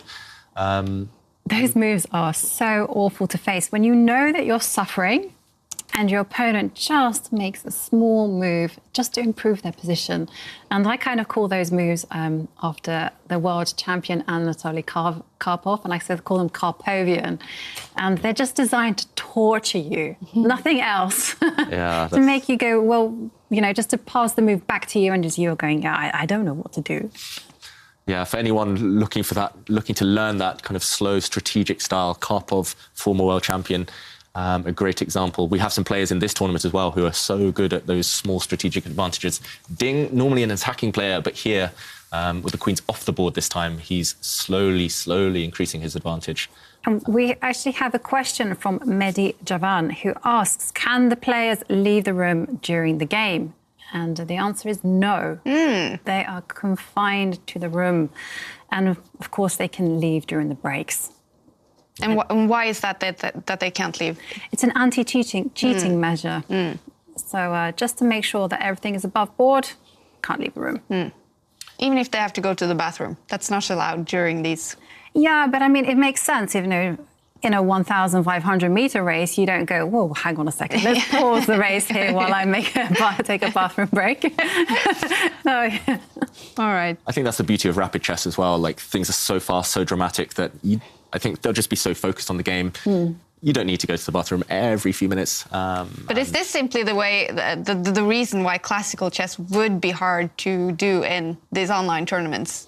Because you would have to let players go to the bathroom during like 4 hours. It would be like going back to school. Please, sir. Please, sir. And then they would have to take their phone for their web camera. Oh, no. Oh, yeah. Oh, no. Exactly. Let's stay to rapid chess in the online tournaments. Definitely. Yes. I think also we wouldn't get so many high-quality games in classical chess because each game would take 4 or 5 hours sometimes. This way we get to see so much drama, so much action. Exactly, yeah. And there's not too much drama on the clock for these two players yet. Playing it safe, I guess. Yeah, that's right. We see a tweet there by Nikhil rooting for Vidit. Unfortunately, this game looks difficult. Vidit is a very popular player in India, isn't he? And in India, obviously, they have a lot of great players with yeah,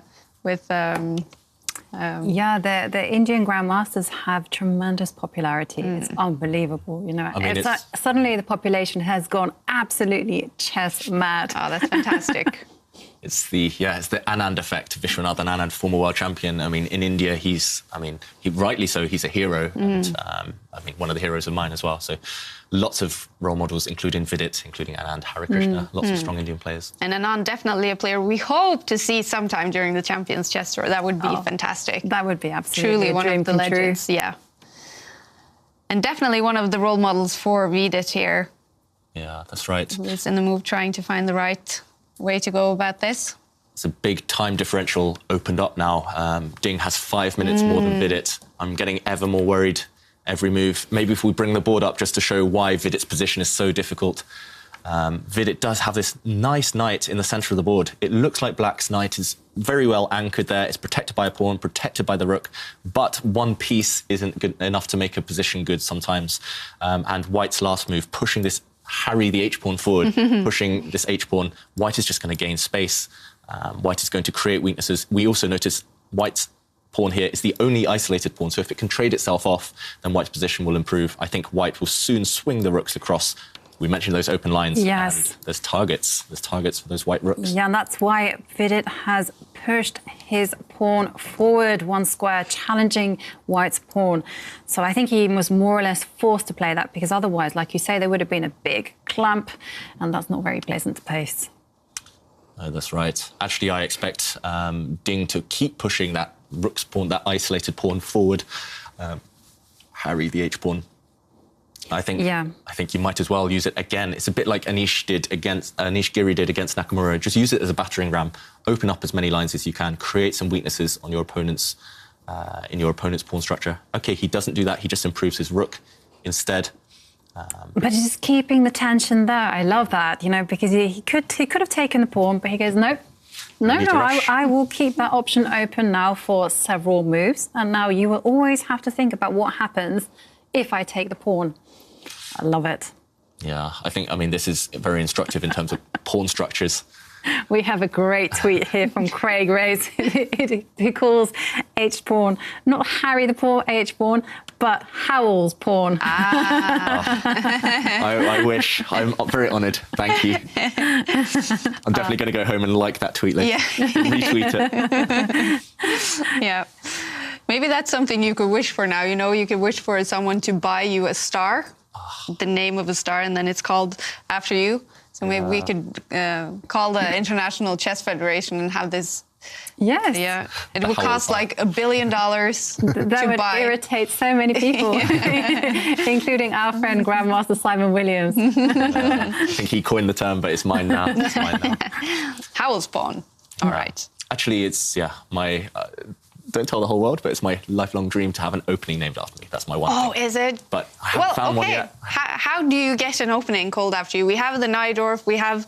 Well, Sicilian isn't named after someone, but... Yeah, the problem is they've all been taken. They've all been... everyone's discovered everything. I think what you had to do is some rebranding, because I've seen some people just rebrand what is a very standard mainstream opening, and they've just given it a term, and then they've publicised that so much. I need to call up Chessable and ask them to rebrand some of these openings.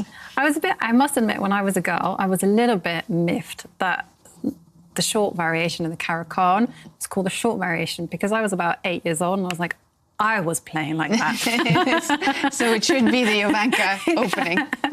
Or the Jovi opening, as we know is your nickname. It's very natural to me. You put your knight there. All right. One day. One day. Yes. You're only 30 years old, David. You have a lot of time. So we see there Vidit has centralised his rook. So that rook was in the corner, doing nothing, being super lazy. He's brought it towards the centre, which is always a good idea. So I like that move from Vidit. But that rook is hitting a pawn that's very well defended. So an improvement to his position, but maybe the type of move which won't have such a big change on the evaluation. We have a question from Nikhil who asks, can players agree for a draw before the 40 move, with the exception of perpetuals or repetitions? And I think the answer is no. They cannot agree a draw. They have to play until 40 moves. Exactly. This is fighting chess. So, yeah, if you want your tweets read out, or your comments, your move suggestions, please do tweet us on the hashtag #ChessChamps. Yeah, I love that rule, actually, just encouraging the fighting chess. For me, agreeing a draw just feels unnatural sometimes. You don't take a sporting fixture and, you know, the scores are level, you just don't walk off the pitch and say, OK, had enough. So it's great that the players fight. I mean, draws such as repetitions of moves, they're natural because, you know, neither side can improve the position sometimes. But, yeah, it's great to see the fight. And we've seen that in the results so far. Lots of decisive games. I also have want to introduce a new rule, that there should be no resignation allowed. You should just find the fastest way to checkmate. So if you're losing, you just have to suffer forever. No, to checkmate, you find the quickest way to checkmate. Because often you do see, or most of the time in these top games, they very rarely play to the checkmate. I mean, we hardly ever see that. And you miss some beautiful things, because there's some wonderful checkmating patterns, as this course on Chessable shows, and they're just so fun to train on. But if players are resigning before they get to that stage, then we're never going to find them. And we also never see two queens on the board, do we? Because they will stop playing before that second queen comes on the board. Yeah, exactly. So, yeah, we should start a petition, shouldn't we? We should do that. We should do that. Let's see the beautiful endgames. Queens. Yeah. Yes. All right, so what's happening in this game? These two guys they have poker faces. That's right. In the previous games, we've been analysing body language, and these two are just super calm. Calm customers, that's right. We have seen a couple of quick moves there. It was moving at a bit of a snail's pace beforehand, but White has pushed that pawn, Harry the h-pawn, up the board, and Black is just sitting still, just trying to defend. We see there Black's last move with the rook, just pushing it forward, swinging. I mean, it will defend across the board rather than along this time. Yeah, I mean, Vidit, he's very much on the back foot here. He's just trying to hold things. Ding, it's just about whether he can break through, and there's enough pawns, enough pieces on the board that I would say, yes, he's still a big favourite here. And the bar agrees. We see there, White. And not only that, but the clock situation isn't that great for Vidit either, because he has just gone under 5 minutes. And when you go under 5 minutes, that's when you start to feel the pressure, because you think, oh, dear. You start to have one eye on the clock, one eye on the board. That's not good. Yeah, I mean, chess is hard enough without having to split your focus and have to worry about that clock. I think all chess players, we have this inner monologue. We have this like bell that goes off when we go under 5 minutes. We're thinking, oh no, let's play it cool. Let's speed up. I always talk to myself during the games, thinking, okay, let's do this. But it's hard. You do lose focus for sure. And when it goes under 1 minute, that's panic mode. All right. Well, Vidit so far looking cool as a cucumber, isn't he? Yeah, that's right. I mean. Both of them, to be fair, looking pretty cool. But I think Vidit probably thinks he can hold this one. He knows he's not. He knows he's got a disadvantage. He knows he's never going to win this one unless Ding does something really aggressive and it backfires. But Vidit, maybe he's still confident he can hold. Still a lot. I mean, I think probably if I had a game, if I were Black in this position, I would still be confident that I could hold this one, but... We've seen a lot of surprises, haven't we, David? We've seen a lot of winning positions turn around on one move, so it's still too early to write Vidit off. For sure. And we see one game has now finished. It's the game between the two older guys, Aronian and Svidler, and it has ended in a draw. Okay. I think they like the term experience. Experienced. I was looking for another word than older. Thank you. Experience is what we will use. Great chess players, both of them. Both fantastic. I mean, gentlemen as well. Absolutely.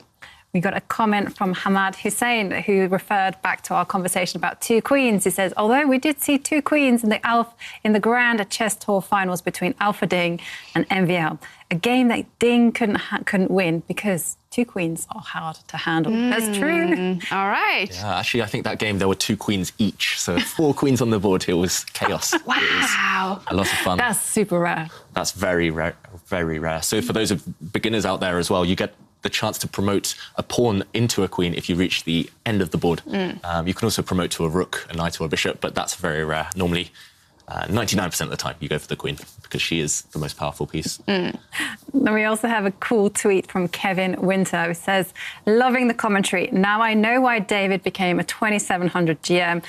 And Jovanka knows the mating game. Kevin, that's a bit naughty. Jovanka's 9-time British champion. Thank you. Yeah, maybe we can bring up the analysis board. That last move by White, I think, is really cool. White has just, that's so calm. This is why these guys are a level above. White just played the move rook up. We mentioned those connected rooks, just hanging out with each other, just asking Black, what are you doing next? How do you improve your position? And Vidit has reacted by retreating his knight. So clearly Vidit maybe just struggling for a plan. He's had to retreat probably his best piece because it just wasn't doing anything. Yeah, I just like how cool and calm Ding is here. And maybe that will pay off. Maybe he'll provoke a mistake. There are 2 ways to win a chess game. 1, you just play a perfect game, you crush them. Number 2, you wait for a mistake. And I think that's what Ding is doing. Yeah, but I'm slightly worried about the time situation because I absolutely love what Ding is doing on the board. I love the psychology behind it. I love the whole kind of amping up the pressure. But his clock situation is getting worse. He has now got 4 minutes and 20 seconds on the clock. And now he's just passed under Vidit's clock. Yeah, that's a turnaround on the clock at least. But will we see a turnaround on the board as well? Well, you know, Ding is famous for being cool and collected, but I don't know. I don't know, guys. It's when this clock starts ticking that we start seeing panic decisions and bad moves. That's right. And I think internally as well, he'll be thinking, oh, I need to... Okay, look at the well, bar now. Now we have some action. Wow. He has made his move and the rook has gone all the way to the edge of the board. Wow. Yeah, I think he felt it was time. Maybe Jovanka's right. Like, the clock was ticking. He felt this is the moment. It's now or never. And he exchanged a pair of pawns and he zoomed his rook the whole way up the board. And there we see he's giving check. He's giving check. So probably the first check. Oh, OK. The second check of the game, I think. It's been one of those very blocked affairs. And checks are very rare on those occasions. Vidit will be deciding which way to go with his king. Or does he block instead? And what could he block with then? Oh, he escaped. He escaped, yes. He could have blocked with his knight or rook, but you don't really want to to retreat. But the bar has shot up, David. Wow. Ooh, let's try and figure out why, Jovanka. Ooh, I think I see a couple of ideas. White has jumped forward with the knight. Yeah, so White's pieces have suddenly got active. He's been waiting for the last 10, 15 moves, just slowly improving. And yeah, if we see here on the analysis board, he's brought his rook the whole way up the board. Now he's brought his knight into his opponent's position. White is slowly creeping into the black half of the board. We mentioned the camp, the black half, and White's pieces are slowly infiltrating. And I think we will see possibly the move knight here, jumping to attack the black rook, maybe attacking this pawn as well. Or we might see Harry. I think Harry might decide. I am thinking that too. Harry, go up one more square. Yes, go up one more square. This pawn as well. In the endgame, everything becomes a race. Later, if you imagine, if Black's pawn disappears, if you can capture it, Harry's only 2 pawns away from becoming a queen. Well, actually, it was your first choice he went for. He moved the knight and attacked the rook. Yeah, so he's attacking the black rook now. Oh. He has to be careful where he puts the rook because that knight is also attacking that pawn at the edge of the board. Things are heating up. That's right. I'm loving White's position, but... So would this be a so-called fork? It is a fork right now, but the black rook also defends that pawn that the knight is attacking. So if Black were to move the rook, which is more important than the pawn right now, White still couldn't take the pawn. Normally a fork is when a lower value piece attacks 2 higher value pieces. Wow, I'm surprised by that last move. But maybe that's a move that Ding missed. It surprised me, and it looked like Ding briefly there for a second. He doesn't give much away on the camera, but there we see his head's now in his hands. I think he's just missed maybe that last move exchanges off his active rook. I'm sorry. I'm not sure you're laughing at me or a tweet. No, it was just a tweet. Please share. Sorry. It's a great tweet from Brian. It says, starting an official petition to canonize the Carlsen Houska variation. Thank you, Brian. Yay. I will sign the petition. Definitely. Or at least one of the variations within the Carlsen, sure. There must be enough of them. All right, but this is getting intense now, as I understand, David. And also when we see on Ding Liren's clock ticking down to 2 minutes, 2:50 now, and also for Vidit, who's trying to save this position, really, isn't he? That's right. I think he's doing a good job. He's just here we're going to see a trade of rooks. White has just captured a black rook, and that rook has been captured by the black knight. I really think Ding maybe let the ball slip with that knight move. I mean, I suggested it. It looks so tempting. But maybe it was the right moment to push Harry up the board, because now his active rook has been traded off for a passive rook, which is never a good idea. And White's knight is also attacked by Black's rook. I'm not sure whether White can win a pawn. I was going to ask that question. Yes. Can White just get greedy and go, OK, I'm going to capture that pawn? Yeah, so if we bring the board up just to see what happens if White does take that pawn. So White can snap off this pawn right now. Knight takes pawn. But then Black would capture this pawn, and maybe Black is the one with Harry now. Maybe Black's rook can swing across and start pushing that pawn forward. Yeah. Maybe Black will make the queen. White could also try a bit of a snazzy move. White could... Is this the one you wanted? That was the one I wanted, yeah. I'm trying to read your mind. So White... Oh, it looks like that has happened. So the pawns have been exchanged here. Wow, this is great stuff. Oh, OK. He didn't... White could capture this pawn. But now he would walk into a pin. So many pins today. I don't think I've ever talked about pins so much in my life. But this knight, so White could win a pawn, but he would walk into this pin, so he couldn't move his knight safely now for the next few moves. And maybe that would mean that White just can't improve his position. For example, Black could bring the knight to attack the White rook. Maybe this is what Ding has missed. So yes, he can win a pawn, but maybe he shouldn't win that pawn. And I have to mention you guys very quickly. We have a decided game. Magnus Carlsen has actually beaten David Anton now, and Magnus Carlsen currently, suddenly, on the top of the table. Wow. And then also Nakamura is getting into the winning streak now. Won against Sergei Karyakin and is also heading to the top of the table. Wow, this is getting interesting. Yeah, yes. Both of those guys winning with the black pieces as well. Like, normally in classical chess, you don't see so many black wins because White is the one who starts first, has the advantage in the opening. But yeah, those two guys... they're also showing everyone at home, if you lose a game, even if it's a mouse slip, don't give up. I mean, Carlsen's leading just a few rounds later. On that subject, David, we do have a question. How do you face losses? And how do you recover from them? And that's from Ariane Chess. Yeah, I think we've both had more losses than we care to remember. But personally, I think it's OK to be upset. It's OK to have a cry, OK to be angry. But as long as you get it out of your system before the next game and use it as positive ammunition to inspire yourself, to motivate yourself, I think it's natural to get upset. It's a good thing. It shows you care. But, yeah, just got to win the next one. And Ding Liren, if he wins this game, he will also be heading to the top of the table with 2.5 points.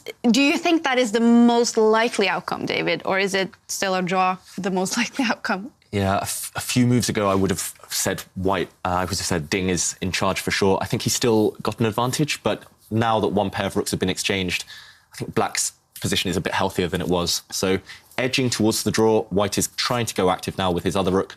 But Vidit, he's, Mr. Solid. He's holding strong. He's holding strong. He's doing a good job, isn't he? But I am slightly concerned. I'm saying this, I'm using the British way of saying slightly, which means very... I'm concerned with the clock situation because Ding has now gone under 2 minutes. Wow. And it's Vidit who has 3 minutes. I don't know, I feel that the tide is turning in Vidit's favour, and that's something that we kind of monitor when we play chess. Yeah. No, definitely the momentum seems to be with Black now. Black has actually got a pass pawn. Black's pawn has nothing pretty much stopping it right now, nothing blockading it. So you can imagine a situation where the rooks get exchanged and black's pawn there on the right-hand side of the board could just run. It's got a free run to the home square. Could be a queen. Yeah, I think still a lot of fight left. Somehow, despite a draw maybe being the most likely result, I just have a feeling something might happen now that both players are under 3 minutes. Ding with 1.5, Vidit with just under 3 minutes now. Yeah, very, very tense, feeling their nerves. Ding looks zoned in, trying to figure out how to keep the tension, how to keep some winning chances. Ding, I think he won't take too much risk in this game, but to finish in the top 8, maybe he had this game marked out on his calendar. He thought, OK, Vidit, he's someone I can target. I've got white in this game. That's what all the players do, I think, when you play, when it's an all-play-all. You think, OK, this one's winnable, this one I'll be solid. This one he'll think he needs to win. The Bobby Fischer approach. Bobby Fischer, of course, was one of the former world champions. I would say he marked out bunny. Draw. Yeah. No, these guys are all, they're all sharks. They're looking for the fish that they can snap on. Yeah. We see white there moving his rook across, attacking the black knight. That knight will surely retreat. Yes. Do you think we'll see a repetition again? It's possible right now. I'm hoping we don't tempt fate, Jovanka. And we have an invitation to repeat moves by Ding. By Vidit. So just to pull up the board to explain why this might end in a draw, a threefold repetition. As we saw earlier in the game between Hikaru, Nakamura and Nishikori, black has just retreated the knight. White has the option now of attacking the knight again. The knight could jump forward and we could see a repetition of moves. I'm hoping that Ding keeps playing, though, that he doesn't go for that option. Well, he might do, because his clock is under a minute. I can't stress this enough. The quicker the time control, the less time you have, the more stressful it gets. And you begin to lose your mind. I mean, that's up. And I think we are perhaps going to see our first repetition. Yeah, so come on, Ding, keep fighting. I don't know. It's a serious time difference. Vidit has 2 minutes on the clock and Ding has just under a minute. Yeah, that's right. It's very understandable. And you have to remember as well, Ding is playing at, I think, 4 o'clock in the morning or something. Yeah, that's right. And actually, you mentioned the tide turning. Maybe Vidit, he knows he's been on the back foot the whole game. He knows he's been defending. But maybe now he's the one having the think, actually, here. Maybe he's thinking, maybe I gamble. Maybe I go for it. Maybe this is my chance. My opponent's got less than a minute. It's a risky strategy, though. Yeah. And he has gambled, David. Yes. You called it correctly. He has moved his knight to a different square. Will he come to regret that one? I have a feeling he might. Either way, though, I'm proud of him. And I think this is why he has so many fans in India who love him. I mean, he has the option here. Draw as black against the world number 3. No. He's been worse the whole game, but he still wants to win. Wow. Yeah. You're right. We love it. It might backfire, but we love it. Yeah, totally backfired. Yes, Ding has suddenly bashed out all these great defensive moves. The thing was that the plan became very clear on how. And we've seen a lot of action there. White has won a pawn, actually, due to Vidit's decision to play on. But Vidit is almost checkmating the white king. I mean, that kind of came out of nowhere. If White had, if we bring up the board just to show if White had been careless just for one move, if White had moved away this knight, which was attacked, if he'd moved it, checkmate. Suddenly this king is attacked. The black knight defends this rook. White's king is, That checkmate has a name, David. Checkmate has a name? That checkmate has a name. What's that checkmate called, Jovanka? Oh, I was asking you. I'm putting you on the spot. You know better than me. This is your area of Yes, it expertise. is my area of expertise, the hook mate. The hook mate? Yeah. OK, so... I always remember it by hook and by crook. Captain Hook. Yes. Ding avoided that trap. So Ding is ahead of pawn now. Yeah. He's still very passive. Yes, and I just know that Vidit will be thinking, I should have taken that draw. Yeah, but fortune favours the brave, and I just love that decision of playing for the win. But sometimes you just have to be realistic and not let your emotions get the better of you. especially against a player like Ding, who is so calm and so collected. You cannot you cannot phase him at all. No, that's right. And actually, we see now Vidit. He gave up the pawn. He played for the win, but now he's the one dropping under a minute on the clock. So he's a pawn down. Yes, his rook's perfectly placed. Yes, his knight's perfectly placed. But what do you do next? I mean, that actually goes for both players. It's not clear what White's winning plan is. White has an extra pawn, but he's very tied up right now. His rook and his knight have to stay in that position. Whereas, for Black, same thing. The knight and rook don't want to move. So it's a fortress then? Maybe it might still be a draw, but I think we might see a bit of drama now. The clock's ticking. Vidit under 30 seconds. Can the king... Because the thing is, though, Ding could be very sneaky about this. Move his pieces move his rook maybe a few times just to get some extra time on the clock and then take that decision of moving the king up the board. Yes, possibly. Oh, I'm worried about the clock. Okay, it's 20 seconds left. Wow. Vidit. Vidit has to make a move. Yeah, I panicked there. I thought Vidit lost on time, but yeah, he went down to 10 seconds. He went down to 10 seconds. And all right, then the clock is ticking again. After that brave decision to not go into move repetition. And the onus is on him, the pressure's on him. He's a pawn down. He gave up a pawn just to play on, just to keep the game alive. So, will he live to regret it? Oh, that king is coming. Right, like I told you, he's going to just make some random moves. Vidit has to make the decision. Okay, Vidit is hiding. So like both players desperately trying to gain time on the clock. Yeah, that's right. And wow, great move by Ding. Ding has moved his rook to attack the pawn. And he's got his king out of that mating net. Oh, and we're at 8 seconds, 7 seconds, 5 seconds. Come on, Vidit, make the move, make the move. 3, 2, 1. Okay, he did it with 2 seconds to spare. Whoa.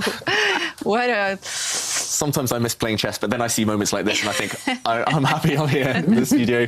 These guys can deal with the time pressure. So can...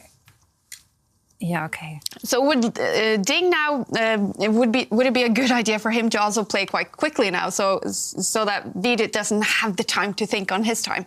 That's right, to keep putting the pressure on. I think that's what he's been trying to do. His last 5-6 moves, they've been so quick. And there we see... All right, 4, 3. 4 seconds this time. Yeah. It's still not obvious how White makes use of his extra pawn. Here he's giving a check. It's still not clear what White's winning plan is, but Vidit played quick there, so he's, gaining a little bit of time here. Wow. That's right. I think it'll be on Vidit's mind, though, that he is a pawn down on time. Oh, this is a nice move. Offering the trade of rooks. That's right. So when you are points ahead, when you've got extra pawns, extra pieces, it is good to exchange. Beautiful stuff by Ding. Absolutely wonderful. Like, Vidit had some nice control over that second row, and now not anymore. Okay, I think we're going to see Vidit start losing control. And how many seconds on the clock? He has 20 seconds on the clock, David. That's right, and we see the bar has swung all across the way to White now. White is a pawn ahead, but more importantly, he's just completely stopped his opponent's threats. He's just reasserted control. It took him 10, 15 moves, but he reasserted control, and that's half the job. He's really... it's so impressive. He's found great squares. Now White's knight is jumping forward. White's going to try and bring his rook up to give a check now. So Vidit shaking his head there for the first time in the whole game. He knows he took a gamble too far, didn't he? It was... Yeah, I think Ding really showing his quality. He's forced Black's knight to retreat. That knight was beautiful in the centre of the board. Still some manoeuvring, so still no immediate way for White to break through. But White definitely in control. I would push my king forward here. I was going to ask that question. I was thinking, what is stopping Ding from making the committal decision of pushing that king up the board and on a merry adventure? Yeah, that's right. So Jovanka and I were rooting for a king advance by White, but instead Ding just swings his rook across. I think he's just waiting. He's playing quick moves. He's got a minute and a half. Vidit is only on 20, 30 seconds. I think sooner or later we will see the king advance. The moves are coming thick and fast, so maybe no time now. He's done it. He's done it. He's moved up his king. These are the things that give us secret thrills. It's those moves that don't look, that don't happen every day, basically. And it doesn't happen every day that you advance your king up the board when it looks like there's a lot of danger. But he's placed his pieces beautifully. Look at that rook all the way on the edge. Like, it has maximum checking distance. If it wants to go and check the king, it has the right distance. And his pawns are now going to slowly start marching up the board. Oh, I love it. Wow. And Vidit has only 17 seconds left. 15, 14. Oh, God, it's going down. Yeah. Maybe just... All right, we can bring up 9. the board to show how safe White's king is, and to show how White is going to win this game. We think... Oh, David. Oh, he's just done it. He's just done it with 6 seconds left. Yeah, look how safe this king is. It looks like it's advanced, but yeah, it's kept safe by these pawns. Now White is the one who's going to bring the rook forward. David, we've got to go back to the board because we have a trap. Ding has set a trap, so let's have a look. Ding had pinned that knight, so pin and win. It's coming up all the time suddenly. It's as if the players are listening to us here in the studio. But White is, I mean, we see the bar swinging. White's rook is active, White's king is active, White's knight is active. By active, we mean that they're on very dominating squares, that they're threatening things. And I think sooner or later, Black's king is the one that's in more danger than its counterpart, than the White king. All right. I'm just going to... Oh, wait. Go ahead. We have a surprising move. I'm shocked by that move. I think... and look at the bar. Wow. The bar is not impressed by that move either. White has given up one of his pawns in order to win one of the black pawns on the left side of the board there. So White has just snacked on a pawn with his knight. But maybe this endgame is drawn. Maybe Ding has... Oh, we saw Ding kind of widen his eyes there for a second. Maybe he didn't realise that this rook endgame, it is a draw, I think. Oh. He needed those knights on the board. His position was so brilliant, and now I feel like Vidit has gone, yes, I have hope.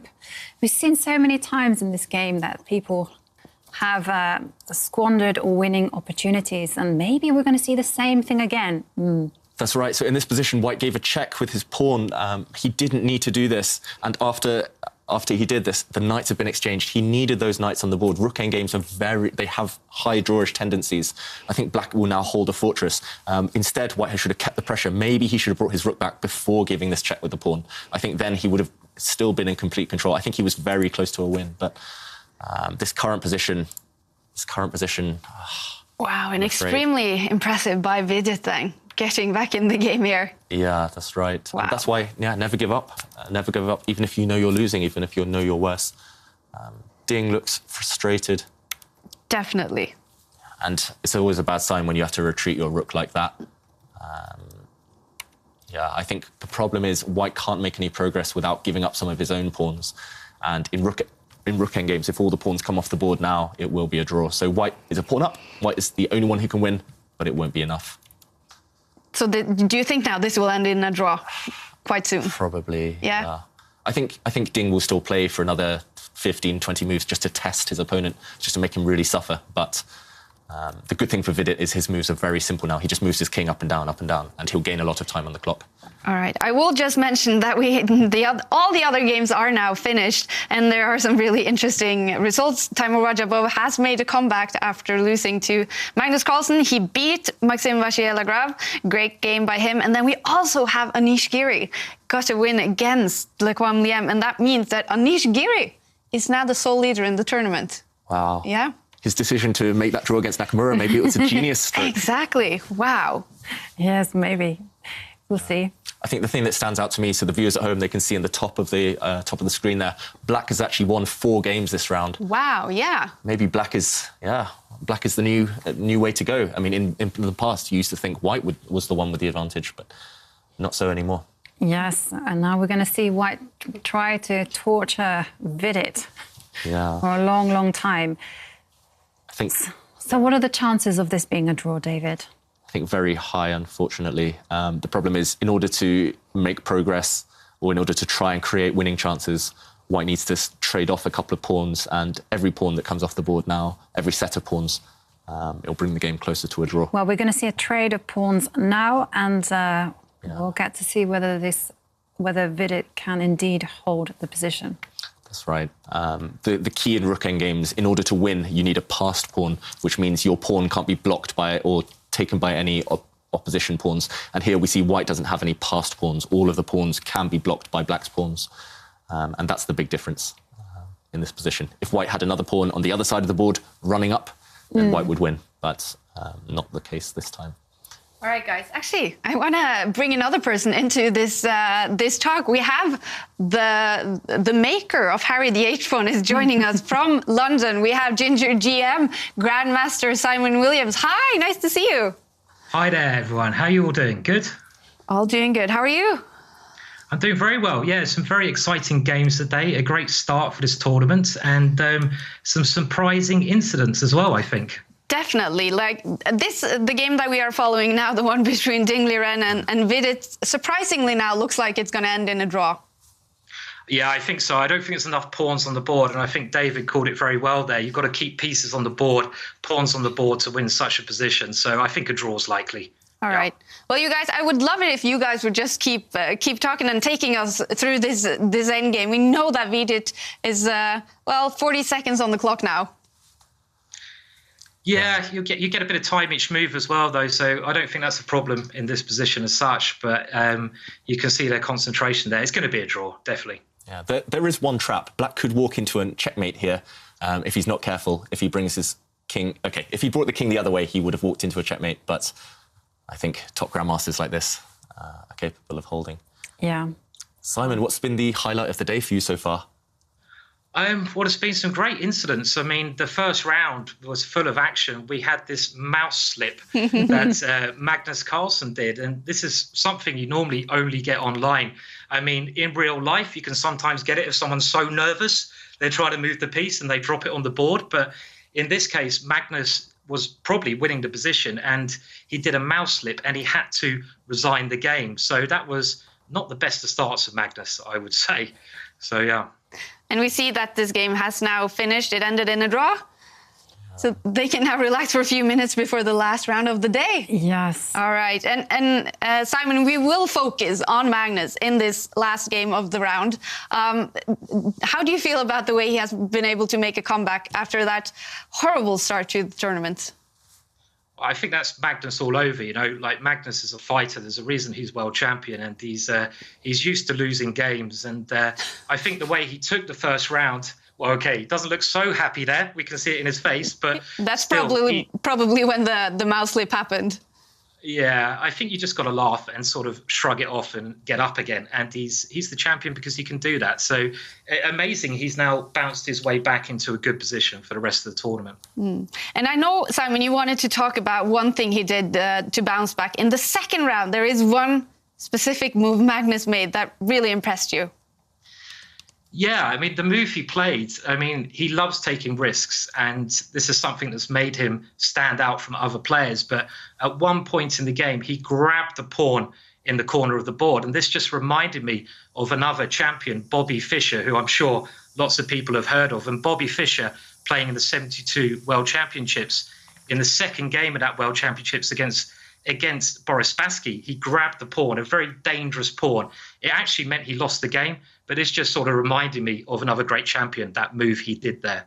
So taking risks is what you've got to do. Do you think, David, he was actually inspired by Bobby Fischer doing that? Would Magnus Carlsen be sitting in the game and actually recognizing or memorizing that move? Yeah, I think for sure. I mean, we're very lucky. We know Magnus quite well. And I mean, there's no one who knows chess history or who loves chess history as much as Magnus. So for sure, he would have been thinking about that game.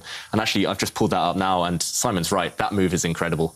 I don't think I would have even considered it. So Magnus definitely channeling his Bobby Fischer there. And then, Simon, the next round is coming very quickly here. What games are you looking forward now in the last round of the day?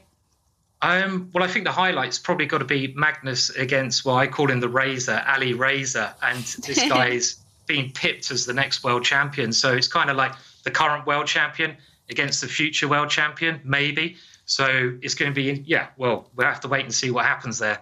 Will he take his crown off him? I don't know. All right, Simon, thank you so much for joining us. Looking forward to having you here in the broadcast every day, the next 9 days. And let's look at now round 5, last round of the day. We will have Hikaru Nakamura facing Maxim Vachier-Lagrave. And then we will have Le Quang Mliem facing Sergei Karyakin. Next game, Videt facing Giri. Giri now on top of the table. And then we have Wesley So against Ding Liren, who just finished that game in a draw. Peter Svidler is facing Jan-Krzysztof Duda, and then Jan Pomniachtchi will face Levon Aronian. And then Taimo Rajabo, who's coming from a win, is now going to play the big surprise of the tournament, David Anton. And then the game that we will focus on, current world champion Magnus Carlsen is facing who everyone is saying will be the next world champion, Alireza Firouzja. Wow, what do you think, Yovi? What kind of game we are going to be? look for a lot of excitement. I really think that Magnus is going to go hard. He wants to say to everyone, hey, this time has not come just yet. It's my time now. So I reckon Magnus is going to go all out for the win, and we're going to see it. And what is Alireza feeling like now, David? He knows he's facing the world champion. It must be a little bit nervous. Yeah, I mean, probably a little bit nervous. It's always a huge occasion facing, such a great player, a current world champion. But then again, 17 years old, he's got that kind of innocence of youth, that confidence of youth. And that gives him, I think, as good a shot as anyone to beat Magnus. He definitely doesn't fear him. We've seen that before. He has beaten him. And very recently, even over the board games, they've clashed. And Alireza came very, very close to kind of causing an upset there. So, yeah, I think if anyone were to beat Magnus without the help of a mouse slip, then it would be Alireza. So, yeah, it'll be fascinating to watch. Just makes me wish I was 17 again. And the... Wait. It's your favourite opening, Jovanka. It's one of your favourite openings. I have to admit, someone sent me a picture today of an item on the Chess24 web store, which was a Caro-Kann mug. And I was like, hello, that has my name all over it. I'm loving the start so far. Yeah, that's right. So it's kind of a reversed Caro-Kann. So Queen's Gambit declined. Queen's Gambit exchange variation. Maybe they're inspired by the Netflix show again. This time, Magnus moving his bishop a lot in the opening. The pawn structure is quite well defined. Yeah, this is all very standard stuff. You must have had similar positions to this before. Yes, Jovanka. definitely similar. And I have to say, I did have one complaint about the Netflix show of the Queen's Gambit. Ooh, go for it. To criticise my Caro-Kann. What's it called? All pawns and no hope. Chess players, we always bear a grudge as well. So that's...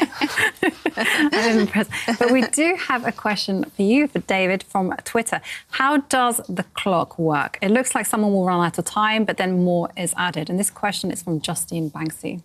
Yeah, thank you, Justine. So the clock works, I mean, as you see, it does tick down, but after every move, a player gains 10 seconds.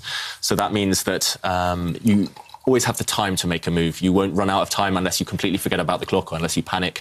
I think 10 seconds is enough to make good moves. It's enough to focus on, it's enough to focus on making the moves. Making the moves themselves, playing high-quality moves, reacting to your opponent's threats and things. But it doesn't give enough time to kind of build up a huge advantage. And you always have to remember that, hey, it might look like you have 5 seconds left, but if you make a move and you keep calm about it, you'll get 15.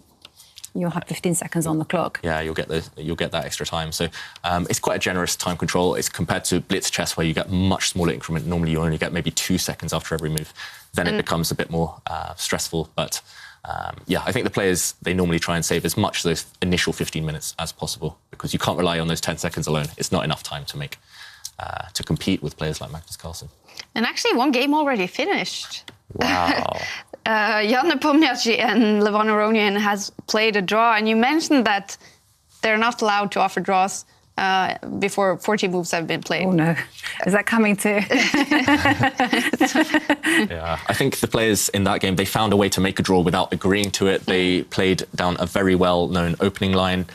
For those of you at home who know the Berlin defense, there is one line which White can use to force a draw. So that means, I think it's more than Jan Nepomniachtchi with the white pieces. He was the one who forced it. Maybe he just thinks, OK, I'm in a good position. I will qualify for the last 8 if I don't do anything silly. So it's kind of a tournament strategy. It's also the last round of the day. They're tired.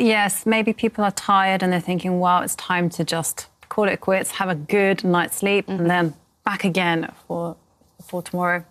Definitely. But then again, stuff like this, I don't think you would ever see probably Magnus Carlsen and Alireza Firouzja do. They seem like players who always want to play for the win, no matter how tired they are or what the clock is.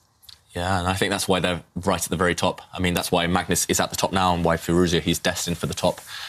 Because they kind of have the philosophy, they'll win a game or they'll lose and they'll learn. And players who take draws early don't do it at home. Players who take draws early, they don't learn enough about the end game, about how games finish, and they won't learn their capabilities, their strengths, their weaknesses until you really fight every position out. So I understand Nepomniachtchi's decision. Maybe he was tired, but it's a pity. It is a pity, and it could come back to haunt him in later rounds. So we'll see. But moving back to the Magnus game, he looks bored. Yeah, maybe a little bored. And it is Alireza who's in the move, 2 minutes in the move. What is he thinking about, David? That's right. So if we pull up the board just to explain a couple of plans they might be thinking about over the next 10, 15 moves, we do notice that White has delayed developing this knight. He's just delayed kind of showing which side he wants to castle his king. So he might later want to keep his king safe on this side of the board, the opposite side to his opponent. He might also try and put it on the other side of the board. He's kind of keeping his opponent guessing. So White's playing a very flexible waiting game. For Black, the reason Alireza is maybe thinking is because where do you put your pieces? What do you do next? Which piece do you improve? Maybe he can bring his knight this way. I know that Jovanka, one of her favourite plans would be to maybe move the rook across and then to bring the knight near the king. This square, we would call it the F8 square, and we say F8, there is no mate. Knight on F8, there is no mate. Yes. Do you know who said that? Who said that? Bent Larsen, Danish okay. Grandmaster, yeah. Actually, I have a confession to make. Whenever I do put my knight on that square, I always think, no, don't get mate. You guys should make like a rhyme book, chess rhymes. Yeah, it's just easier to remember that way, right? Yeah, definitely. Too many things to know in chess. We need to make My other them one is you go backwards, I go forwards. I love that one. I actually physically, well, I don't physically say it, but I'm mentally saying, you go back, I go forwards. Yes. And yeah, it looks like Firouzja maybe is following that plan, Jovanka. So he has just shuffled his rook across one square. Maybe he'll drop his knight back next to his king next move, just to keep his king super safe, really. That knight also, it can jump to a more central square a bit later on. Yeah, I'm really eager to see what Magnus is going to do with his king. And he looks very comfortable. He definitely is comfortable on the clock. The bar is slightly over to his side. Do you think he is feeling confident now, Jovanka? Yeah, the bar thing. Yeah, I'm kind of speaking on the clock, then, maybe. Yeah, I'm kind of speaking from because this is like my opening. So the bar thing, you shouldn't necessarily rely on it too heavily. The position is pretty level. White has a lot more space, but that's about it. So, but I think Magnus will be feeling confident because yes, Alireza loves his position, but Magnus loves it for White as well. So he will be feeling confident too. Yeah, and knowing Magnus Carlsen, I mean, he's got a great training team around him, lots of coaches, lots of opening experts, researchers. I have a feeling they've got an idea in store, especially for Alireza here. I mean, Magnus has done some slightly unconventional stuff in the opening. Normally, you don't move your bishop quite this much early on. So I think he's got a specific idea in mind. And probably that's why Alireza, Firouzja, he's already 6 minutes down the clock. Probably he's just trying to guess what Magnus is doing. So it's all psychological at this stage. Neither side has done anything wrong. It's just... Do you think that's going to come down to inexperience, that maybe he's second-guessing himself because perhaps too much respect for Magnus? And we did have a move there, actually. Alireza moving his bishop. Yeah, so he's jumped forward with his bishop, creating another pin. That knight can't move now because the king would be on the same diagonal as the black bishop.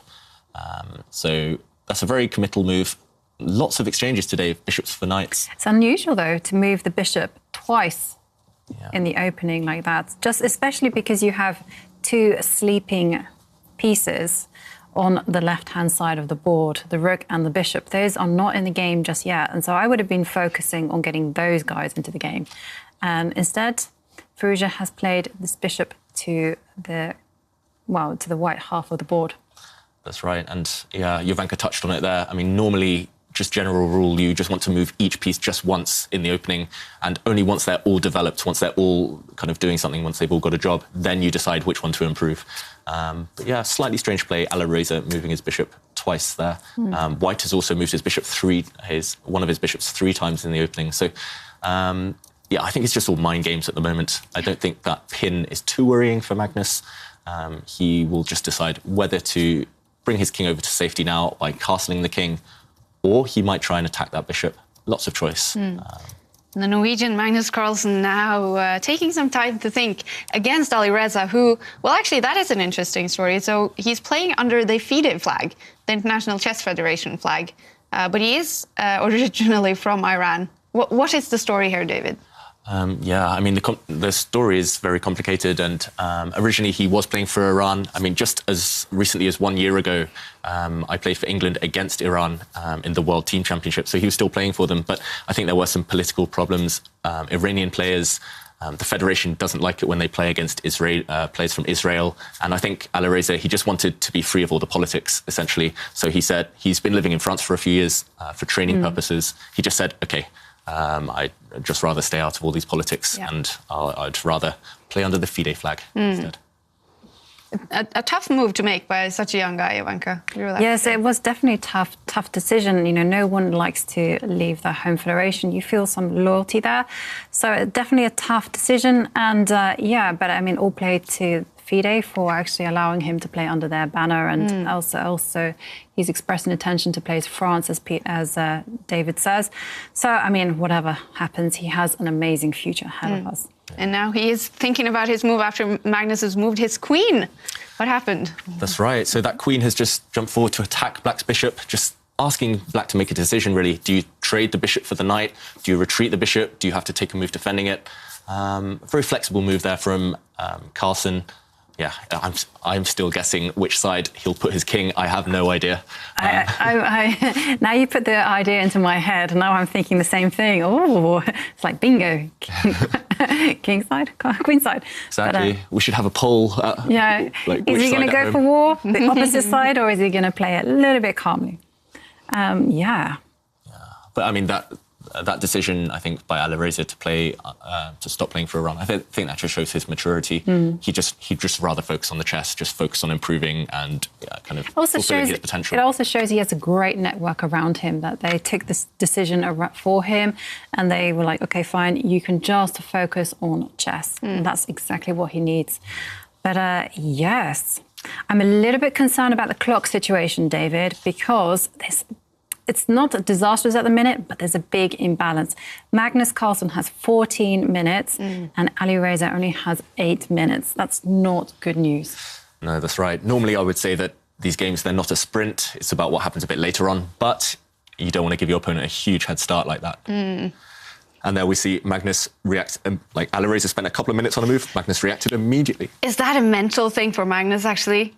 Definitely. To make that move as quick as he can, just to show that I'm not having any trouble here. Exactly. Wow. And just look at his posture there. He's sitting back in the chair. He's enjoying being the boss. Yeah, he's saying, you know, kid, you might try your best moves on me, but I've seen it all coming. I've seen it all before, and he has committed his king to the king side. He kept his opponent guessing. Like, I think that's an incredible psychological ploy there. Alireza spent 7 minutes just trying to guess where that king would go, and then Magnus. And yeah, we have some tweets on social media. One from Carl Portman. He says, "Come on, Magnus, beat Perugia." We know who you're voting for. And then we have another one from Craig Reyes, watching from Gibraltar. Hope you guys are good. Hope you are also good, Craig. And another tweet from Hamad Hussein. Black is the new black in these short time control chess. Loving the action at Chess Champs. And yeah, if you want to join in the conversation, join in the fun, we've been having a great time, then please use the hashtag ChessChamps and you'll feature on the show. Yeah, that last tweet I especially liked about black being the new black. I mean, traditionally, I was always told when I was growing up that having the white pieces is like having the serve in tennis. You can choose where you go, your opponent has to react, your opponent's got the disadvantage. But now, players are counterattacking more and more. Has been answered. All right.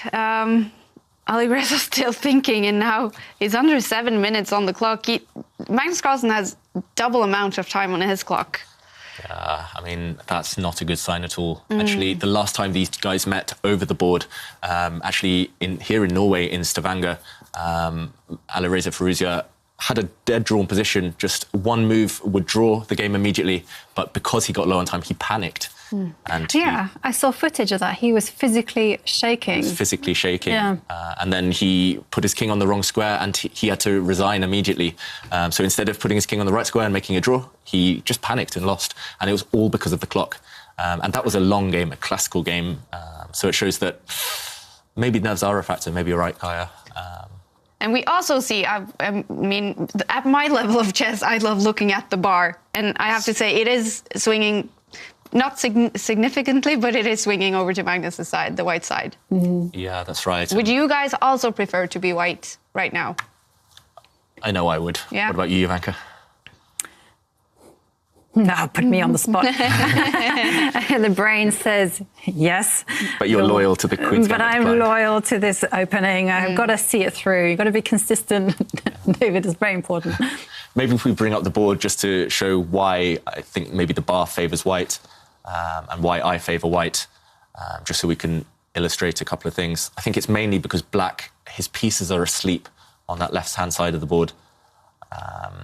His rook in the corner is not doing too much. His bishop is blocked by the knight. Black's pieces they're not so mobile right now. They don't have any great squares to jump to.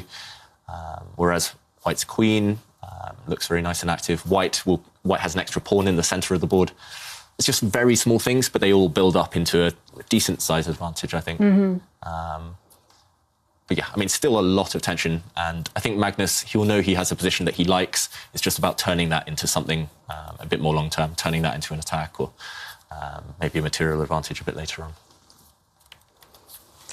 All right, so Alireza still taking the time to think, and he's now under those magical 5 minutes on the clock. What's he thinking about? I mean, I would just want to get all my pieces into the game. We mentioned that bishop, that rook, they're not doing anything. Just develop them. But it's difficult to get them into the game because that knight, unfortunately, is in the way. And if that knight moves, then slightly worried that Octo Knight appears on the board. And you do not want that horse coming into such a lovely square. Yeah, if we can bring up the analysis board just to show what Jovanka means there. For example, if black were to try and get this knight out of the way of the black bishop, so it could, for example, advance. If black were to retreat, black retreats, white jumps forward. You go backwards, I go forward, as you mentioned. White's knight would jump forward, and now this white knight would dominate everything, and this is right in the centre of the board where knights are so happy. But I think the real reason that black is, maybe Alireza is unhappy here, that black is struggling is, it's just this bishop, this rook. What do you do with them? Yes, you can advance pawns on this side of the board. And actually, he does that. He pushes this rook's pawn, this pawn in front of his rook. Maybe he wants to develop his rook this way. But he spent far too long doing that. A better move would have been the same move, but just faster. Yeah, exactly. And we have a lot of And support. Magnus again. Yeah. Such a quick move by him. Wow. Yeah, we have a lot of support from Twitter for Magnus. Toby Vidpovid says, all the way from South Africa, Magnus, just win already. Fans all over the world. Yes, he's very popular. But just watching him play, it's just a treat, isn't it? Yeah, I mean, it's years of experience, years of hard work, but also just that natural talent. He knows where all the pieces belong, and he's confident in just trusting his instincts, just developing. I don't think I've ever seen him below on the clock, like behind his opponents on the clock after 5-10 moves, whereas it's quite common for some of the other players, like Alireza Firouzja. I hope that doesn't hold back his development later in his career, just getting into time trouble, getting low on the clock. How does Alireza feel in very short time controls? How is he historically done in blitz, where they have almost no time on the clock in classic and online? Is he good with a little time on the clock? Yeah, I mean, he's very good, and maybe that's why he lets himself run low on the clock, because he knows he can handle it. But it is extra stress, and that's something that normally over the course of a long tournament, it tends to take its toll. I think in classical chess, sometimes he does have long thinks here or there, but I don't think he would be spending this much time if he was playing anyone else in the field. It's just the Magnus effect. I agree with you there 100%, because I think you've told me yourself that you've played many games against Alireza. Yeah, he beats me. Let's not talk about it. He beats me every time. Sorry, my bad. Yeah, he always wins, I mean, on the clock as well, but mostly on the board as well. Yeah, he's very quick. I think he just needs to trust himself, and maybe that will come with experience. Yeah, it's good for him to get this experience to play against Magnus. Even if it's not the first time he plays him, it's, you know, playing Magnus a lot will be good experience for him, probably. That's right. I mean, for Ruzia, for Vidit, for Duda, for David Anton, all the young guys, I mean, they don't get to play Magnus every day. So this is fantastic. So we do have a question from Line in the Sand, and he says, what style of chess would you say Alireza Firouzja enjoys playing? Is it suited to playing against Magnus, and has he ever beaten Magnus before? Well, I know the answer to the last part of the question. He certainly has beaten Magnus before. But what style of chess would you say Alireza has? Oh, that's a tricky one. He likes to be on the front foot. He likes to be the one attacking, setting traps, setting tricks. But I think as time goes on, just the last couple of years, well, I mean, he's still young, so that's... but that's a long kind of period in his development. He has developed more of a kind of slow, steady style. Bar. Yes, I think White's advantage has increased massively. But yeah, I think Alireza, his style is becoming slightly more universal. He just likes to be the one attacking. And unfortunately, that's very hard to do against Magnus.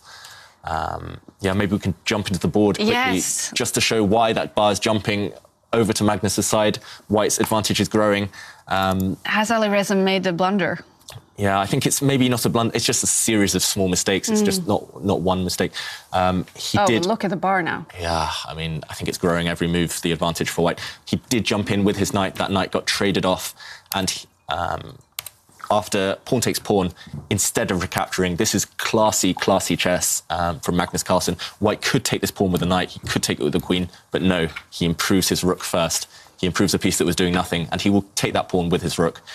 Alireza has played queen across the board, and I think Magnus is spoilt for choice now. Magnus just recaptured that pawn. I just love the way Magnus plays. That every piece needs to be working. Everyone needs to be involved, doing their purpose. And you know, I just love that. You know, moving the rook into the game. Love it. Yeah. You know, actually, what I love about Magnus's style is, to me, he appears like the relaxed genius. You know, it doesn't really seem like he's putting that much effort in to the game. Yeah. It makes you don't need to when you're that good. So easy, right? Yeah. And you have to think, he went 126 games without losing. Yeah.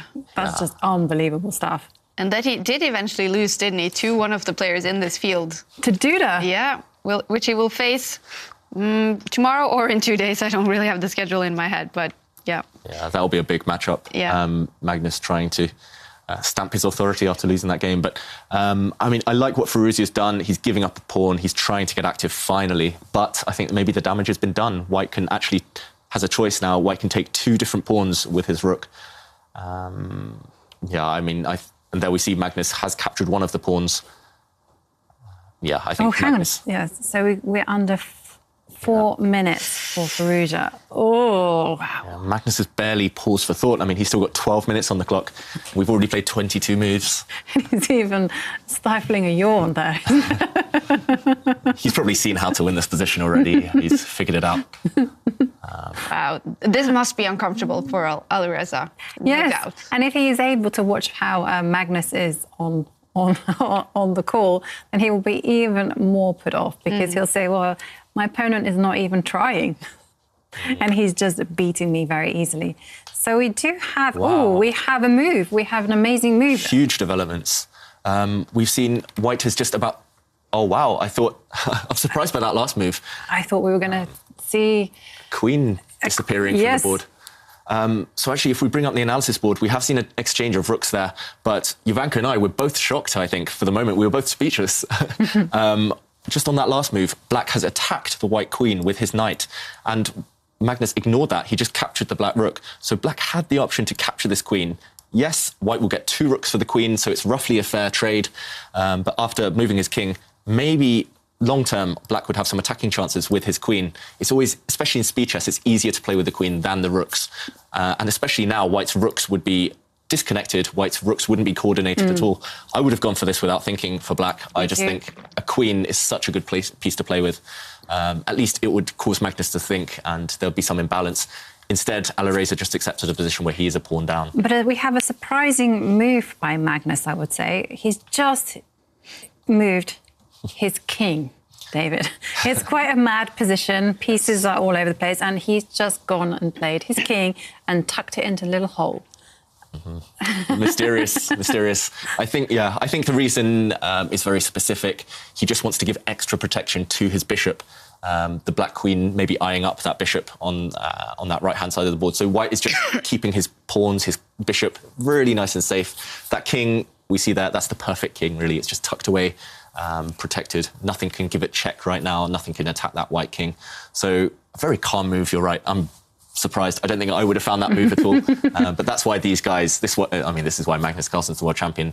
He knows when to press, when to attack, but he also knows when to take a timeout and just slowly improve his pieces. And once again, I am seriously worried about Firouzja's time handling.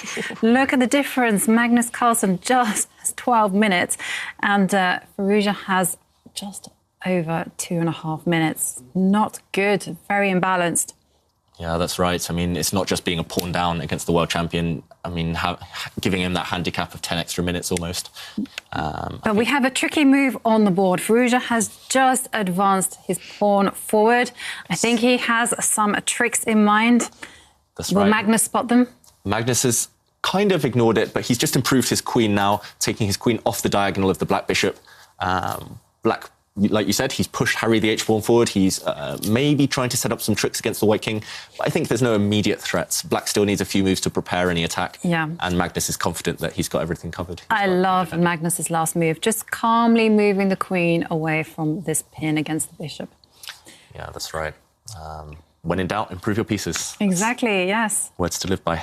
And Firouzja has just taken your advice as well, because he has moved the rook and he wants to zoom up the line and find some joy along the second row. At least it is an open line for him. Yes. That's right. Maybe we bring up the board just to show Black's next move.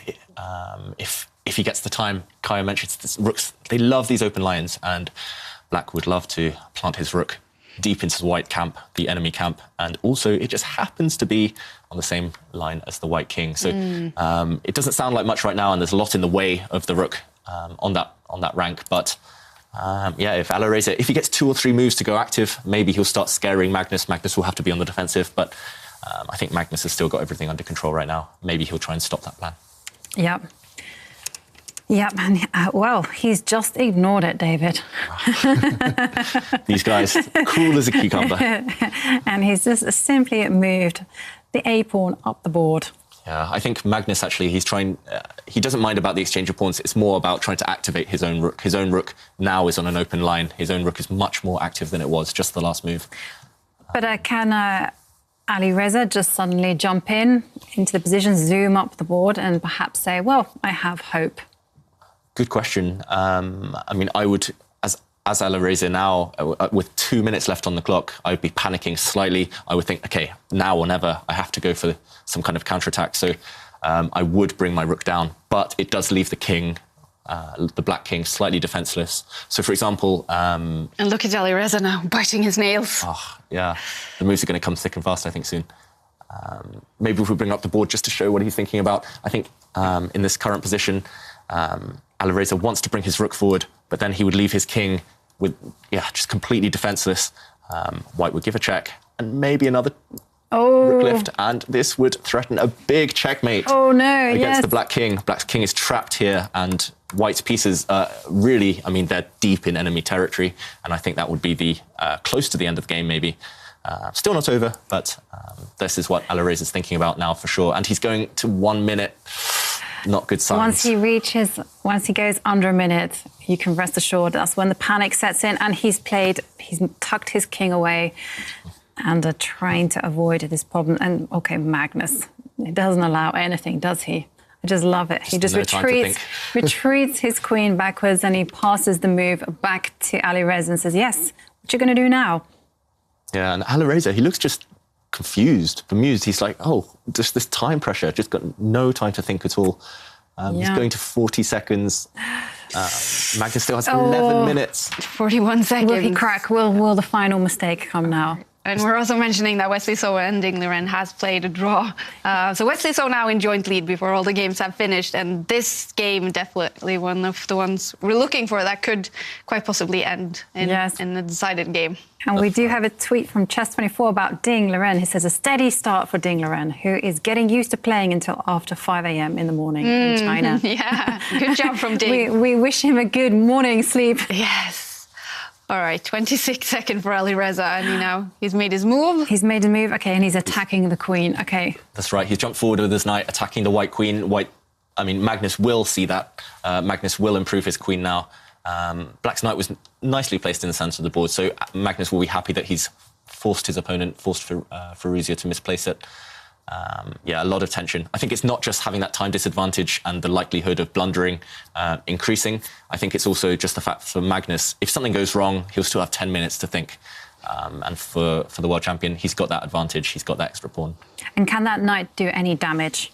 Does it have any hope, David? Possibly. Yes, possibly. But I think Magnus has everything under control. He might just... he'll just move his queen to a safe square, and I think that's enough. Black doesn't have enough threats. He's probably building up so much time now, so he can use a lot of time on each move, so he doesn't have a mouse slip again. Exactly. Yeah. Actually, one of the funniest things I ever saw in chess, I saw one person had 5 seconds left on the clock, and the other one had 55 minutes. And the one who had 55 minutes just laid back on the chair and just thought, I'm just going to sit here. Relax. Relax. And the person who had 5 seconds was like, oh my God, oh my God. I thought that was cruel. Yeah. But actually, you laugh about it, but that's the best thing to do. My games, especially classical chess, I'm always in time trouble. I'm always on 1 minute when my opponent has an hour. And I love it when they panic and they speed up with me, because then we're on equal footing. Yes. If you slow down, let the adrenaline run out, just slow things down to your own pace, and then play a quick flurry of moves. That's the most stressful thing.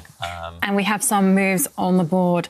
So Magnus he zoomed with his queen all the way up the board, and Alireza has quickly bashed out a move with the bishop. That's right. I think actually Magnus has several good moves right now. I think he'll just be deciding which one to go for. Magnus has some threats against the black rook. The black rook is defended right now by the bishop. I hear Jovanka laughing about Alireza's. I'm just loving the posture. Magnus is looking right. Are his eyes open? No, I think this is just despair. He knows it's over, and Magnus just knows he has to pounce for the kill. That's right. I think maybe if we bring the board up just to show what Magnus is thinking about. Alireza's position here is hanging by a thread. This bishop is defending the rook, but it's all kind of all of his pieces are badly coordinated. This queen on the king side, the knight on the queen side, on the left-hand side of the board. They're just not connected at all. Yeah. And Magnus's pieces, he might just push his rook up to attack this queen. He might swap off the rooks. Yeah. He's got lots and lots of options, and I think all of them are winning for him. So we have a question from the Lover Shack. He says, was Magnus's strategy to let Alireza beat himself? Because those were quiet, non-committal moves in the opening. And it certainly looks like Magnus didn't do anything special, did he? That's right. I think that tweet has hit the nail on the head. I think that's exactly what's happened. Obviously, Magnus has played well, no mistakes. But Firouzja, I think he's kind of... he's dug a hole for himself, and it's hard to see him escaping from it now. Yeah. So interesting. So how will Magnus try to put away Firouzja? Lots of tempting options, isn't there? I think that's the thing making Magnus pause. He's played so quickly and confidently, but now he's just mulling over the final stages. I kind of want to improve that knight for white, but that knight maybe isn't so great right now. Oh, we have a move. He did decide to trade off those rooks. And those rooks indeed have been swapped off, but now we have a beautiful pawn that has a free path to the coronation square. Yes. And less than 30 seconds on the clock for Alireza. Yes. Yeah, I think both of those factors are going to be the deciding I mean, the key, really. White's pawn, I mean, that is going to become a queen very, very shortly, I think. Black's knight has jumped into the white position there. It's attacking the white bishop, but beyond that, there's no real threats. Maybe he'll trade that bishop off for his knight, but white's king is still super safe, tucked away there in the corner. And Magnus doing this is what I tell all my students to do: centralize your queen in the endgame. The queen in the middle of the board controls everything. Yes. Magnus got this one in the bag, I think. Yeah, all under control. It's a perfect queen. Goldilocks queen, we call her. Because Goldilocks likes it not too cold, not too warm, not too warm. Perfect. Right in the middle. Yeah. This is Vachier-Lagrave is offering a queen trade now. Oh, will Magnus take it? It's tempting, isn't it? It's very tempting. It's tempting, and he has, because, you know, that pawn is so good, and he's won a second pawn as well. And it's just a matter of... Okay, the bar has gone down. Oh, it's going up. Yeah, it's going, yes. So, I mean, again, it's like we mentioned earlier, when you're ahead in pawns, ahead in points, sometimes pieces, it's just easy to trade things off, simplify, remove all the risk. Now the queens have gone, white never has to worry about getting checkmated, so white will just use these 2 extra pawns. We see his knight has jumped forward there. I think white's 2 extra pawns will tell in the end. Maybe Vachier-Lagrave will keep playing, maybe he'll fight, but maybe we'll see a queen on the board, hopefully. But yeah, I think it's close to hopeless here, unfortunately. Yes. Unless black can trade off the knights, and then with opposite colour bishops, maybe he can build a fortress that he can't be penetrated, that white can't break through. Yeah, because when you have opposite colour bishops, the 2 bishops will simply pass each other like ships in the night. That's a good, perfect analogy. And you can never challenge on those squares, and they can never challenge you on yours. I love it, yeah. But Magnus knows what he wants, and he wants to push that pawn all the way to the edge of the board. And Vachier-Lagrave has under 10 seconds on the clock. Yes, okay, here it comes. He has to make a move. 4, 3, 2. Is he just going to let the clock run down? No, he's not. He's made a move. Okay, and Magnus on point. Magnus replying immediately. Yeah. He's attacked that bishop. The bishop was blockading his passed pawn, white's pawn on the left-hand side of the board. Was there anything stopping him from... Push that pawn. Push him.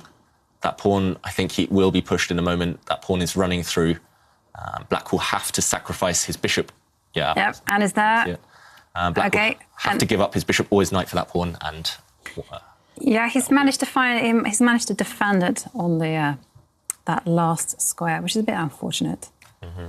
That pawn, though, it's 1 square away. I want to see a promotion. I want to see a new queen on the board. Well, I think it's time to get the king.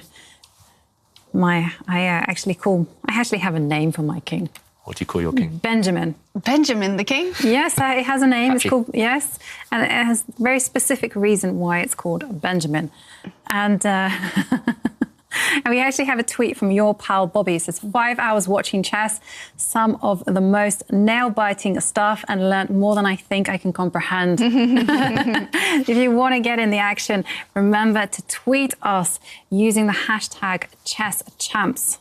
Yeah. Okay, back to my story on Benjamin. Yes. It's because it's based on the film Benjamin Button. Ah, I love that. Because he's born old, and that's how the king is. He's born old. You have to protect him. And then the more pieces that get traded, the king suddenly becomes young, you know, and you can imagine him with his hair, you know. And he wants to get in the action, and he becomes a very aggressive piece. So, yeah. Yeah, that's right. And I think Magnus is about to follow your advice and bring Benjamin into the action soon. Yeah, I think maybe if we just bring up the board to show what Magnus is doing to try and break this blockade, to try and win. Magnus, this is just so classy. He's put his bishop on a square that completely controls the black knight. White controls all of the squares that the black knight might want to jump out to. So if you guys are looking for a way of trying to learn how to use bishops against knights, how to control those knights, this is always a very common pattern, nice motif. Black's knight is trapped there. Yeah, cannot make a move. Actually, great point there, David, because I think I was shown that by one of my students many years ago, and after that I've won so many games because I'm like, controlling your knight. Exactly. Hopefully you guys at home learn how to control those knights too. Hopefully it brings you many points. I think what's left for Magnus is to just bring his king forward, He has this 3+3 against 2 advantage of pawns on the right-hand side of the board. So those 3 might be able to make a passed pawn between them. And having 2 passed pawns, that should be enough. We see the bar as well, far on white side. I think the problem now for Magnus is, again, too much choice. Later, we mentioned not trading those knights. Maybe he could even trade those knights sooner or later. I think that should also be winning because his pawn is so far advanced now. Yeah. I think just a little bit of hard work to break this fortress. But he can play what he wants. That's the beauty of his position. He can just, dance around with the king one way and then dance around the other way, and Alireza can do nothing. That's right. Is there any way Alireza can save this? I think only if Magnus gets careless. Yes, Magnus has to help him quite significantly. But you never know. We saw it in previous games. So never discount people's cleverness.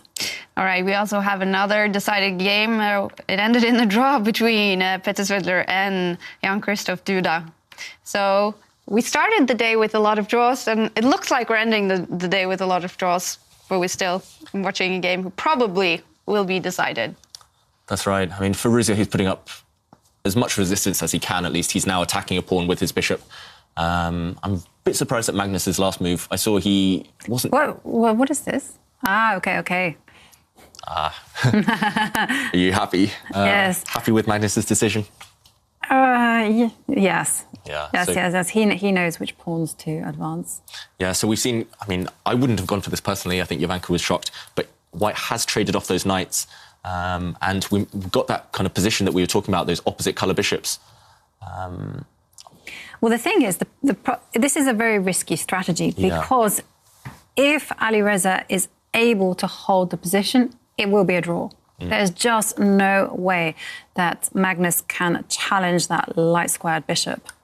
So this is a bit risky. He really needs to think ahead. And it's not perhaps the decision that either of us would have taken. Yeah, I mean, he's still probably winning, but his margin for error has gone down massively now. With opposite colour bishops, you need more than 1 passed pawn. You need 2 passed pawns in order to win. So White needs to create a passed pawn on this king side. So, for example, a pawn on the right-hand side of the board, it will distract the black king, while White will slowly walk his king around to support his very far advanced pawn on the left. So Magnus playing a risky strategy. He should still win as long as he can keep 2 passed pawns on the board. But Firouzja fighting well, and it will be instructive to see how Magnus wins this.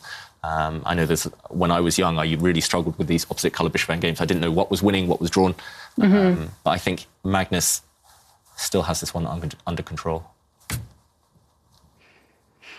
All right. Looks like Magnus is biting his nails now, but he's probably quite comfortable, isn't he? Yes.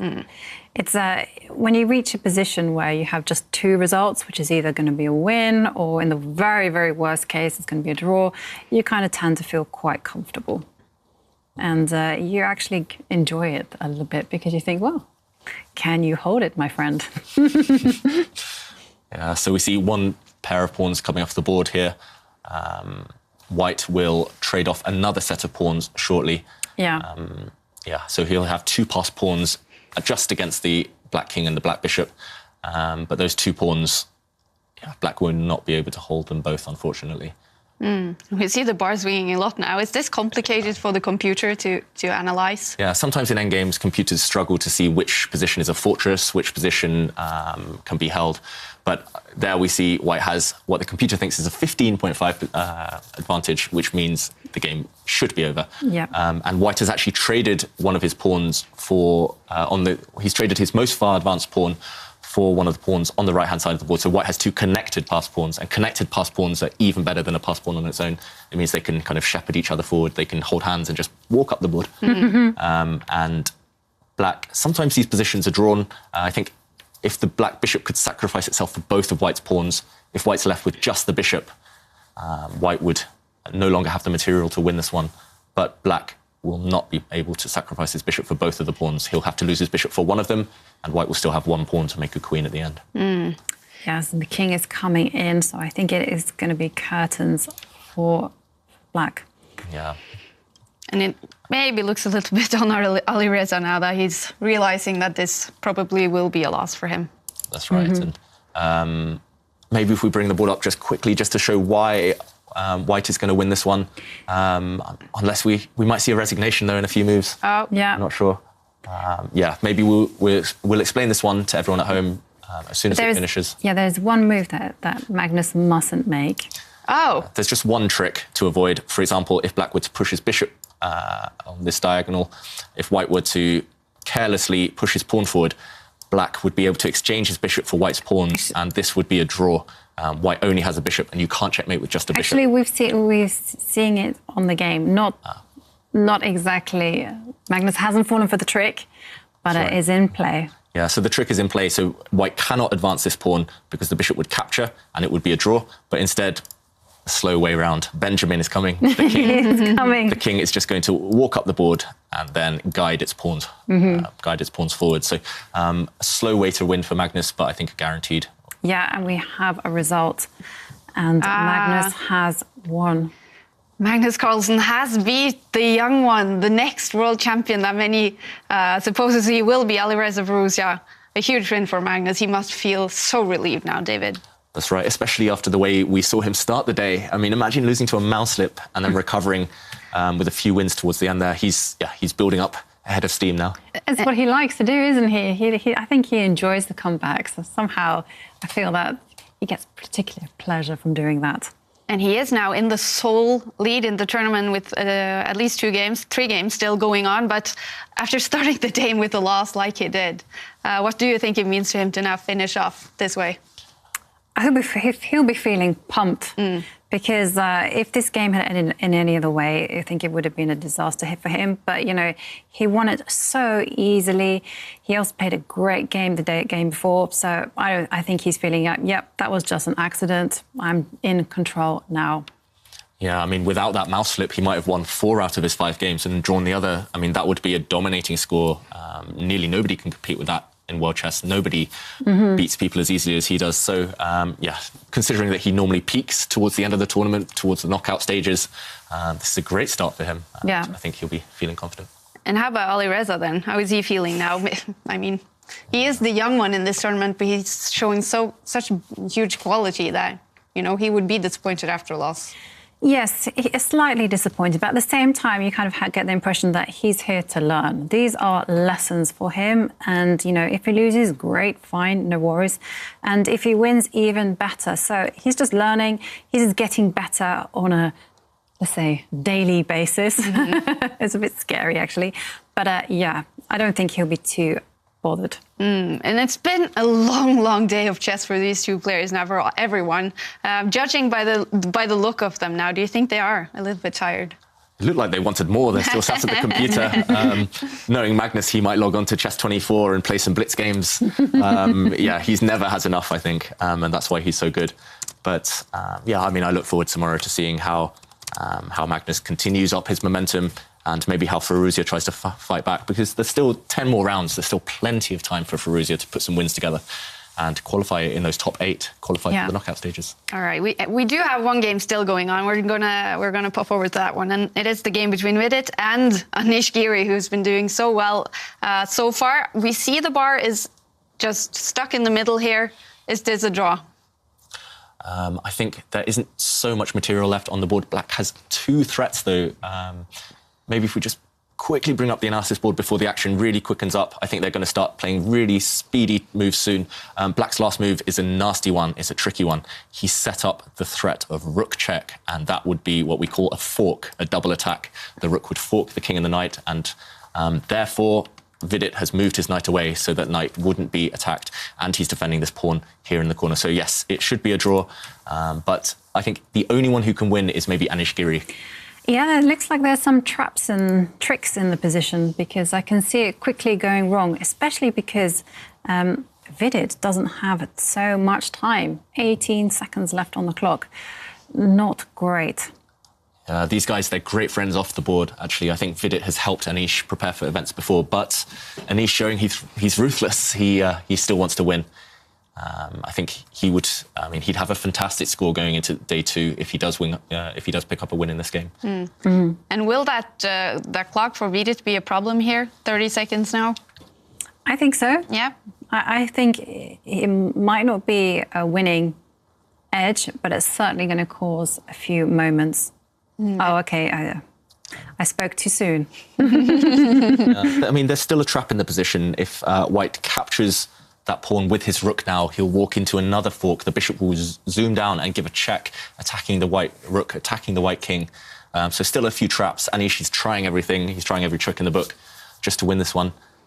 White has the option here of taking the pawn with the knight, sacrificing his knight. But then we would see another 50 moves. 50 moves, maybe 100 moves of torture while White tries to defend that one. And he's done that. Oh, yes. I'm so happy. I'm so happy. We're going to see more action. Well, actually, I have to pop this in. So David Anton. Yes. He has one more game. He won against Timo Rajabo and is with Magnus Carlsen in top of the table after day 1. Wow. Yeah. Unbelievable stuff, actually. It's just absolutely fantastic. The Spanish community must be going crazy. Absolutely. They call him El Niño Anton, which I love. You know, it means the boy Anton. Yeah. Yeah. What a kind of surprise.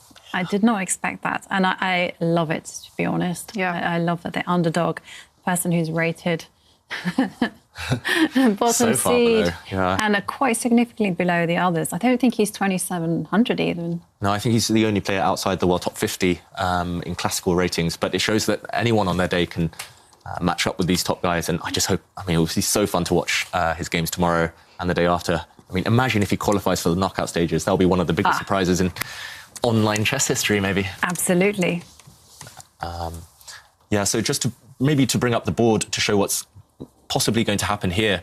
So it looks like it's very close to a draw. And actually, for those of you at home who've heard of this, rook and bishop, I mean, black has a rook and bishop here, white only has a rook and a pawn. If that pawn disappears, the result should be a draw. Rook should draw. It should hold against the rook and bishop, but it's extremely hard over the board. You have to know a lot of things, especially with 10, 20 seconds on the clock. That one is very difficult to save. So that's Anish Giri's plan. So if we bring up the current position, Anish will be trying to win this pawn with his rook or with his bishop. Then he will try and checkmate the white king using his rook and bishop together. What white needs to do is he needs to trade this rook for that rook in order to get a draw. There we see he's created a pin along this line. If the bishop moves, that rook will be taken. So Vidit needs to swap off the rooks. He needs to exchange the rooks to hold the draw. If Anish can win that pawn, I think we will see him press for the win for sure. As Jovanka mentioned, there is a rule though. If that endgame, rook and bishop versus rook, if it goes on for 50 moves without a checkmate, the game is declared a draw. Yeah. But there is one little complicating factor in all this. There is a nice little pawn on the board. Yeah, that's right. That pawn is running forward now. I think it's going to get captured. I think it's going to get captured as well. And this is going to be a great lesson for me, for Jovanka, for everyone at home, how to hold with rook against rook and bishop. Yes. It's very difficult. Every time I've had the attacking side, the extra bishop, I've managed to win. Every time I've had the defending side, I've managed to draw. But I've spent probably hundreds of hours in my life studying it, and I'm still not very confident. So let's see Vidit. It's a test now of his nerve and of his endgame knowledge. Yeah, and he has 38 seconds to prove that he knows the way how to do it. That's right. There's actually 2 techniques to draw this, but both of them are extremely complicated. Both of them, you have to put your king on the right square, the rook on the right square. There's a few traps. I've seen some of the top players in the world lose this, especially with less than a minute on your clock, which I've seen them lose it over the board in a normal game. So yes, it can be easily done when it's played under pressure. So, yeah, we'll see. We will see. And one of the interesting things is that after 50 moves, if Anish hasn't checkmated or won the game, then the game will automatically. Yes, we declared a draw. That's right. Even if it's a checkmate the next move. So if it's by move 50, he hasn't done it. That's really harsh, actually, when that very happens. harsh rule. Yeah. All right, we are waiting for a result in this game, but we have joining us Magnus Carlsen, who is now in the top of the table in the Skilling Open. Magnus, congratulations on a fantastic ending to the first day.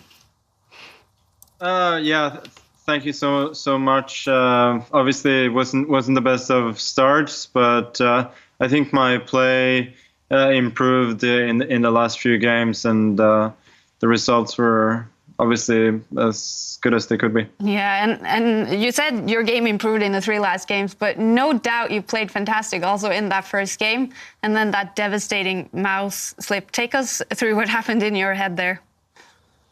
The truth is, I don't really know. Like, usually I will know it's one of two things. Either you just try to make the move and then you move it too far or not far enough, or the other one is that you think about making a move and then you change your mind and you drop the piece back on the wrong square. And frankly, I don't even remember which one it was, which is very strange. Regardless of what happens, it was kind of sudden. I was choosing between many strong continuations there, and all of a sudden I have to resign. And was that the queen, maybe because he was in shock of what happened, and I decided that one thing I don't want to happen is him to think like, should I offer draw since he slipped in a winning position and so on. So I just resigned so he wouldn't have to make any of those decisions. Well, we actually had a lot of discussions on our Twitter, #ChessChamps, about it. Many people wanting each player to have the possibility to regret one move that they made so we wouldn't have these mouse slip losses. How do you feel about that?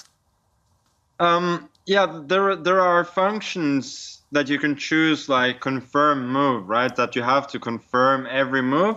But this is something, it can take away mouse slips, but it slows the game down and takes away precious seconds. So no, I think mouse slips are part of the game, but obviously when it happens, that's really the worst way to lose the game. And did it affect you? I mean, the very first game in the Champions Chess Tour, and this happens to you. I mean, are you relieved now that you end this day being able to fight back? For sure. After what happened in the second game as well, when I had a winning position and I kind of blew it, I thought this might be a very, very long day, but fortunately was not to be. But these are very fine margins. Like sometimes you can have one of these things happen to you and it ruins everything, and sometimes, like today, you get a break later on and it's all fine. And it has definitely been a long day for all of you, playing 5 intense games. How will you now prepare for next day, tomorrow, new 5 games coming up? Well, for the moment, I don't know who I'm playing tomorrow. I was mainly focused on today. So I know you have Aronian in the first game. Oh yeah, that's gonna be tough for sure. No, I'll get some good sleep, and then we'll see. But as I talked about earlier, there was definitely a very good trend today in that my play was better as the day progressed. So in that sense, I'm pretty optimistic for tomorrow. I don't think I need to do anything particularly different. And last question, Magnus. In this last game against Alireza Firouzja, you cited so many people saying that he could be the next world champion. Are you a little bit happy that you were able to be so controlling in that game, both on the clock and on the position? Yeah, it's always nice to beat him while I still can. Fantastic. Magnus, thank you so much for joining us. Wishing you a good night's sleep, and we'll see you tomorrow. Thank you. All right, Magnus Carlsen definitely seems happy. Yes, definitely. Wow. Yeah. I was so impressed, actually, his honesty about that mouse slip situation. He said maybe Nepomniachtchi was thinking about offering a draw or thinking about allowing it, not taking that queen, allowing him to play on. But he didn't want that. He just wanted a fair game. He just resigned, done, and next. Yeah, on to the next I one. was also impressed as well. I didn't expect that from him. But yeah, I'm very, very impressed. All right. But, let's go. We'll talk a little bit about what happened to Magnus today, but let's go back because we have one game still going on. I mean, these two guys played almost an hour now, I think. That's right. And actually, one thing I think I would be looking at for Vidit here, he is on the defensive. He's got a bishop less. He should draw it, but it needs a lot of accuracy. And the thing is, his last pawn disappeared on move 59. So if he makes it to a move 109, 50 moves, if he can make it to a move 109, the game is declared drawn. Wow. So it's kind of a race against the clock. He has 30 moves to survive.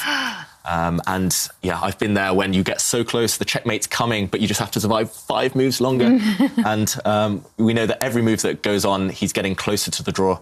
Anish Giri trying to set traps, trying to checkmate the white king, but he can't allow an exchange of rooks, and he can't allow it to get to move 109, otherwise the game is a draw.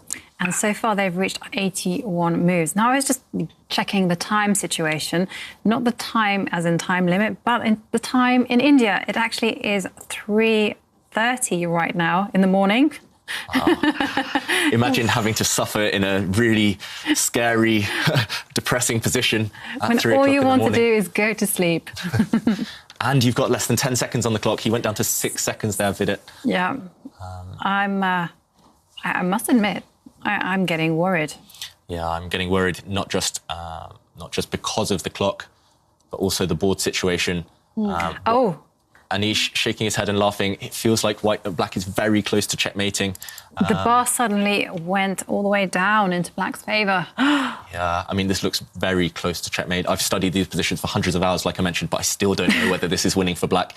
Some positions are winning, some positions are still drawn. Maybe if we pull up the board just to explain what black is trying to do. Black is trying to give checkmate. At the moment, he can't do that. If he gives a check, the white king is trapped, yes. The king can't move, but if he gives a check, white will block with his rook. So it's so close to checkmate, just one move away. So close. Maybe black can try and swing things around. Yes, he can try and checkmate from the other side. White will try and block from the other side.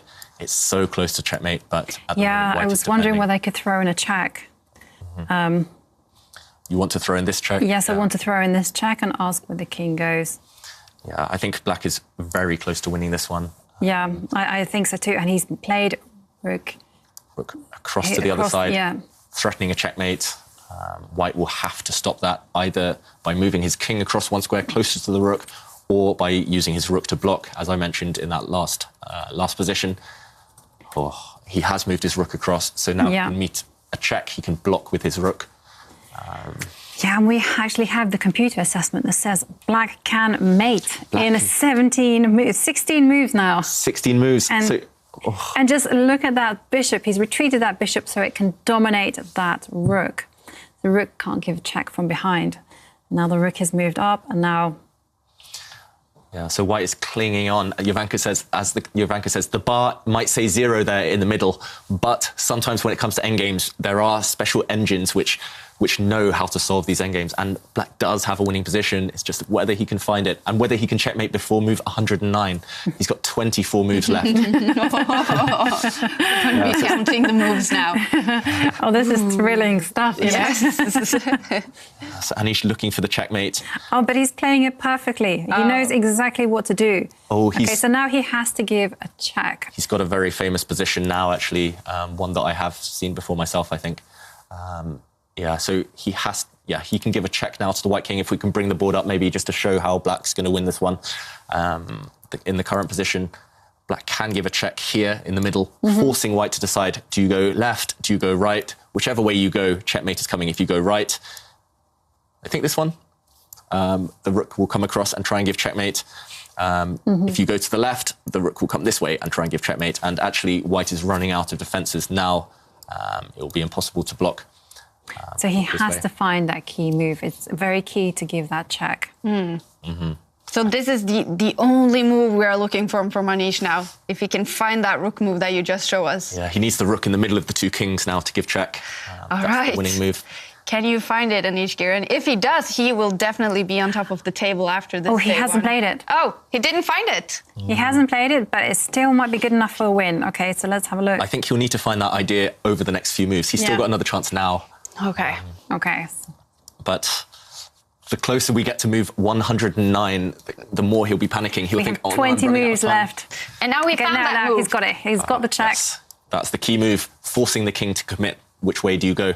And the bar now saying now 55. He's going to get, yep. yeah, the bar now, I think the computers realised that black is completely winning, and that's the key move. The rook goes across. 90 moves now that is for going to be the end of Vidit. the game, yeah. Is it possible for Vidit to last 19 more moves in this? Yeah, and he has to give one more check. Yep, he's done it. And yeah, there we go. Slightly surprised. Yeah, look at Anish. Yeah, Anish, he leaned back. I don't know if you saw a few moments ago. He knows he's winning now. Yeah, oh, look at that. Oh, and look at Vidit hiding in his shirt. Oh, he knows he lost this game. It's a mark of pride as well. Grandmasters, we think we should know how to draw this endgame, but it's so difficult. It's tricky. It's tricky. I must admit, I also studied the winning technique, but I can't remember it. Yeah, I mean, I think I've had this endgame maybe 4 or 5 times in my life, but yeah, every time it's just a battle of nerves. I have to check out that chessable course on 100 fundamental endgames you need to know and practice and practice and practice. I think Magnus Carlsen was tested on that, so yeah, go check it out on Chessable, everyone. I'll teach you how to hold this one that Vidit wasn't able to hold. Has he... Oh, his clock's still ticking. I thought he'd resigned. Just I thought that too. From his body language, I thought he'd given up. We'll stay on the player cams, but white can no longer prevent checkmate. And he has resigned. He has resigned now. Yeah. Oh, so it was impossible for him to last until the 109th move. So close. Anish Giri winning this game, and he is now on top of the table in sole lead with 4 points, half a point in front of Magnus Carlsen and David Anton. Wow, are you surprised that Anish Giri is the one in the sole lead here, David? Yeah, I think out of the 16, I thought he'd be one of the ones who just slow and steady at the start, just build up some confidence. But no, he's burst out of the blocks, and I'm proud. I mean, I'm happy for him. Yeah, no, it's unexpected for me. He wasn't amongst my top 3. But, yep, he definitely is a contender. He's incredibly strong, one of the most hard-working grandmasters there is out there. But to be honest, the whole day has been a bit of a surprise as well with Magnus's mouse slip. Yep. And then, of course, David Anton, the underdog. You know, to me, this day is all about him. 3.5 points out of 5. Fantastic for David Anton. And Anish Giri, we saw him right after the game. He just vanished. Probably had to scream or just give out a burst of joy. And they did play this game for over an hour. Yeah, that's right. Almost 100 moves. Like, games nearly never last that long. That's a real testament to his stamina that he can keep fighting after, imagine, 4 long games, like 5-6 hours of play, to keep going for that win at the end. That's impressive. Very impressive. How do you think he's feeling now, Jovanka? Anish, he's on top of the world. You know, he's going to sleep really well tonight. And we do hope to get an interview with Anish. He is in lead of the Skilling Open after day 1, so it would be fantastic to hear him say a few words. But as we wait for him, perhaps we can go back in the game and just see, David, where he got this advantage against Vidit, because you said for a long time that it was winning for Anish. That's right. So the game, it should have been a draw, and actually Vidit set up this very nice drawing technique towards the end. We call it the second rank defense. So this endgame should be a draw, Jovanka and I mentioned, but it's extremely difficult. I think the idea for white is, for example, white can wait with his king here, and there's a really nice idea here. For those of you who are new to chess, this is a really rare technique. White could give a check here, sacrificing his rook, and after the bishop takes the rook, that's stalemate. So black is a rook and a bishop ahead, but white can't move, and the white king isn't in check, and this would actually mean the game is a draw. So Vidit was so close to holding this one, but right at the end, we saw that that Anish did win. thanks to some very nice technique. And actually, in this position, Vidit gave up. He resigned because checkmate is coming. It is inevitable. Wow. All right, so Anish Giri finishing the day off with a very long day, Jovanka, with a win. Are you impressed by the quality of chess all these players are showing also in the last game after playing for 4 or 5 hours? Absolutely. You don't see such great chess coming from me, I can tell you. So no, it's absolutely, and you also have to think about the time zone as well. You have some players like Ding and Vidit who are playing like in the early hours of the morning. Then you have Hikaru playing in the early hours of the day, so he's obviously not used to perhaps playing at 9 a.m. in the morning, perhaps to be asleep. But yeah, I'm super impressed. You know, it's been a fantastic day of action. Yes, it's been tomorrow. Yes, I know. Can't wait for tomorrow. It's been a fantastic day, and we do have with us the leader of the Skilling Open after day one, Anish Giri. Congratulations on a fantastic day one of the Champions Chess Tour. Thank you. So, how are you feeling after this ending of the day? With you have two wins in the end here, and you are on top of the tournament. How is it feeling for you? Yeah, no, the score is good. Obviously, 2 more days to go, so it's early to count the chickens or whatever, or the eggs or whatever they say. But yeah, good day today. I actually positions were very good. Could have even been more, maybe. But okay, it's a very good result for me, for sure. And we have been talking a lot about today your game 2 against Hikaru Nakamura. We were very surprised to see that end in a draw because we thought you were in a winning position when you had that move repetition. Can you take us through what happened there? Was it intentional? Yeah, because if I win too many games, you will... the Magnus will lose his sponsors. So I decided to not win all of the games and at least make 1 draw in between. So you decided you didn't want to push for the win there. You intentionally went into the move repetition with Hikaru there. No, but actually, to be honest, I messed up a little bit in that game. Like I was much more winning before, and I didn't really realize how badly I messed up. So I thought like I ruined everything already. But it turns out I still had some advantage left. But I didn't really, I thought the game was not going. Like I had much more time and much better position than this before. And like I thought the game was going the wrong way. So I thought the draw is a logical result at this point. But I realized later when I looked at the engine evaluation, I was much better still. Did it annoy you then that you didn't go for the win? Or are you happy with how you played this day? Well, I was annoyed at that point because I mean, the computer gives like over more than -1 pawn. I mean, of course, I mean, you never want to, you always want to play this out for a win, such an advantage. But I didn't really realize it was so big because the thing is, it dropped from -2.5 to -1.5, and I thought it dropped from -1.5 to -0.5. But yeah, it was still a tremendous advantage. And yeah, actually, I'm happy I managed to play well after that and won 2 games. So I don't think I should, look back and feel depressed today. I think I did very well. I won 3 games. For my standards, pretty good. And you will go into day 2 as the leader of the tournament. How will you attack day 2? Will you keep playing like you did today? I mean, I was quite fortunate. I got very good positions from the opening. So it's like. When you play cards, you have to, or whatever, card game like poker or whatever, you get the cards shuffled, right? So today I had very good cards. I got aces in every game. Okay, one time I didn't, I folded, but in other games I managed to convert. So it will depend a lot on the positions I get. If I get such positions, I'm going to do well for sure. But we'll see. My opponents are also preparing. It's not going to be easy. So Anish, a question about tomorrow. So have you checked your opponents? Magnus said he hasn't looked at who he's playing. So will you spend tonight, will you spend the morning preparing? Will you just chill and just see how those openings go, see how the cards are dealt to you? Yeah, I'm preparing a little bit. I remember I played Magnus in round 9. So in case he's watching, he should already start his sleepless night because he's playing me tomorrow. He should be aware of that. Otherwise, yeah, I'm definitely going to... it's hard to prepare because everybody is trying to surprise you all the time. Unlike the classical games where, people are more predictable because they don't dare so much. But here they're trying to surprise you. But still, I'm preparing. And today, especially since today worked out so well in the opening, I guess I will try to build on that and come well prepared tomorrow too. All right, Anish, thank you so much for joining us. Congratulations again on a great first day. Looking forward to see more of your games tomorrow. And we wish you a good night's sleep. Thank you. Thank you so much. All right, Anish Giri, going into day 2 as the sole leader. We are a little bit surprised about this because he wasn't one of the top picks for you, Jovanka. No, he wasn't one of my top picks, but, you know, he is an amazing player. And you have to remember, these guys were chosen because of their unique style and character and of their combative play. So it's not entirely surprising. Yeah, what I love the most about that interview, I have to say, is the way that they both, Magnus and Anish, kept their cards close to their chest when it came to what they're planning on day 2. Yeah.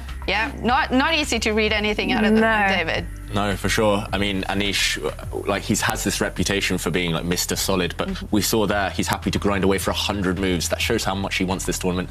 That shows how much the Skilling Open means to him. He wants to qualify from the top 8 and win it. He wants to take Magnus down in the final, I'm sure. All right, so day 1 of the Champions Chess Tour of the Skilling Open, and let's take a look at what the standings are looking like after 5 rounds of round robin. And we have Anish Giri in the sole lead with 4 points, but 2 players follow right behind, Magnus Carlsen and the big surprise, Jovanka, David Anton. David Anton, yes, we did not expect that at all, but he's on the underdog, the ultimate underdog. Bottom seed by quite a long way, and he's up there at the top. And then we see a bunch of players at 3 points who will be contending there tomorrow as well. Who should we look out for here on the standings list? Who has to wake up tomorrow and start winning some games? Well, Hikaru and Alireza, they really need to get going because half the field go home on the 3rd day. So they cannot rest on their laurels. They have to get motoring and start notching up some points. Yeah, it's all about how Alireza recovers from that loss against Magnus Carlsen that we saw. I mean, he's just sneaking inside there on the top 8, but I think it'll be the players in the middle of the pack. It'll be the players on 2.5 points that we see there. The players on 2 points, they need to up their game. When we see players like Maxime Vachier-Lagrave, like Jan-Krzysztof Duda, they need to start winning because they know if they keep this pace, they'll leave it too late. Too late. All right, so the pressure is on before day 2 for a lot of the players. Anish Giri is in sole lead before day 2, but a lot of games are remaining. We have 5 games tomorrow and still 5 games the day after that. Magnus Carlsen had a devastating start to the day, but he did strike back and is now in 2nd position. So, what a fantastic day of chess. Yeah. I'm full of energy. I mean, it's nearly midnight here. I'm full of energy. Let's keep going. Let's keep going. Well, David has to go to sleep because he has to be ready for tomorrow when we have day 2 of the Champions Chess Tour of the Skilling Open. It's been so fantastic to have you all join us on the hashtag Chess Champs. Chess Champs, yes. Chess Champs. Hope you will join us there tomorrow as well. Really enjoyed ourselves here. We definitely have. Yeah. Like David says, I'm in danger of not being able to go to sleep. We have to go to sleep. Yes, important day tomorrow. I hope you all have enjoyed yourself. Thank you so much for joining in. We will be back tomorrow, same time, same studio, and then we wish you a good morning or a good night wherever you are in the world.